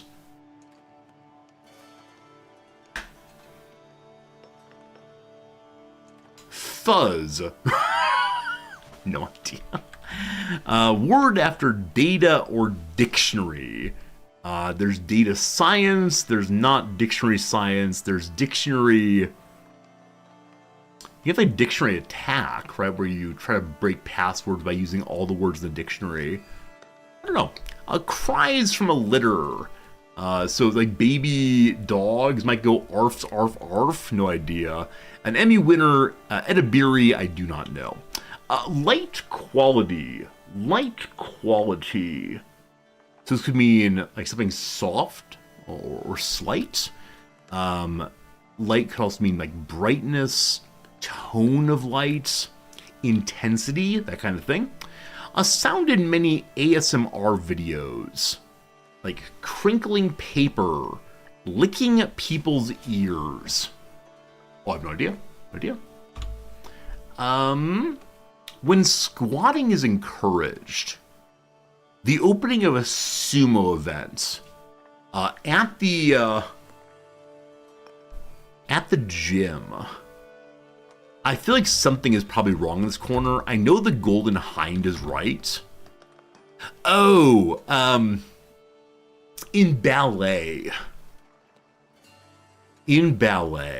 Unfortunately, I don't know the various ballet terms. I bet it's a ballet thing, though. Let's go ahead and do 3 more and then good to go. Boardroom VIP. It could be the CEO. It could be the CIO. It could be the CFO. We'll do E and C. A course now called Family and Consumer Sciences familiarly. So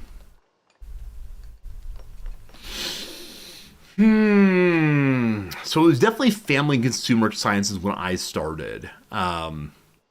It's like the class in which you learn how to knit, and I made a pillow. A class in which you learn how to do some cooking. Home ec. Used to be called home ec, I believe. So it means all I want to do is bang bang cash registers absolutely incorrect. I've been failed to score this song. It's called me very, very happy about it. One more. Where the Oregon Ducks play their home games. I've been to the city many, many times. It is Eugene. There we go. Took a moment. We got it, though. All right. Progress. All good. One more hour of gaming. One more hour of hopefully surviving. One more hour of I don't quite know what we're doing, other than wasting years of our life trying to improve this poor man's reputation. I may end up abandoning it. It went up by 2 points. Is that really all it's doing?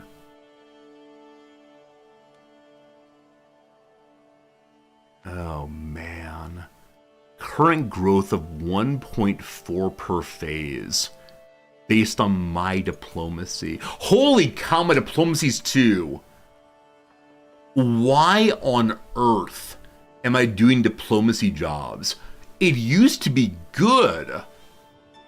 But then we got disfigured. Well, sorry. Have a good day. Be seeing you.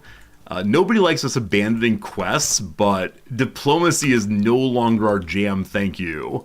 Wow, wow, wee wow. What a good time, team. What a good time we're having today. Hope you're enjoying yourself. Our food's getting low. Don't you worry. We'll have about 100 left when we arrive. Hey, we arrived. No more starvation. We can evangelize the faith. Good job. The crowd's won over.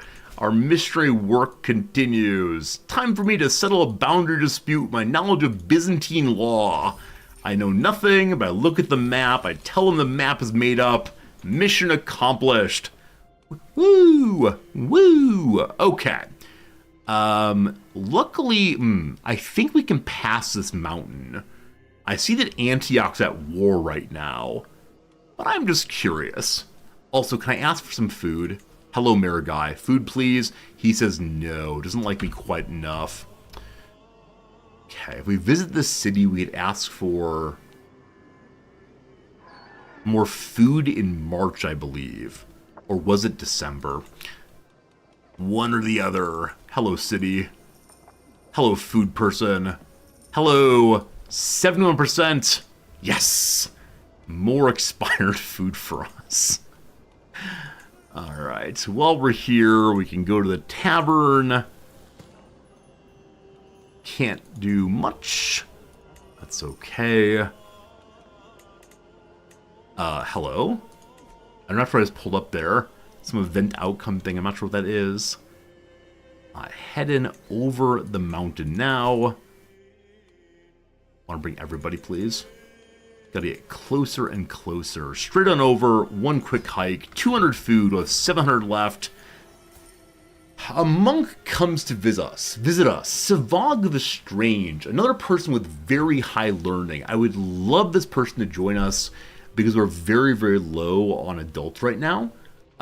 He is our religion. He is a zealot. He is very smart. He's a good fighter. This may be the perfect character to join us. Please. Please. 60% chance it's diplomacy.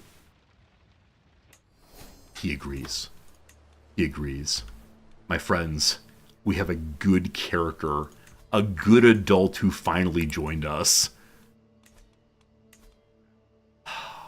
So good. Only problem is the child. Alright. 1, 2, 3, 4 adults. Need to get 6 more of those. A cursed child. We're here now.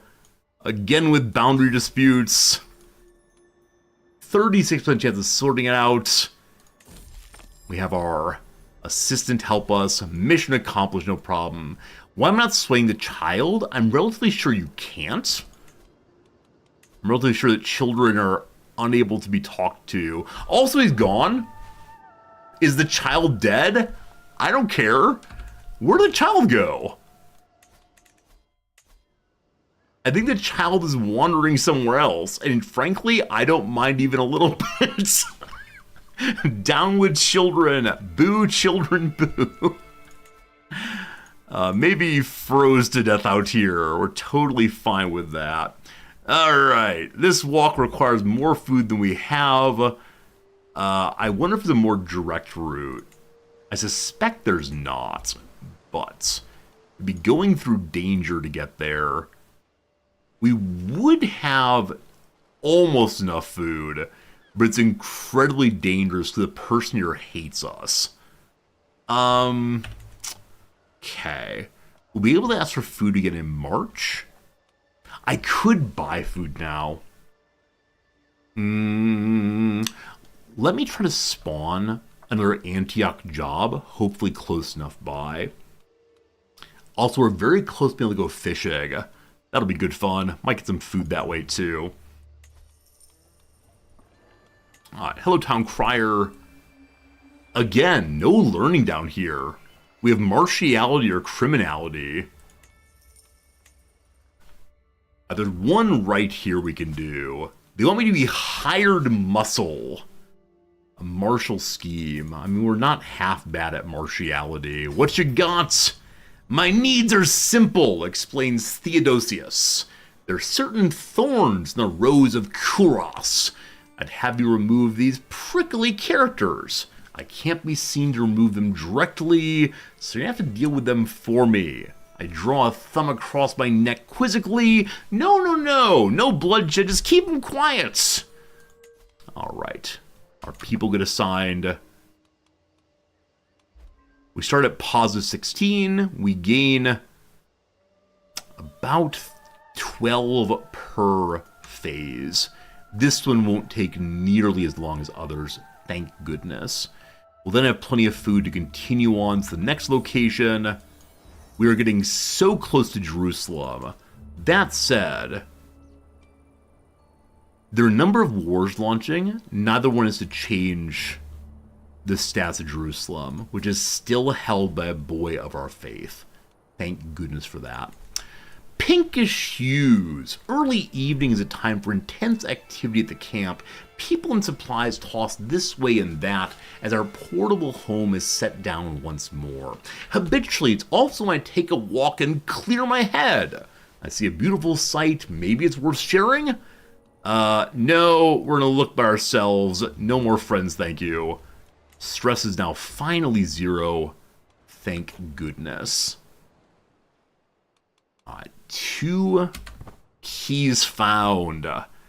Looking forward to being some muscle. Our camp can be all things to all people. We're a jack of all missions. I wonder how the phrase jack of all trades came to be. Like, it's a nice phrase. It sounds perfect, of course, because of the utility of the idiom. It's been used over and over again. Anyway, I heard that Pore, my physician, stole from a market stall. Presiding is Mayor Theodosius, who glares at me with a look that could kill. Pore, by contrast, is pleased to see me from a predicament in the stockade. The penalty for theft in Kuros is, explains the mayor, typically a severe lashing. However, I'm willing to waive this punishment if an appropriate fine can be paid. I'll pay the fine 50 money. Have her accept the punishment, please, I beg you, or trial by combat. 95% chance that we personally fight?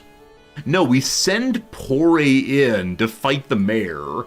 She's a 4, he's a 0. Trial by combats. Pore wins. Oh, that's mighty silly. Alright, one thing. We try to convince people our faith.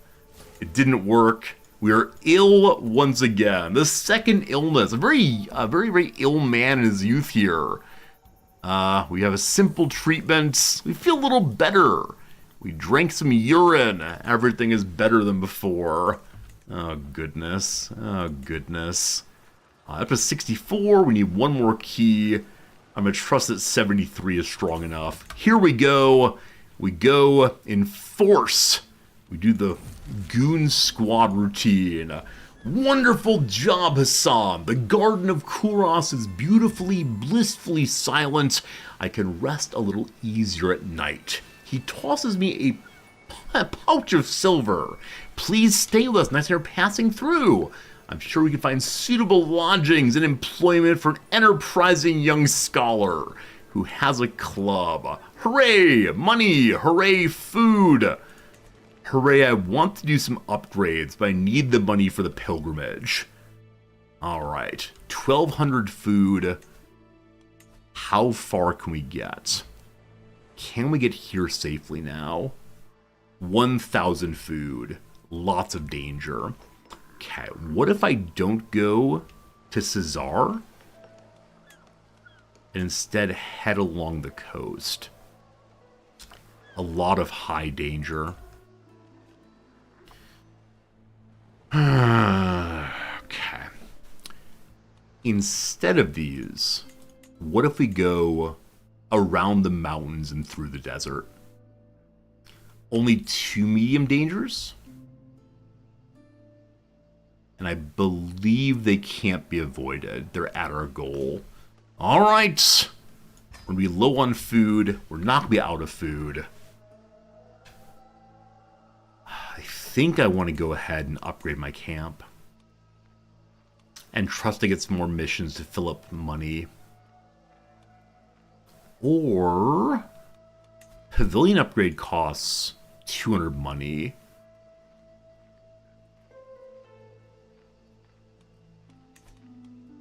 I want to upgrade them all. 120, more supply, more provisions, more troops.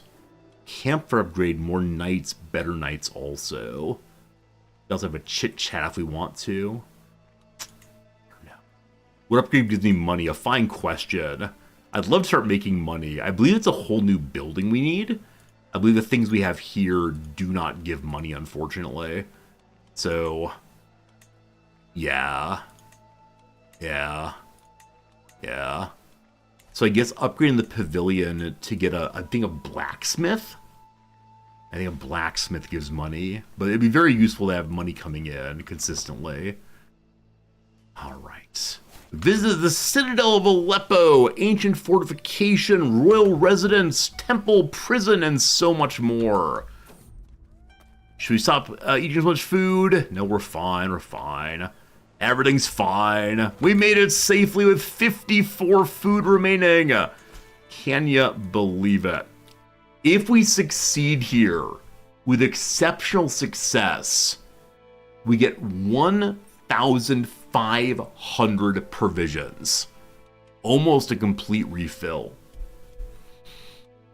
The contract requires you to travel to a city holding and investigate its events. Full rewards depends on proving to the characters they're not paying their fair share of tax. Alright. The Sheik's representative swiftly to the point. The city of Az-Zabani has, it seems, failed to pay an extra tax imposed by the good Sheik. The residents have resisted further demands, but not quite marched into open revolt just yet. Ishak wants his due, but is cautious of the potential cost of an outright rebellion. I want to call him Ishak and imagine he's the basketball player. After playing for the Lakers and the Heat, after spending some time being a basketball commentator, he has decided to become a sheikh over in the Middle East. I think this is plausible, because I think for a while there, Shaquille O'Neal was getting very strange jobs. For a while, he may have been a sheriff. There may have been a television show where he went and tried goofy stuff, which is always somewhat hilarious because he's a hulking beast of a man. So doing basically any role other than being a basketball player just seemed like he was a fish out of water. I love it. Anyway, Shake Shack. I did not plan for that. This stream now sponsored by the American restaurant band, the Shake Shack. Alright, gotta go talk to Wally Muzaffar about this place. Alright, I'm gonna move solo. It's very, very close by. Everything is fine. Hello, Master Hassan. Welcome. He's a Druze. Hailing from the mountain of Druze, the Druze faith follows many principles of Ismailism, but also includes a Gnostic belief in the esoteric theology focused on the truth of existence. Alright, cool. In short order, that's very rude. In short order, I'm introduced to the other magnates of the town, Jaleel, Kurad, and Shamim. We are sure you'll agree with us when we say we simply couldn't not, and they would not hide anything. If the obvious shaking in his voice wasn't a giveaway, the sweat pouring off of him would be. We start with Muzaffar. Muzaffar's quarters at the city's Wali are surprisingly extensive. He leads me to a room that clearly serves conferences of the settlement's most important people. Sitting at the head of the table, Honorable Master, surely you must see the Sheikh's avarice is misguided. He has vested you with authority. Help us this matter. We'll see to it the world knows of your generosity. As he speaks, my mind flits back to a large chest, what seemed to be silver. We pass on the way in. As Hassan does the Hajj, yes, Hassan has done the Hajj, unfortunately. We used all that to convert a bunch of people earlier. Now we're trying to go on another pilgrimage to become a better missionary to convert more people inside of the Seljuks territory. Something like that. Shacks all over Epson eco-tanks?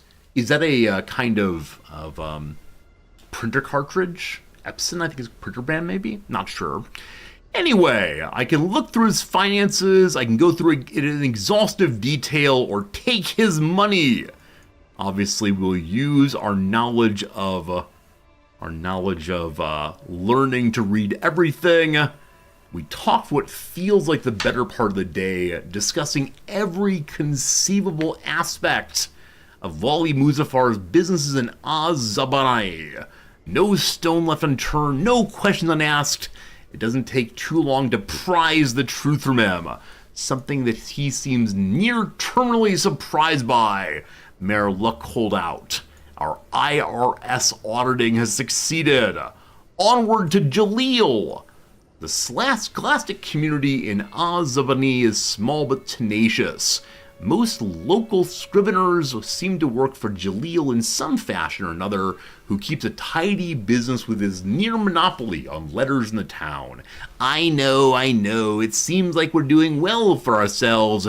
This is hardly the first extra duty the Sheikh has put on us this year, nor will it, I suspect, be the last. You must understand our reluctance. He keeps chatting, but I can't seem to forget the well-stocked kitchen we wove past to get here. I can take his food, I can try to catch him in a lie, or I can look through financial records. So unfortunately, it's a stewardship and diplomacy challenge, and we have neither of those that are particularly good. So 30% chance of stewardship winning. He has very high stewardship. 5% chance of diplomacy. We have lesser skills in both. We try for stewardship and fail. He scrounges up on short notice all the details, and he's utterly beyond reproach. So we're not going to get the perfect outcome. We're now aiming for the good enough outcome. Next up to Coward. A spot of luxury. He runs a thriving bathhouse here. No fool alive who can't appreciate a good bath, washing away the dust and grime. We all do Allah's work here, Master Hassan, and no mistake. Another tithe cripple us. That much should be obvious. Alright, we can use learning here. We succeed again. Alright, one more to go. Hopefully we can get one more piece of evidence. She's involved in medicines, healing, and providing good midwives. It's an unusual occupation, but one with ample demand. I know, it seems like we're doing well. Alright, we can try stewardship or diplomacy. Slightly better diplomacy. We fail again. Well, honey, don't be sad. 2 out of 4 ain't bad. Isn't there some country song similar to that also? Something about, I don't know. I don't remember. There's some country song about having some things for the relationship, but not all of it. We gather in Muzaffar's chamber, a suitably dramatic place to render my verdict. With the words behind me, this will be binding, one way or another. Jalil, Kurad, and Shamim all await the pronouncement of their fate with bated breath, while Muzaffar seems nervous for the first time to my arrival. My gut tells me they could pay, they simply don't want to. My investigations have largely borne that out. I can order them to pay in full. If I do that, I don't know what this means. If I gathered sufficient evidence, we'll get success. If we lack evidence, we get qualified. If I really lack evidence, we fail. If I say you shall pay half, we're guaranteed to win. With 19 money and 1,000 provisions. Yeah, given we have 2 out of 4, half seems good. They paid in part. I suppose that's it then. Thank you for your time, he grumbles. Everyone's unhappy. It's fair enough. Muzaffar lacks for gratitude. We get no extra rewards, but 1,000 provisions, some money. Absolutely awesome. Absolutely awesome. Also, Pore is now swayed sufficiently that she's in the positive side. There's a little girl who's kind of low, but everyone in our group now likes us. Everyone in our group now is our religion. We have to get 6 more followers to accomplish an achievement. I have the money to buy followers, but boy howdy. Boy howdy, boy howdy. These are very quick little missions to knock out. Let's go ahead and do the quick ones.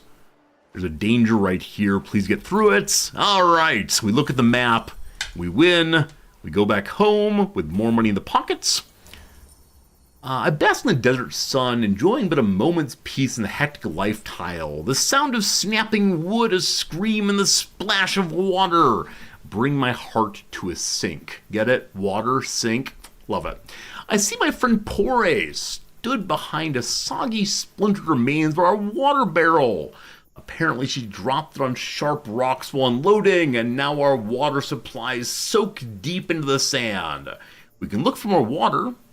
Coin flips to pull it off. We order Pore to fix it. We raid caravans, or we survive without. I'd like you to find a spring. We found a spring. Mission accomplished. Our illness is gone again. Things are going in the right direction. Okay, 1,500 food. Palestine is now more independent. It's still run by Nizarai. Can we make it there on this move? We are so close. It is February, so that's not ideal. We can make it this move. And look what Allah has made for us. A beautiful path through the middle with no danger at all. God is surely on Team Resorty. It is perfect. Through Tiberias, into Jerusalem.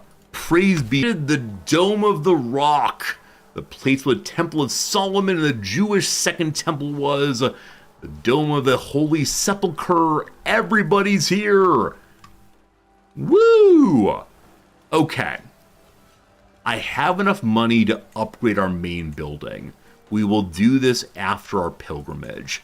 Now, pilgrimaging from farther away gives more opportunities to get piety. We do not care about piety. All we care about is that we manage to... Yes. No. Yes. Is that we've gone on a second pilgrimage and then we're in a location... Oh, no! Location must be a holy site following the religion ruled by a Nizari top liege. It's ruled by a Nizari under liege. The top liege is the wrong kind of religion. Oh, no! I misunderstood part of that, unfortunately. Well, we're here anyway. We'll get ourselves a quick little opportunity to pilgrimage anyway. I can't offer Buddy the chance to change religions. We could go change the religion of his people and hope that he changed religions too. He's currently losing an independence war for Damascus. The fellow who is Palestine's not part of this.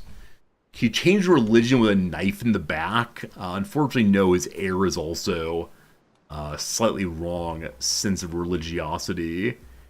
We go down below that. Yeah, unfortunately, all his children are the wrong religion. Now, we could ask. No, we can't ask to educate his child, can we? May I educate your child? I don't believe so. Anyway, we came here for a reason. Let's carry out the reason anyway. Where are we going? Where are we going to be pious? We're going to Jerusalem. Oh, you can't pilgrimage if you're already sitting there. Alright, need to move a county or so over and go fishing. Alright, let's move here. Fine. While we're here, may I go fishing? Heck yes! Who goes fishing? We go alone. Alright, we managed to hook a fish. We could try to pull hard. We're likely to get some food. Or do we let the fishing pole go? We have no stress, and so we pull that fish. We catch a sturgeon. We are the sturgeon surgeon. Let's see here. That sturgeon was surgeon. We pulled hard, and it surged in. Now we are the sturgeon surgeon. Good enough. Alright, it is time for us to go on our pilgrimage hike. Pious pilgrimage, good. Going to Jerusalem, the shortest pilgrimage in all time. Are we gonna make it? Hey, we're here! Oh, Jerusalem! No other city in the world has a history quite like Jerusalem. In addition to many other holy sites there, the city contains the Haram esh-Sharif, the site where Muhammad ascended to heaven after his time on earth. Standing outside the Temple Mount with the hand on the western wall, I find myself reflecting on everything that happened on my journey to the city of legend. Everything that happened, walking one county. We are now a pilgrim. So we're both a Haji and a pilgrim. That's pretty good. We're here for 4 months. We'll see what happens. There's only so much a man can pray while looking for other equally important ways to spend one's time. Amir Ezra has a lovely residence he's so kindly allowed me to visit. I hear some voices from one of the rooms. And in doing this, you'd achieve the greatest technique. I peek inside and see Abd al-Leaf explaining his craft to a group of interested courtiers who eagerly follow his teachings. Alright, I could pay him 15 money, and he will join me. The local lord is big cranky. Or, if I have more diplomacy, I can just ask him to join me, or I don't care. I need people, 15 money is almost nothing. Welcome to the team, my champion. He likes me, he's our religion. We are now up to, I think, 5 adults? Hey, new cultural era. Because we're not landed, we do not care about cultural era, but that's fine, I'll be right with you, video game. Show me the camp, please. Show me the people, please.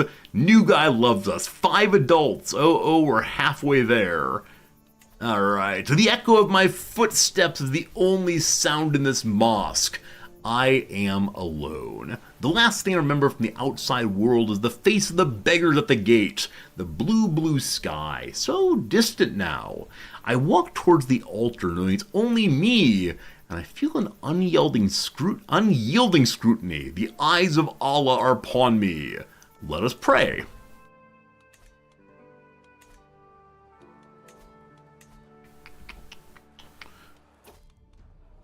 As I wander in the stalls, avoiding as many foods as I can, waves of people try to drag me to their houses. I notice a big gathering around a merchant. Come and buy a true relic for a price that'll make Allah laugh for decades. The cloak of Muhammad, found in this very holy shrine only a few days ago. We can buy it for 10 money. The cloak of Muhammad. More piety. More piety. That's all we really get for it, unfortunately. I mean, piety's cool and all. We're about halfway to the top level. We're pulling in 26 a month right now. Good God. Wait, why is the Hajj showing a negative here? Oh, interesting. The Hajj negative there is negative 25. But being a Haji, we get positive 35. So plus 10%. It's weird that the Hajj part stays here, though. It was going away plus 10. Anyway, I'm sure you wouldn't want to sell a relic for a greedy price. We have a 65% chance of haggling well. Better thing to spend money on, or this does not seem particularly authentic. I mean, that is true. We get more piety for not buying into the scam. At our time, sacred site draws to an end, I feel reassured that while I also may not have been the most pious pilgrim, I did a good job anyway. This pilgrimage is my second, but also a revisit of the Jerusalem holy site. I have no regrets coming here again and awing at holiness and splendor. I'm thrilled by the notion of having visited a new holy site. Very strange. The game is saying simultaneously I'm revisiting Jerusalem, but also it's my first time in Jerusalem. No idea. Good job, Jerusalem. We hit level 1. That's all we need. We return. We're more of a holy man, but it's good to be home. Okie dokie. We try to spread the faith. We have a 64% chance. Yeah, our lowering of our diplomacy by having our face ruined is making it very hard to convert people. We have big learning, we have a lot of knowledge of the Quran, but we can't express it very well anymore. A real shame, a real shame. We got 100 troops. So, the job here is a quick boundary dispute. Hello, I solved it, mission accomplished. The one down here is a passage of arms. The bridge of Jaffa remains unprotected. A show of force is necessary to keep bandits away. The Sheikh will reward whoever dissuades them. Very interesting. I've not seen that one, but not what we need. Alright, how much is it for a new group of troop? 75 money. We hates it, but we must do it. Okay, we're now going to pop into the city here and try to recruit some more people. Hey, we can also gather provisions. This is a dry land. I prefer to wait till we're in grasslands, but not much around. All right, we head out and find something to eat. Much food, 400 more. Awesome, awesome. Thumbs up. All right, hello, beautiful city. Number 1. May I ask for some old food? They give me the old food. Number 2, hello locals. Alright, we could get some more adults for 100 and some money. This guy's 33 and a beautiful witch. He's also very smart like us. You are 138 money. I can't afford you. I don't think there's a way to hire people here who are like average soldiers. I think you need a castle for that, unfortunately. But back to camp. We'll then begin visiting castle on our way back. Beirut has a simple job of collecting taxes. This involves us wandering around. Beirut is part of... I think it would just be between Beirut and Tripoli. But tax is no fun. I'm going to head into the Seljuk territory again. I'm going to try to get back to our mission. On the way, we'll stop at the castle here to recruit more troops. We have plenty of food. Let's do what we can. Let's move. I do worry doing a Seljuk land will immediately be arrested, but I sure do hope nobody notices us. That said, our very first trait perk in intrigue. Now, we're not involved in intrigue for seduction or torturing. No. Well, maybe. No. No torturing. Only scheming against people. So now we can make hooks against people, and I believe we can use those hooks to get favors from various lords. I'm not certain how that works while unlanded. We can discover it at some point, though. To the castle! Hello, scruffy people! I'm very fancy, so I can talk about our religion and get 80% troops refilled up to 183 immediately. Nice. I don't think I can ask for free food yet. It was just recently we did that. Nope, not until September. A few more months.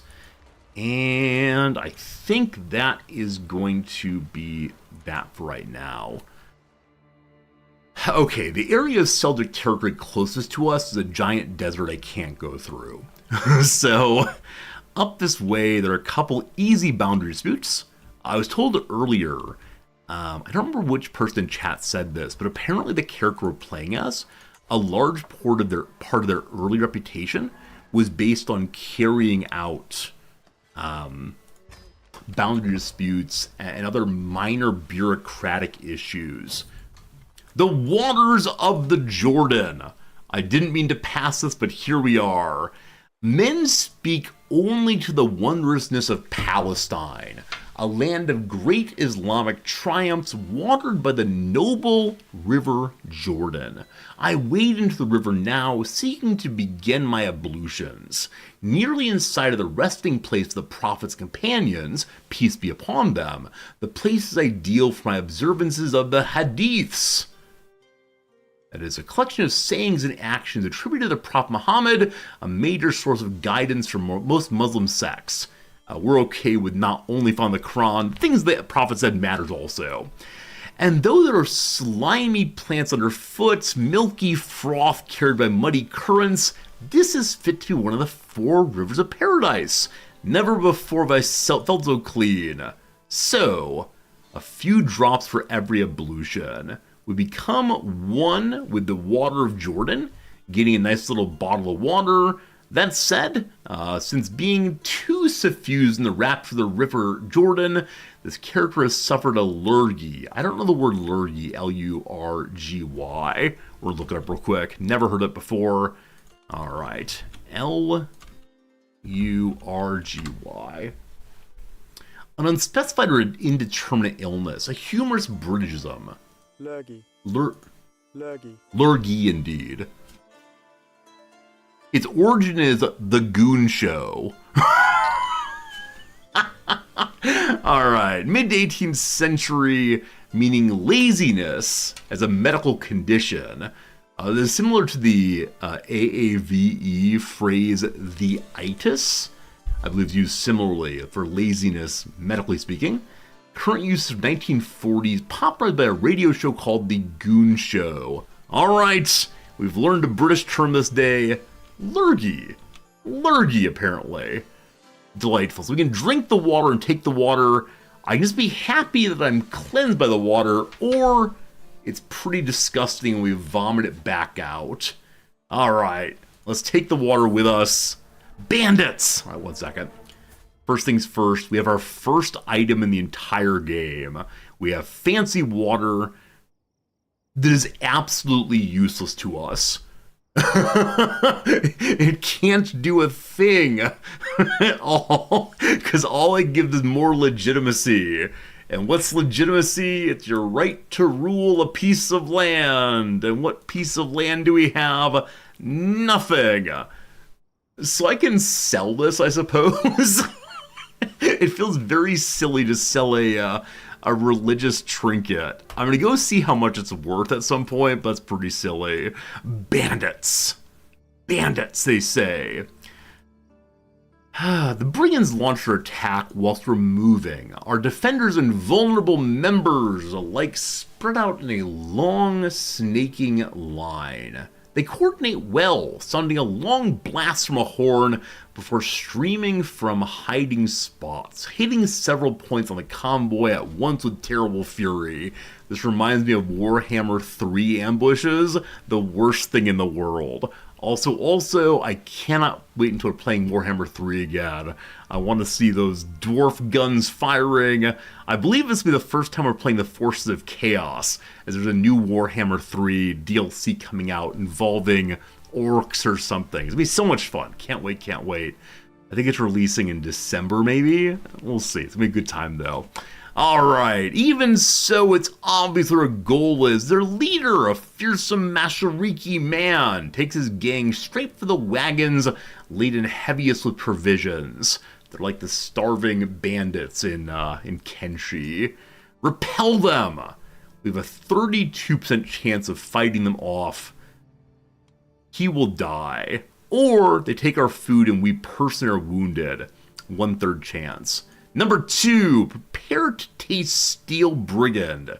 We enter into a duel to the death. We have 13, he has 11. We have 2 penalties negated because we have Foutoir. So because the youngsters joined us, we have injury resistance in combat. Or surrender some provisions.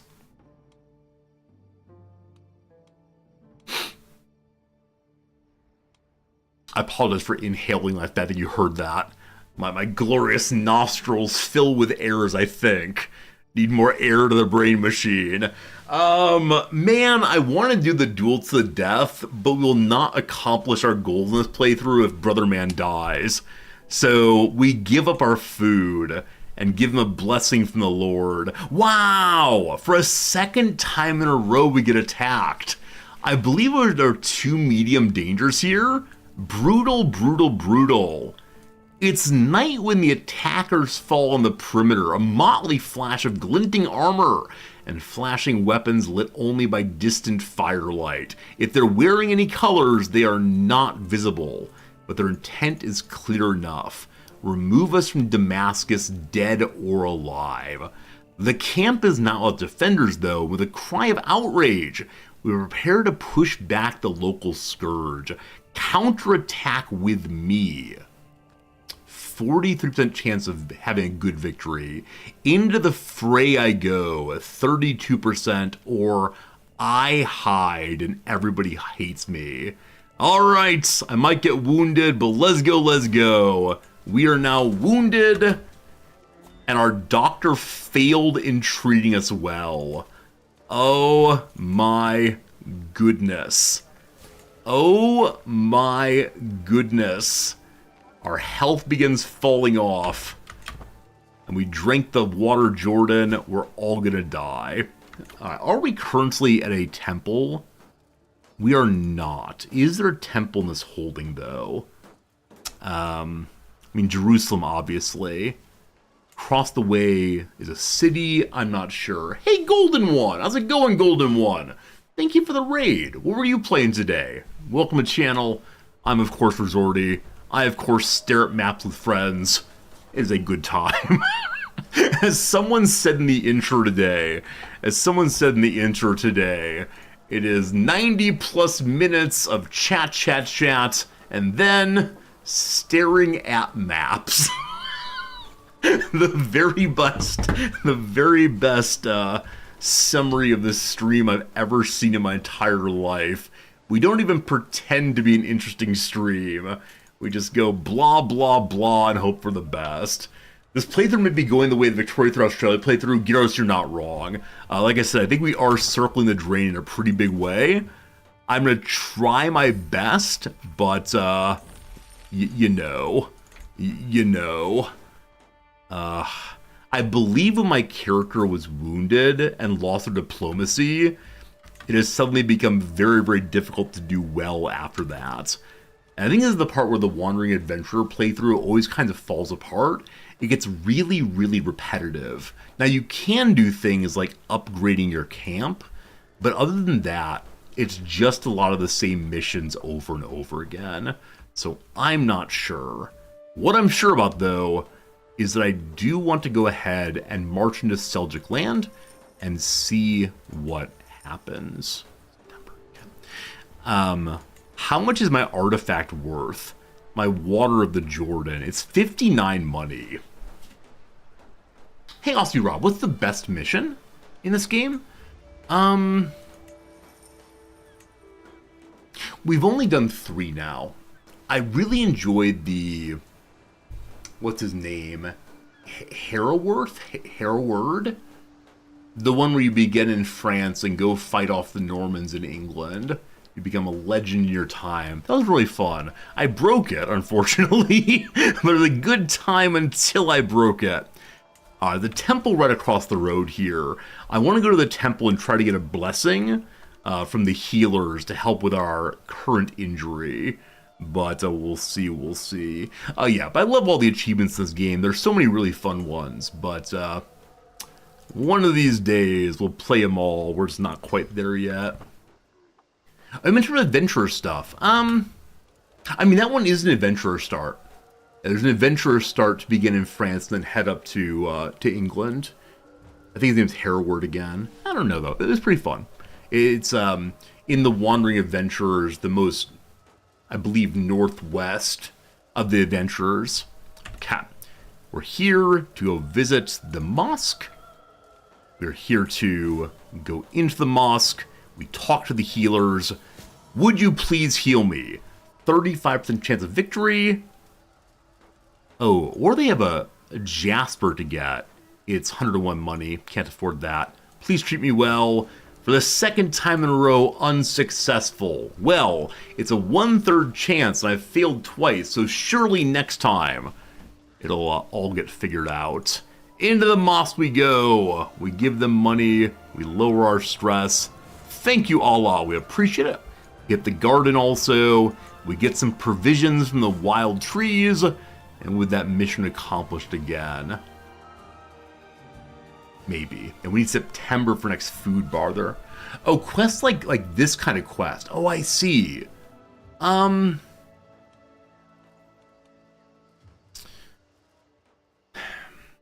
If I'm being entirely honest, I don't think any of the quests have been especially fun. I guess I like the one where you have to go around and talk to all the people about why they're not paying their taxes. I like the idea of being the Internal Revenue System, I suppose. Internal Revenue Service, rather. That was pretty fun. I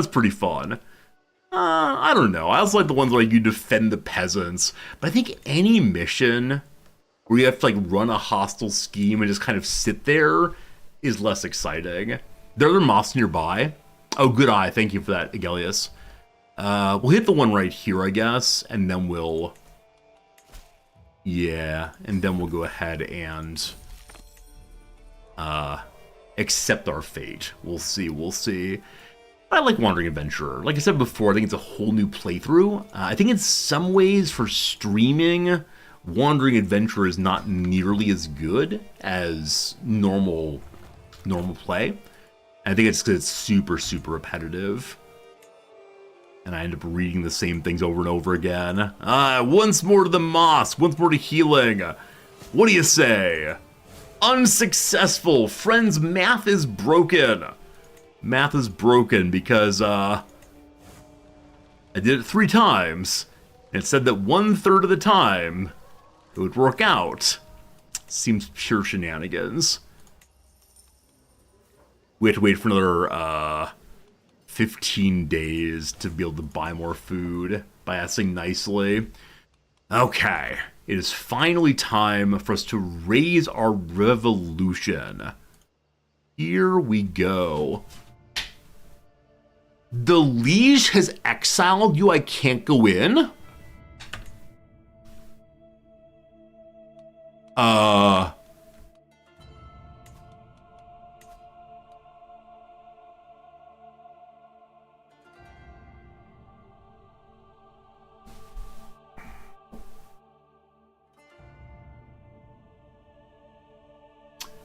How do I... How do I complete my Let's Launch a Revolution if I'm not allowed inside? I'm guessing the exile ends if you kill the current liege, but that current liege is the one who I'm supposed to kill in the revolution. Oh no. You have to be in his territory. So the exile completely ruined what I was doing. I can't even begin the assassins because you have to be in his territory. What? Can I sneak it? I don't think so. I don't think so. Like, move camp, it says, no, you've been exiled. Oh no. Well, friends, I think the playthrough's over.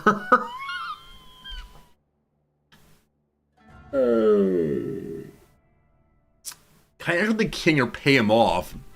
I'm pretty sure exile's absolute. Let's see. I can foment revolt threat to destabilize. I don't know. Can you plan a route through his territory? It's an interesting question. And then abandon the way? I don't think so. Declare war? Me and my 183 dudes? I need the peasants with me. Oh, that's unfortunate. This is unfortunate. I'll try to plan movement through. I'm nearly certain this will not work.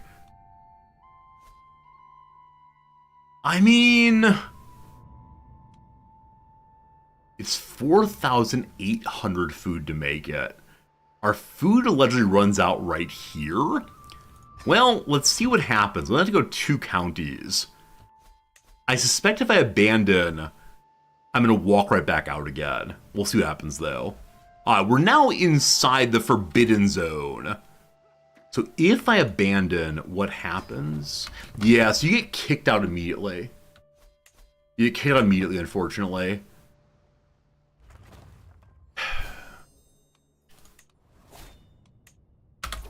It's been a good time. Friends, tomorrow we will be attempting to play some Stellaris, I think. I've got to say, I'm a little annoyed right now. I'm going to go to the, I'm going to go look at the, you have to get the troops where he tried to exile you. Okay, I didn't realize that I could screw it up in that way. Because, yeah, if you have at least 100 troops, it's possible to, resist the exile, but I believe you then go to war with him. I'll look into that. I'm gonna see if this is something that other people complained about. It's okay though. We had a good time. We should probably find someone to raid host. Here comes Big Resorty first. Just want to say thank you. I really hope you enjoyed the CK3 playthroughs. It was something. It was something for sure. I do want to play more CK3 next week, I believe. Next week we'll be getting a new DLC, and we'll surely check that one out. Looking forward to that. But tomorrow, doing some Stellaris, doing the new Galactic Archives DLC. Gonna check out more learning, more good in Stellaris. I sure do hope that the new content is not mid to late game. I love when we play Stellaris that we're able to get our teeth into cool stuff right away. So tomorrow we'll do that. For now, let's find someone to raid host. Let's find someone to share the community with. Let's go check out the directory called Crusader Kings 3 and see what is what. Who is playing video games? It's me!